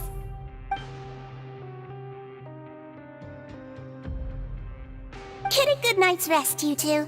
You both worked very hard.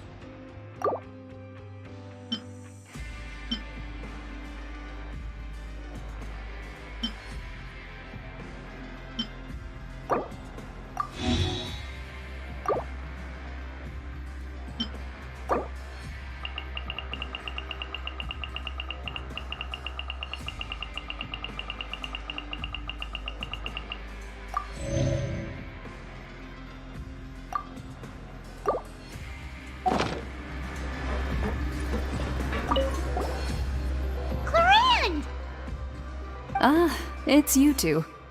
How's dinner? It's all right. Miss Sijwin really put in a lot of effort. So we heard that Risley invited you to come down to help, and you saved Fremine too! You sure work super fast! Oh, it was child's play. Still, Paimon didn't know even champion duelists could take on side jobs. Oh, and why aren't you eating with Sijwin and the Duke? Won't you get bored eating by yourself? Miss Sijwin was with you, and the Duke has business of his own. Actually, didn't Navia say that you went out for dinner with her as well? Yeah. First time in a long time. First time in a long time? So you mean you've gone out to dinner with her in the past? In the past, yes. You seem to be enjoying yourselves here. Things will be getting messy at the fortress soon. Don't run around unnecessarily.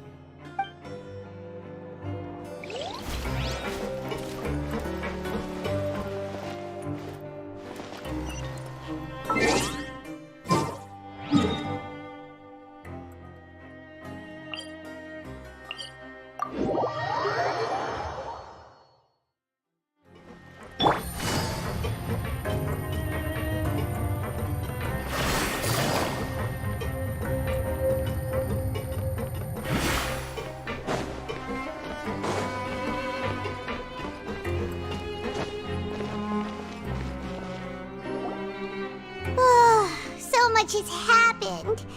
Paimon just feels absolutely exhausted now that she's finally relaxed. Paimon's super sleepy. Are you sleepy too?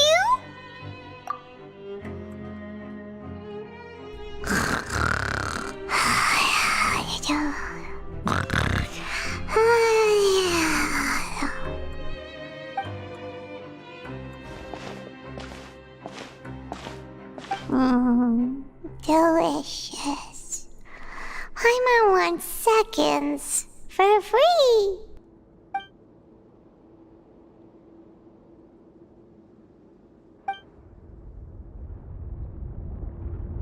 Out of my way! Get out of my way! What happened? Why is everyone running? No idea, but something must have happened. Stop asking! Who's yelling?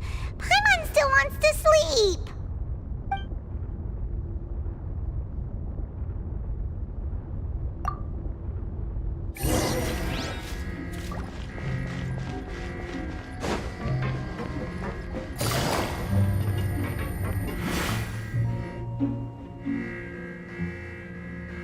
What happened? Why is everyone running around? Hey! What are you doing? No time to explain, mate. Goodbye. Hey, wait! What's wrong with these people? They won't even talk to us. They're here! Yeah, there you are! Oh, thank goodness!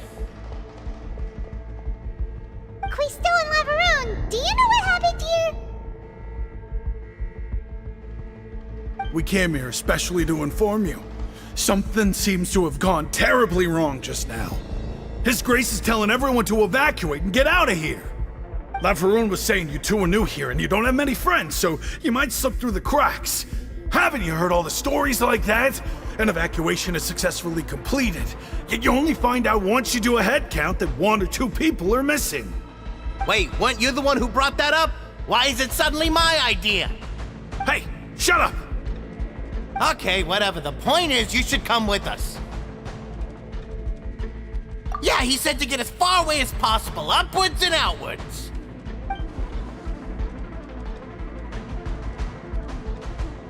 Oh no, it can't be that thing! Whoa, wait, what? What? Hey, where are you going?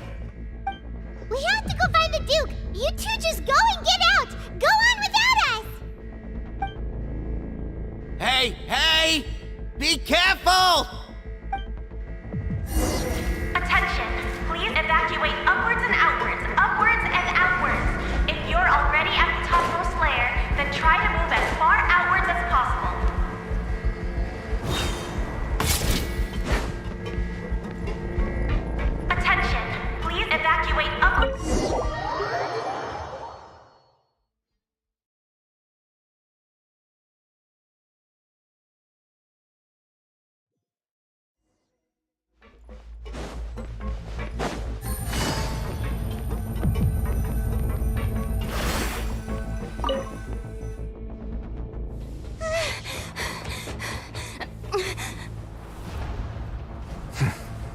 They're here.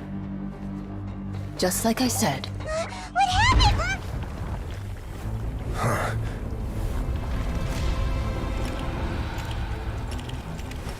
You're just in time. But be ready to run.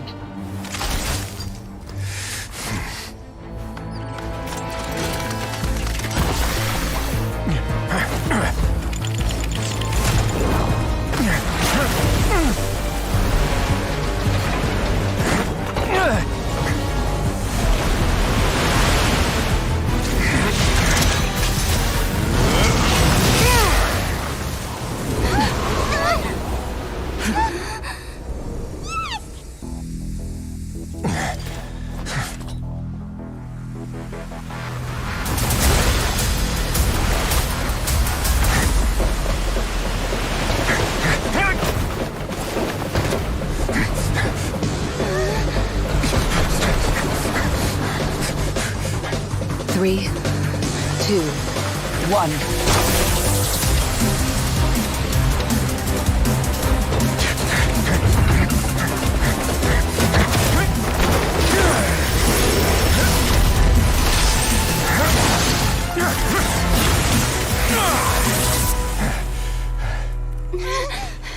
This won't hold it for long. Find Neuvillette. Tell him the defenses are about to collapse. Then what will happen to you? Until he arrives, we're the last line of defense.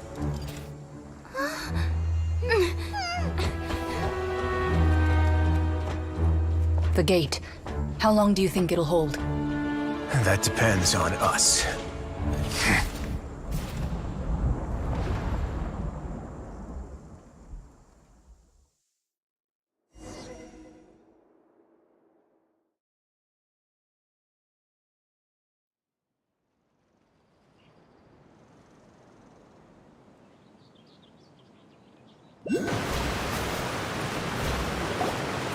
Neuvillette, why are you here? Traveler, I need you to head to the Opera House immediately. Farina will soon be meeting with the knave there. You must protect Farina, and make sure she doesn't spend too much time alone with her.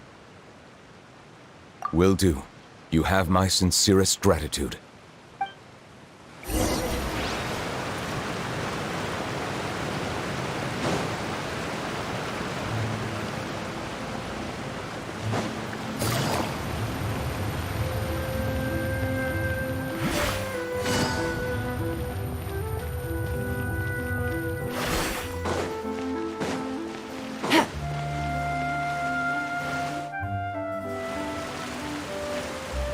Look!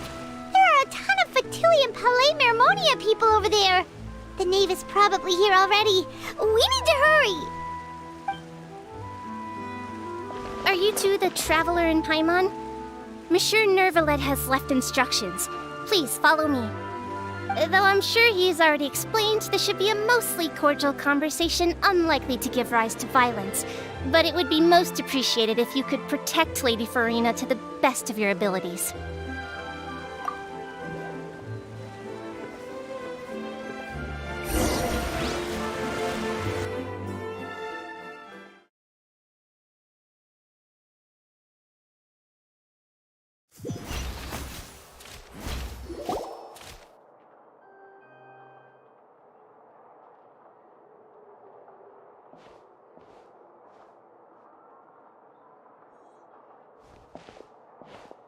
Oh, so you two are the honored guests Miss Farina mentioned.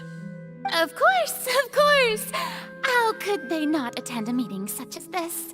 I must always have 2 or more guests at my dessert table. Otherwise, the occasion would be too lonely and unbecoming of my station. It is my pleasure to make your acquaintance, traveler. I have heard much of your accomplishments. I am the Knave, one of the 11 Fatui Harbingers.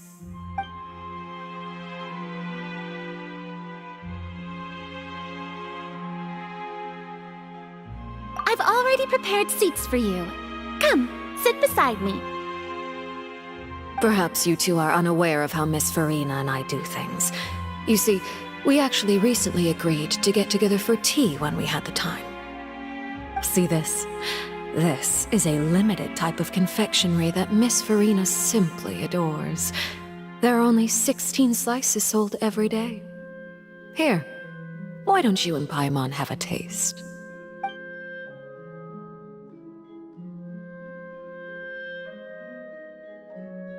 Traveler, what do you think of this cake? That's good to hear. So what Child said was on the mark after all. You do share a taste in desserts with Farina and I.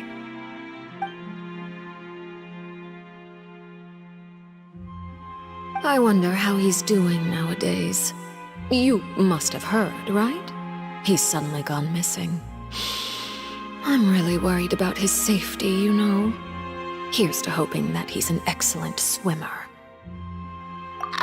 Since we're talking about him, I feel like I should add something. His martial prowess really looked certainly pretty impressive, yeah.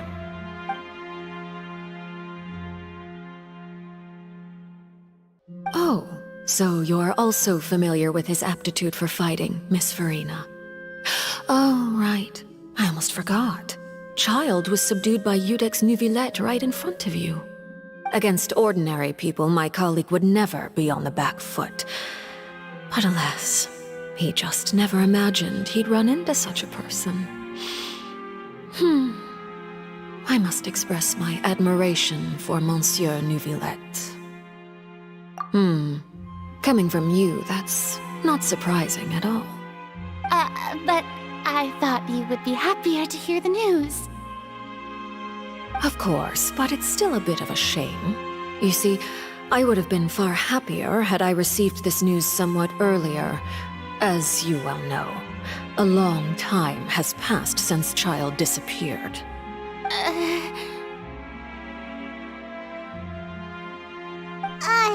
Well, in any case, there's no need to worry.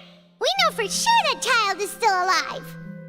Oh, and just how do you know that?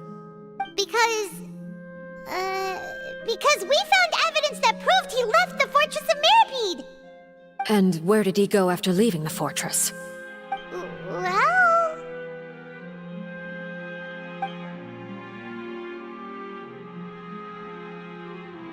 The Fortress of Meripede lies deep beneath the waves. Unless he pranced right out of the main gate, he must have had to swim for it. Do you have any proof that he surfaced safely?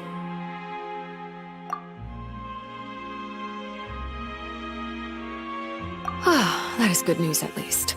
His sister Tonya sent a letter to Fontaine not too long ago. Since he was unfortunately unavailable, I picked it up on his behalf. Do you have any idea how he usually writes back to his family? Dear Tonya, your letter made me feel like we were still enjoying our time in Snezhnaya together. I'm currently admiring the scenery on the streets in front of the opera house. Is it something like that?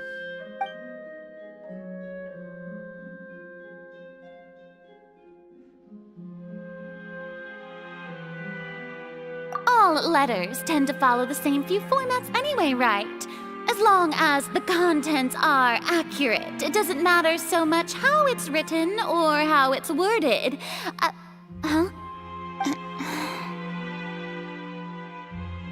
Hold on. The water in the teacup is shaking. I suppose this is also a sign of things to come, Miss Farina.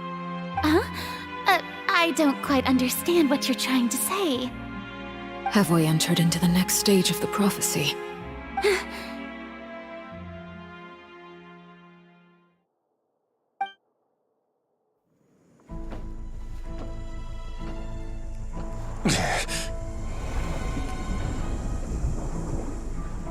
My thanks to you both. I will take it from here.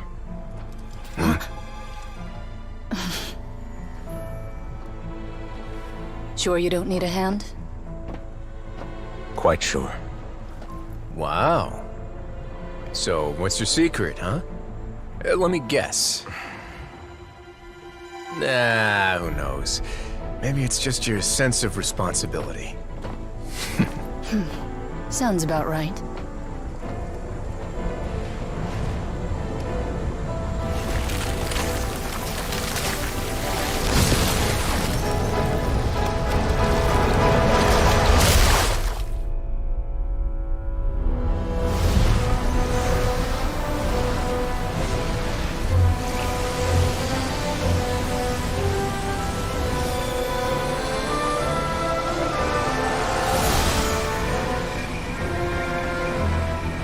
day may come when the prophecy is fulfilled and the waters burst forth.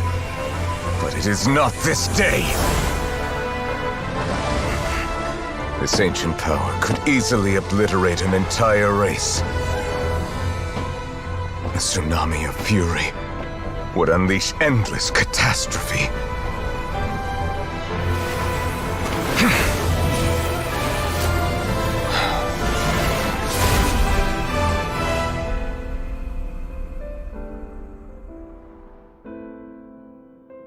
This sentence is too severe. Forgive me for overruling it.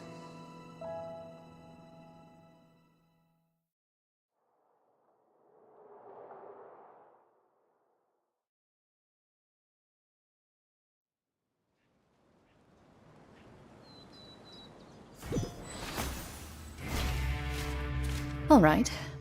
Seems like the problem inside has been suppressed. Let me guess, we're safe for now. Indeed. But only for now. I win this bet. You owe me a present. Very well. It was indeed just as you said. You made a bet? We made a bet on the size of your entourage. Cloran thought you wouldn't come down by yourself. I figured you would have at least brought a few people along for appearance's sake. It appears I underestimated just how confidential the mission was. Shouldn't you have gotten used to confidential missions by now? That's just how the courts operate. So what gift must the loser give? Tea? He already has tons of tea in his office. I'm thinking about a set of legal codices. That wouldn't happen to be a dig at my lack of legal awareness, would it? Well, I'm sure His Grace doesn't consider the fortress to be outside the law. I was under the impression the residents of a place like this would be uninterested in the legal codices. That was obviously a joke. Anyway, you've still got some unfinished business to attend to in the overworld, correct? No need to stay here if you have a pressing matter. We all know you can't leave Palais Marmonia for long. Thank you. I hope everything went smoothly with the Fatui Harbinger.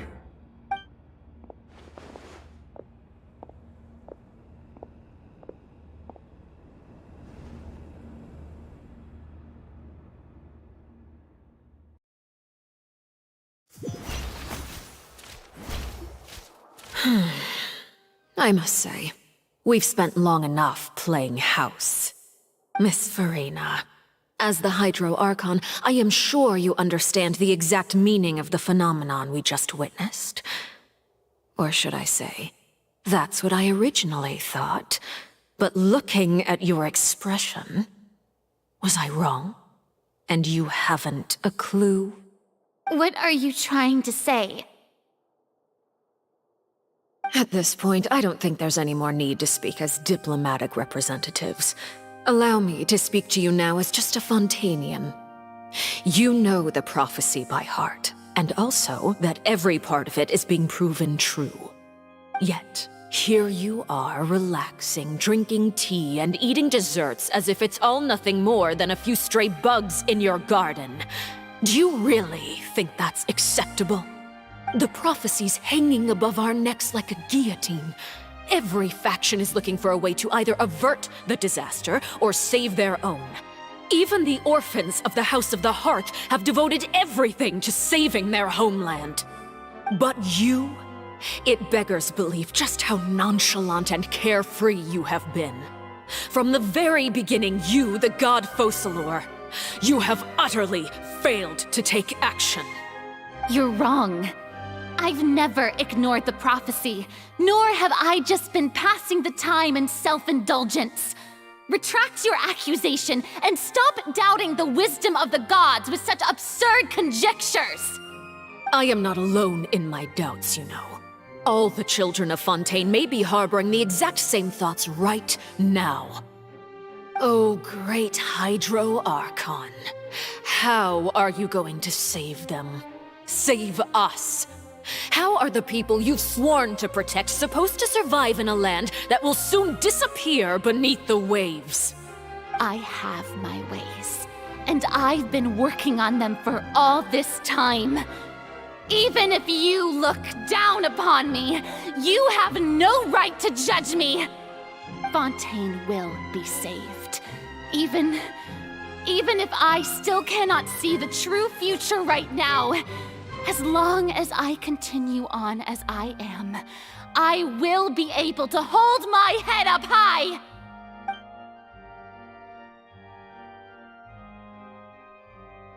Then I ask you, Miss Farina, just what have you been working on? Where can we see it, and what is it doing to help?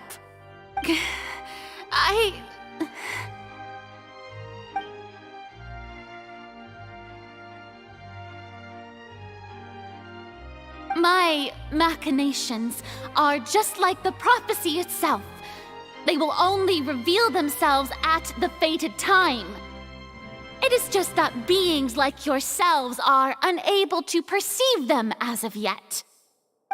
I see. As a god, the proof of your labor always lies beyond prying mortal eyes. Allow me to be so bold as to ask another way. Would it be possible for you to tell us the parts of your plan that are not confidential? Such as your emergency response plan for the impending disaster? An emergency response plan? Oh, that look in your eyes. Have you not even prepared one of those? The emergency response plan is also strictly confidential. Then allow me to jog your memory. Miss Farina, what is the purpose of your Oratrice Mécanique d'Analyse Cardinal? And what do you plan to do with the massive amounts of indemnitium that has accumulated over the years? The Oratrice? It's just like it appears to be. So you also have no idea. If I'm not mistaken, someone's using it to prepare for something. But unfortunately, it would seem that someone is not you, Miss Farina. I first caught wind of this when Linny tried to investigate the Oratrice in the Opera House. You see, even just getting close to the core contaminated him with an extremely large amount of indemnitium. But even if that had nothing to do with you, then what could you possibly be working on, oh great Hydro Archon? Oh, right. I almost forgot. Udex Nouvillette is not at the tea party with us today. Miss Farina, I suppose you must have ordered him away to take care of some troublesome business. Yes, that's exactly right. Please keep it a secret for me. Of course I will. Although, I must say, Miss Farina, you seem quite insecure without the Udex by your side. Oh, very well. Let's stop that conversation here. There are still a few slices of cake left, so please, help yourselves, everyone.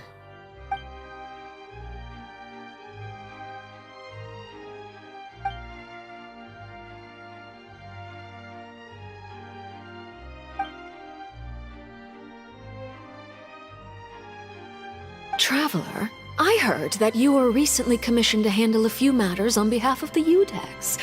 Why don't you take an extra slice of cake? Those who work hard deserve gratitude and praise. You too, Paimon.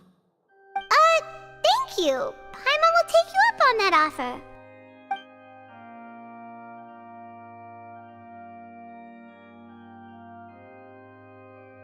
Oh, Paimon's super full. That cake was great. If it's on my tea table, it must be of the highest quality. Yes, and we must thank the knave for bringing these over as well. You're welcome. I'm sure the cake also felt greatly honored to be featured at Miss Farina's table, and I was merely catering to Miss Farina's tastes, seeking a chance to chat over tea. It is getting late. Why don't we call it a day? There are still a few matters that I need to take care of, so I must take my leave now. Very well. We'll end it here. Mind seeing me off, Traveler? We could use the opportunity to discuss Child before I must be on my way.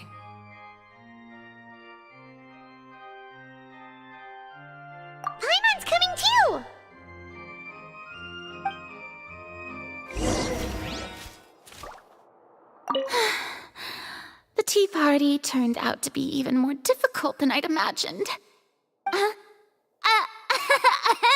Why are you looking at me like that? Is something the matter? If there's nothing urgent, then I shall be retiring for now.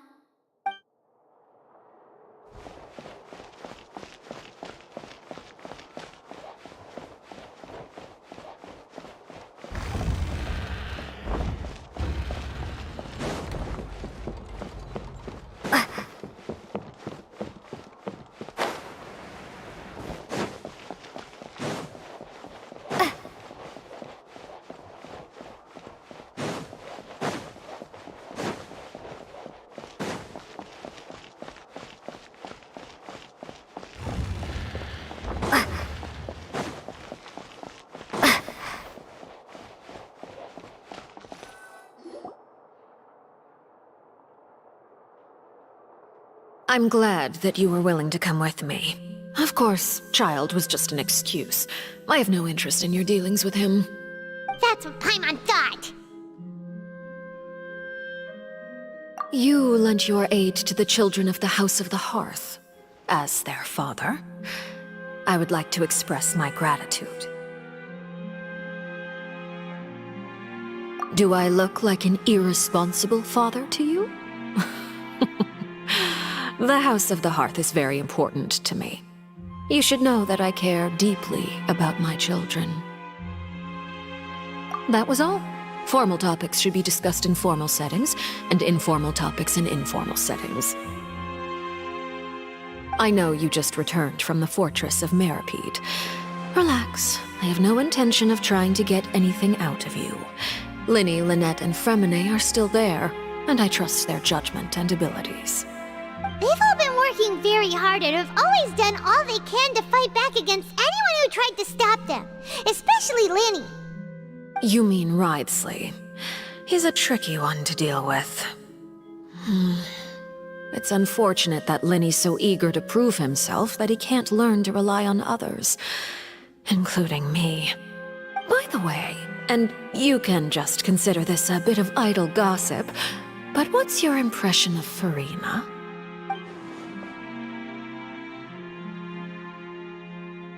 You are outside of our disputes, and the freest person in all of Fontaine, able to move around most easily. Allow me to share my perspective with you. And that's everything that happened during the trial. Master Child was declared guilty and immediately transported to the Fortress of Meripede. Didn't he say he was coming here on vacation? Does he not feel an ounce of shame for all the trouble he has caused?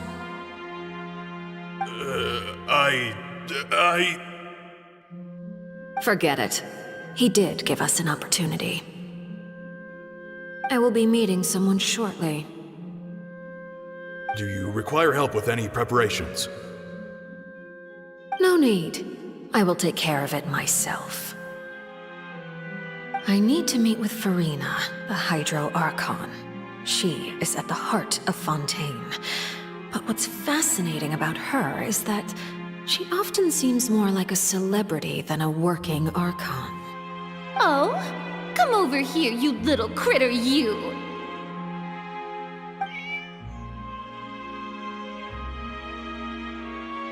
You dare to run from me? Stop right this instant! My goal is just to discover the location of the Gnosis. But I didn't expect the chance to approach Furina to be handed to me on a silver platter. This is so easy, it's actually making me a bit suspicious. Anything left unguarded is usually just bait. But no one will blame someone for taking the bait. After all, from the moment it was attached to the hook, the bait is meant to be sacrificed. It's just as I guessed in the second before I struck. The Hydronosis is not currently held by the Archon. In fact, this Archon doesn't seem like a god at all. And I sense that she's under some kind of curse. Who are you? And what are you trying to do? Please don't kill me! I'm begging you, please! The fear in her pupils is genuine, so perhaps she's not bait after all. Either way, targeting her has lost all meaning. I left the scene with ease. Nobody came looking for me, and nobody could serve as a witness to my near assassination of Focalor. I suspect even Farina dares not mention this incident to anyone. Not long after, my informants confirmed what I had guessed. After returning to her quarters, Farina quietly cried alone. She was so scared that she could not sleep that night, nor could she even bring herself to eat her cake. There's no doubt that there's something wrong with her. I began to entertain the possibility that she is not the true Hydro Archon. Perhaps Iudex Neuvillette is actually the genuine article. I have to find the Gnosis. If the Neuvillette hypothesis is correct, he is probably in possession of it. Alternatively, it might have been hidden in a place that's hard for ordinary people to access. Yes, Father. My dear children, please speak. News from the fortress of Meripede. Master Child has gone missing. On top of that, the contacts and guards we bribed at the fortress have all gone quiet as well. Probably the handiwork of that Ridesley. I'm afraid so. This is a good opportunity. The value of a Harbinger is much higher than most would imagine. We now have an excuse to exert diplomatic pressure on the Fontaine authorities. Set up a meeting for me. I would like to meet the Hydro Archon and Iudex Neuvillette. Oh, and I have an additional mission for you three. Yes, Father. Tartaglia's disappearance was not a part of my plan, but I can use it to make a breakthrough. With this as my excuse, I can ask for an official audience and continue my investigation of Farina and Iudex Neuvillette. The initiative belongs to the House of the Hearth. My wish to investigate the fortress of Meripede will be a front. Linny and his group will be responsible for the actual intelligence gathering.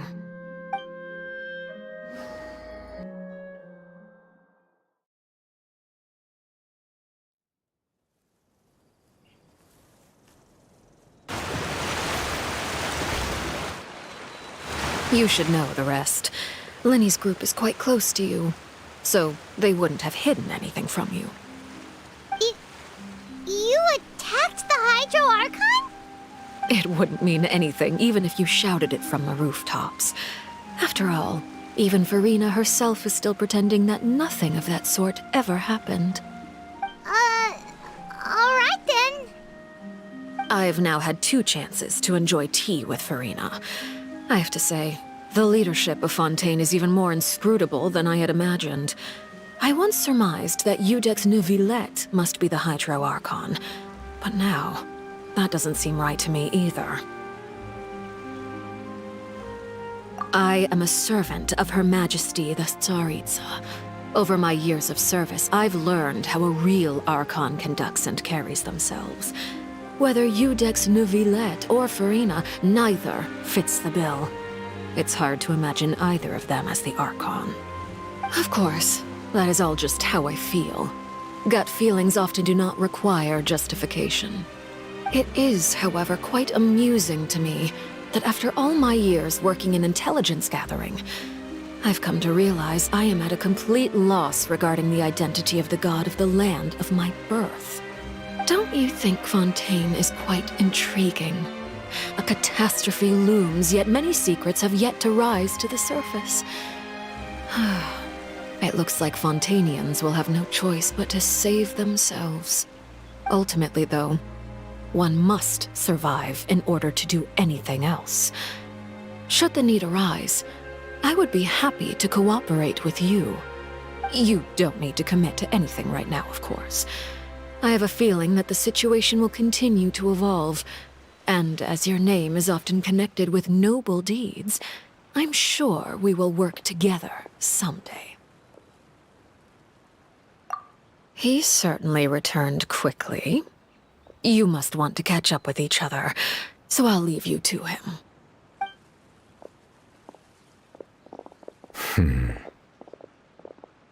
Neverlet, is it over? For now, yes. But this issue will prove quite thorny in the long term. I'm concerned that sooner or later the prophesized events will occur. Thank you for protecting Farina. To put it simply, I used my power to force back the primordial sea and reseal the sluice gate.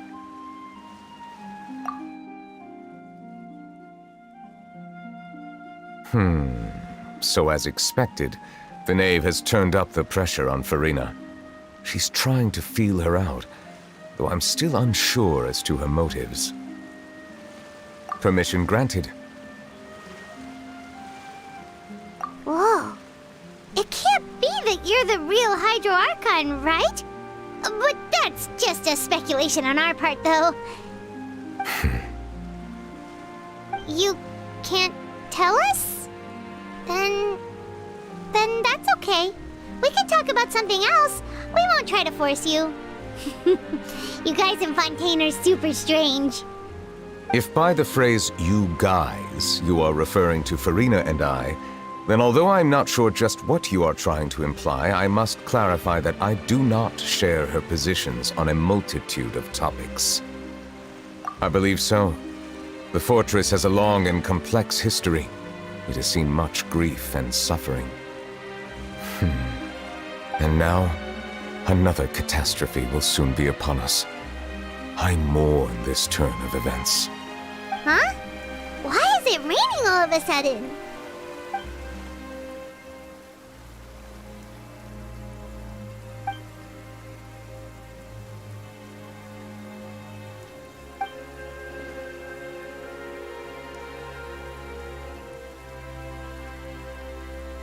You may be closer to the truth than you think.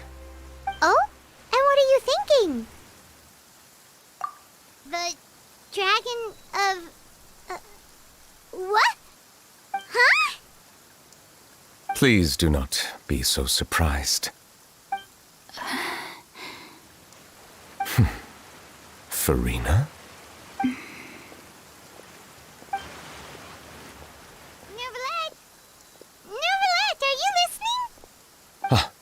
My apologies. We were just guessing randomly. We didn't guess right, did we? You're not actually the dragon sovereign of water, right? Well, if you don't want to confirm or deny... You guessed correctly. I sincerely hope you'll be able to keep this a secret for me. Right, of course. We'll definitely help you keep it a secret. There's still something Paimon wants to ask you, though. Please, go ahead. Well, if you are the dragon sovereign of water, and you were able to force back the primordial sea from the fortress, then since Fontaine's prophecy is all about seawater, couldn't you just use your power to solve the crisis? None of the currently living dragon sovereigns in the world, myself included, possess our full dragonhood. They say that when the first usurper arrived on Tivat, they seized a part of the dragon's power.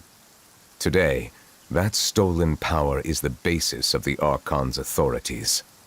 There are 7 elemental Archons and 7 matching dragon sovereigns. The dragon sovereign of water who lived through that era perished a long time ago.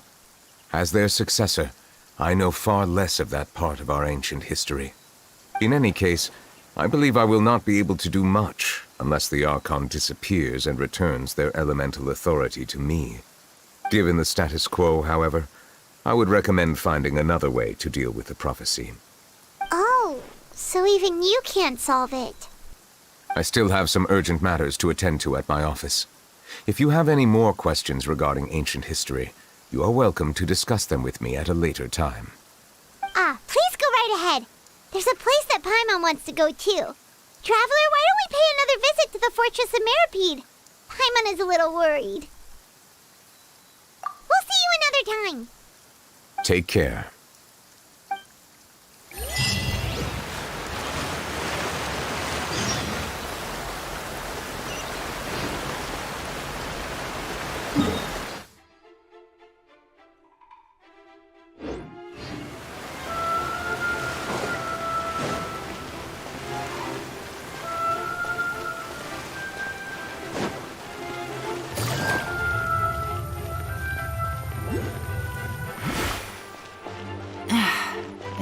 blinding sunlight is such a pain.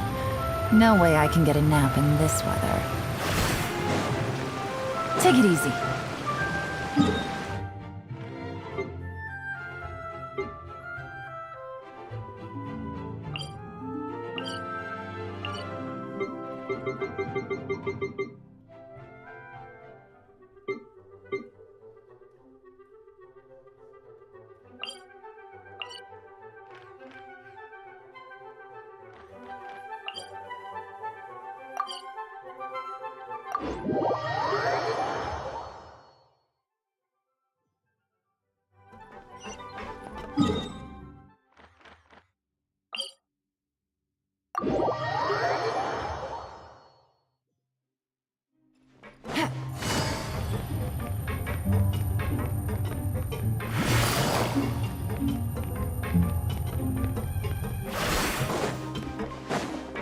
Take it easy.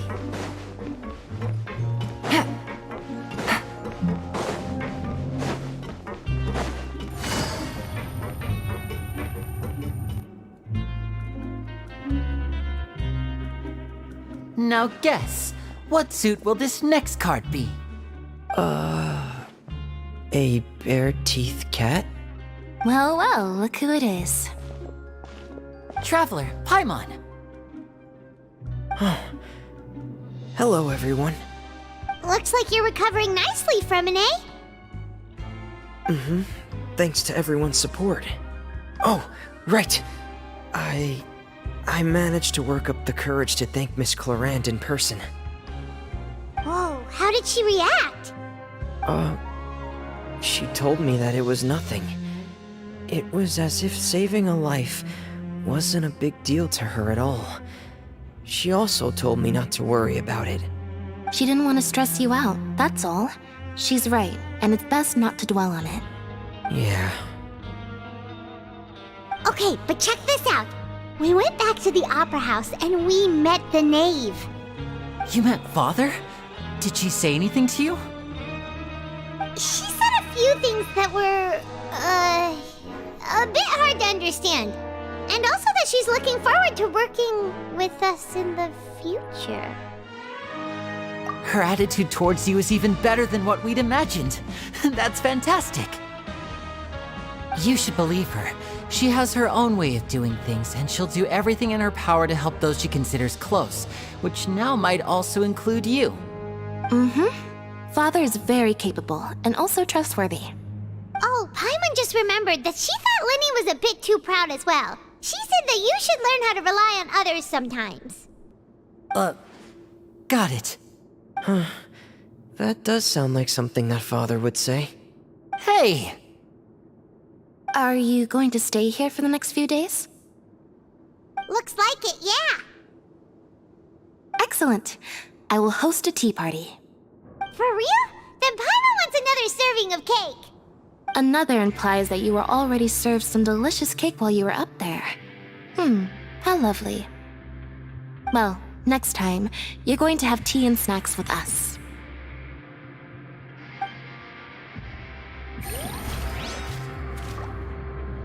We should start preparing that tea party. Oh, that's a great idea. I'm all for it. I'll help you set it up.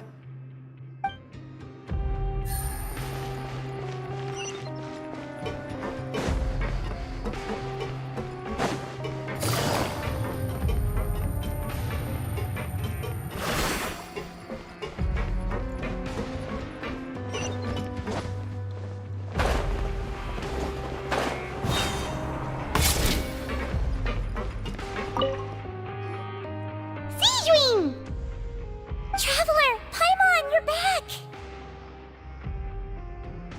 Are you still doing all right? Did either of you get hurt? We're fine, but what about you guys? It was such a huge mess. How bad was it? A few people sustained superficial injuries, but that's about the extent of the damage. Monsieur Nervulette paid us a visit.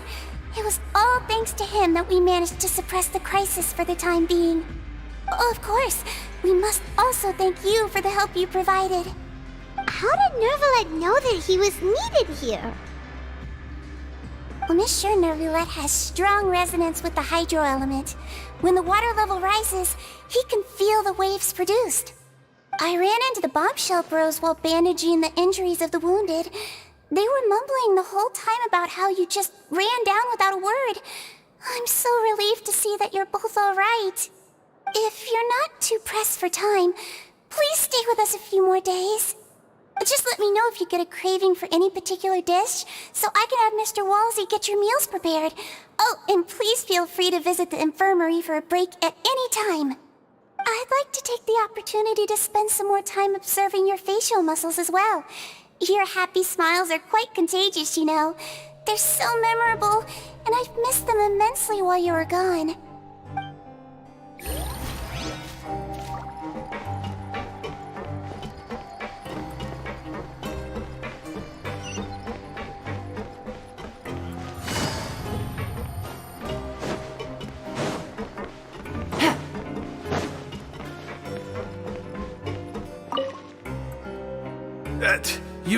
You guys are back?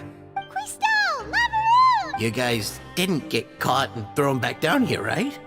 Huh? No, not at all. And here I thought you'd managed to escape from jail during all the commotion. I'd held you up as legendary jailbreakers, but now you're telling me you just never left?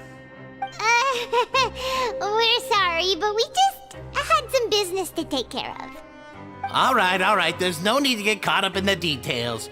We're just relieved to see you. He was super worried about you, you know. Hey, it wasn't just me. Weren't you super worried as well? Something like that, yeah. I was also transferred to work in the kitchen a few days ago.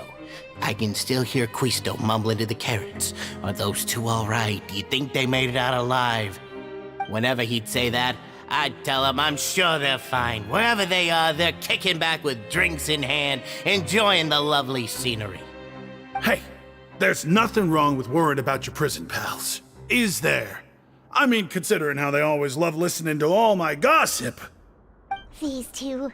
They sure are a lot warmer and friendlier than when Paimon first met them. Oh, well, if you say so. I'll be watching you to make sure you finish every last bite.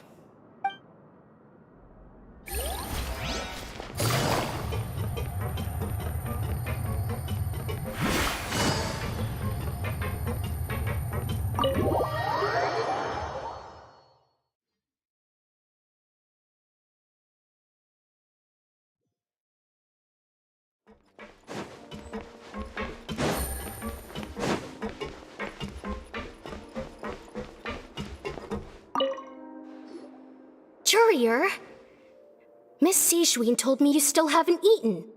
Yeah, I was working on something, so I forgot. That's no excuse for... Huh? It's you two. Junior, Lurvine, we're back!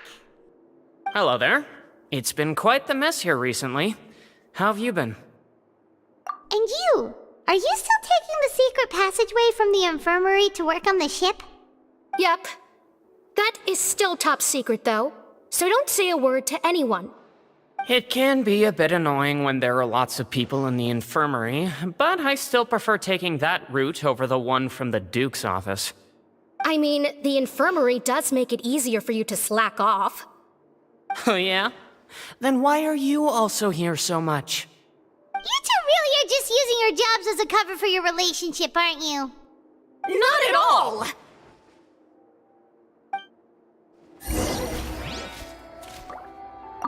Courier, the rumors about us are literally everywhere now. Please do something about it. But it's not like I caused them by myself. All right. I'll try to do something about it when I can find the time.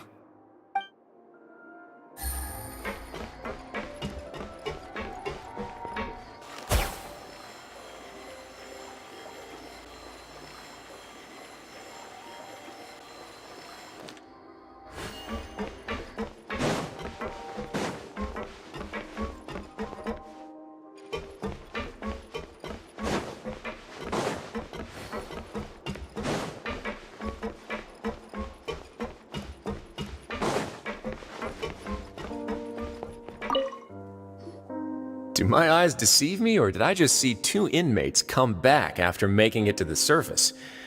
Some strange winds blowing of late. We wanted to see how the fortress is doing. Is everything still alright? We're fine, for the most part. Neuvillette came down and took care of the worst of it. If that's the case, why don't you just ask him to stay here? Oh, yeah, what a brilliant plan. Let's go convince the Eudex himself to exchange the Courts of Fontaine for a puddle of water in the middle of nowhere. He came here in a hurry and left without even stopping for a cup of tea. He did remember to take Miss Sigewinne's gift with him, though. He sure sounds super busy. Miss Clorinde has left as well. She also took her gift from Miss Sigewinne. Were the gifts milkshakes? Neuvillette got the milkshake. Clorinde received lipstick instead. Those aren't even remotely alike. Well, it's Neuvillette's own fault for making Sigewinne worried about his health by working so much. But besides that, our head nurse is still pretty fond of picking out beauty products for the ladies. Oh, and I have some gifts here for you as well. Are these from Sigewinne too? Nope, they're from yours truly. You've already wrapped up your work at the fortress, so you can return to the surface at any time. You haven't yet served your full prison term, however, so you may continue to use your cell until your term is up. For real? Then we could stay here for a really long time? You may access the cafeteria for free. Hooray! Just remember to come complete your paperwork once it's time for your release.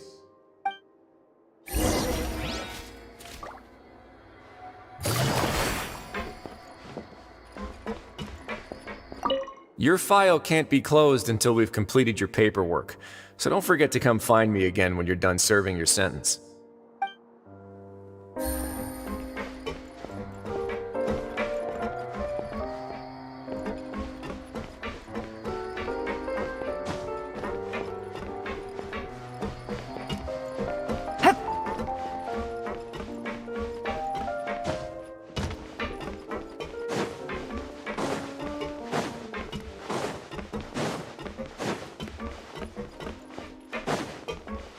Take it easy.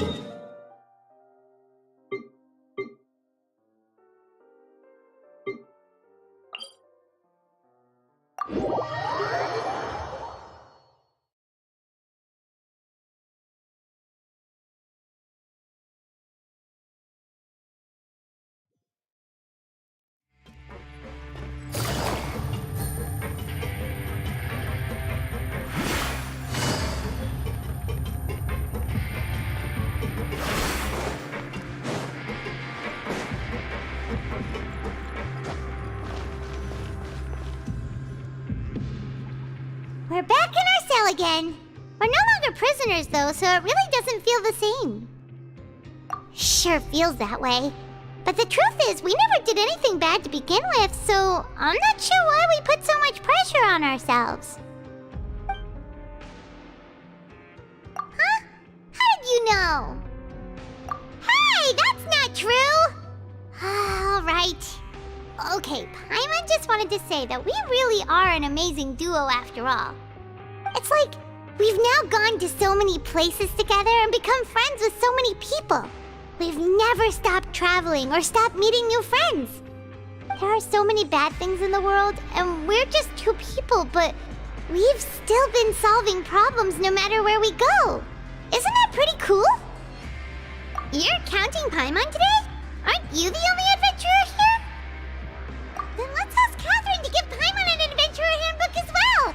Paimon will also be an adventurer from today forward. Just our thoughts making Paimon giddy. Paimon's gonna crash, so you sleep soon too. The last time we fell asleep here, we woke up to a whole mess outside our cell. The primordial seawater nearly rose up. That was so scary. We should be safe now, right? Alright then, good night to you, traveler.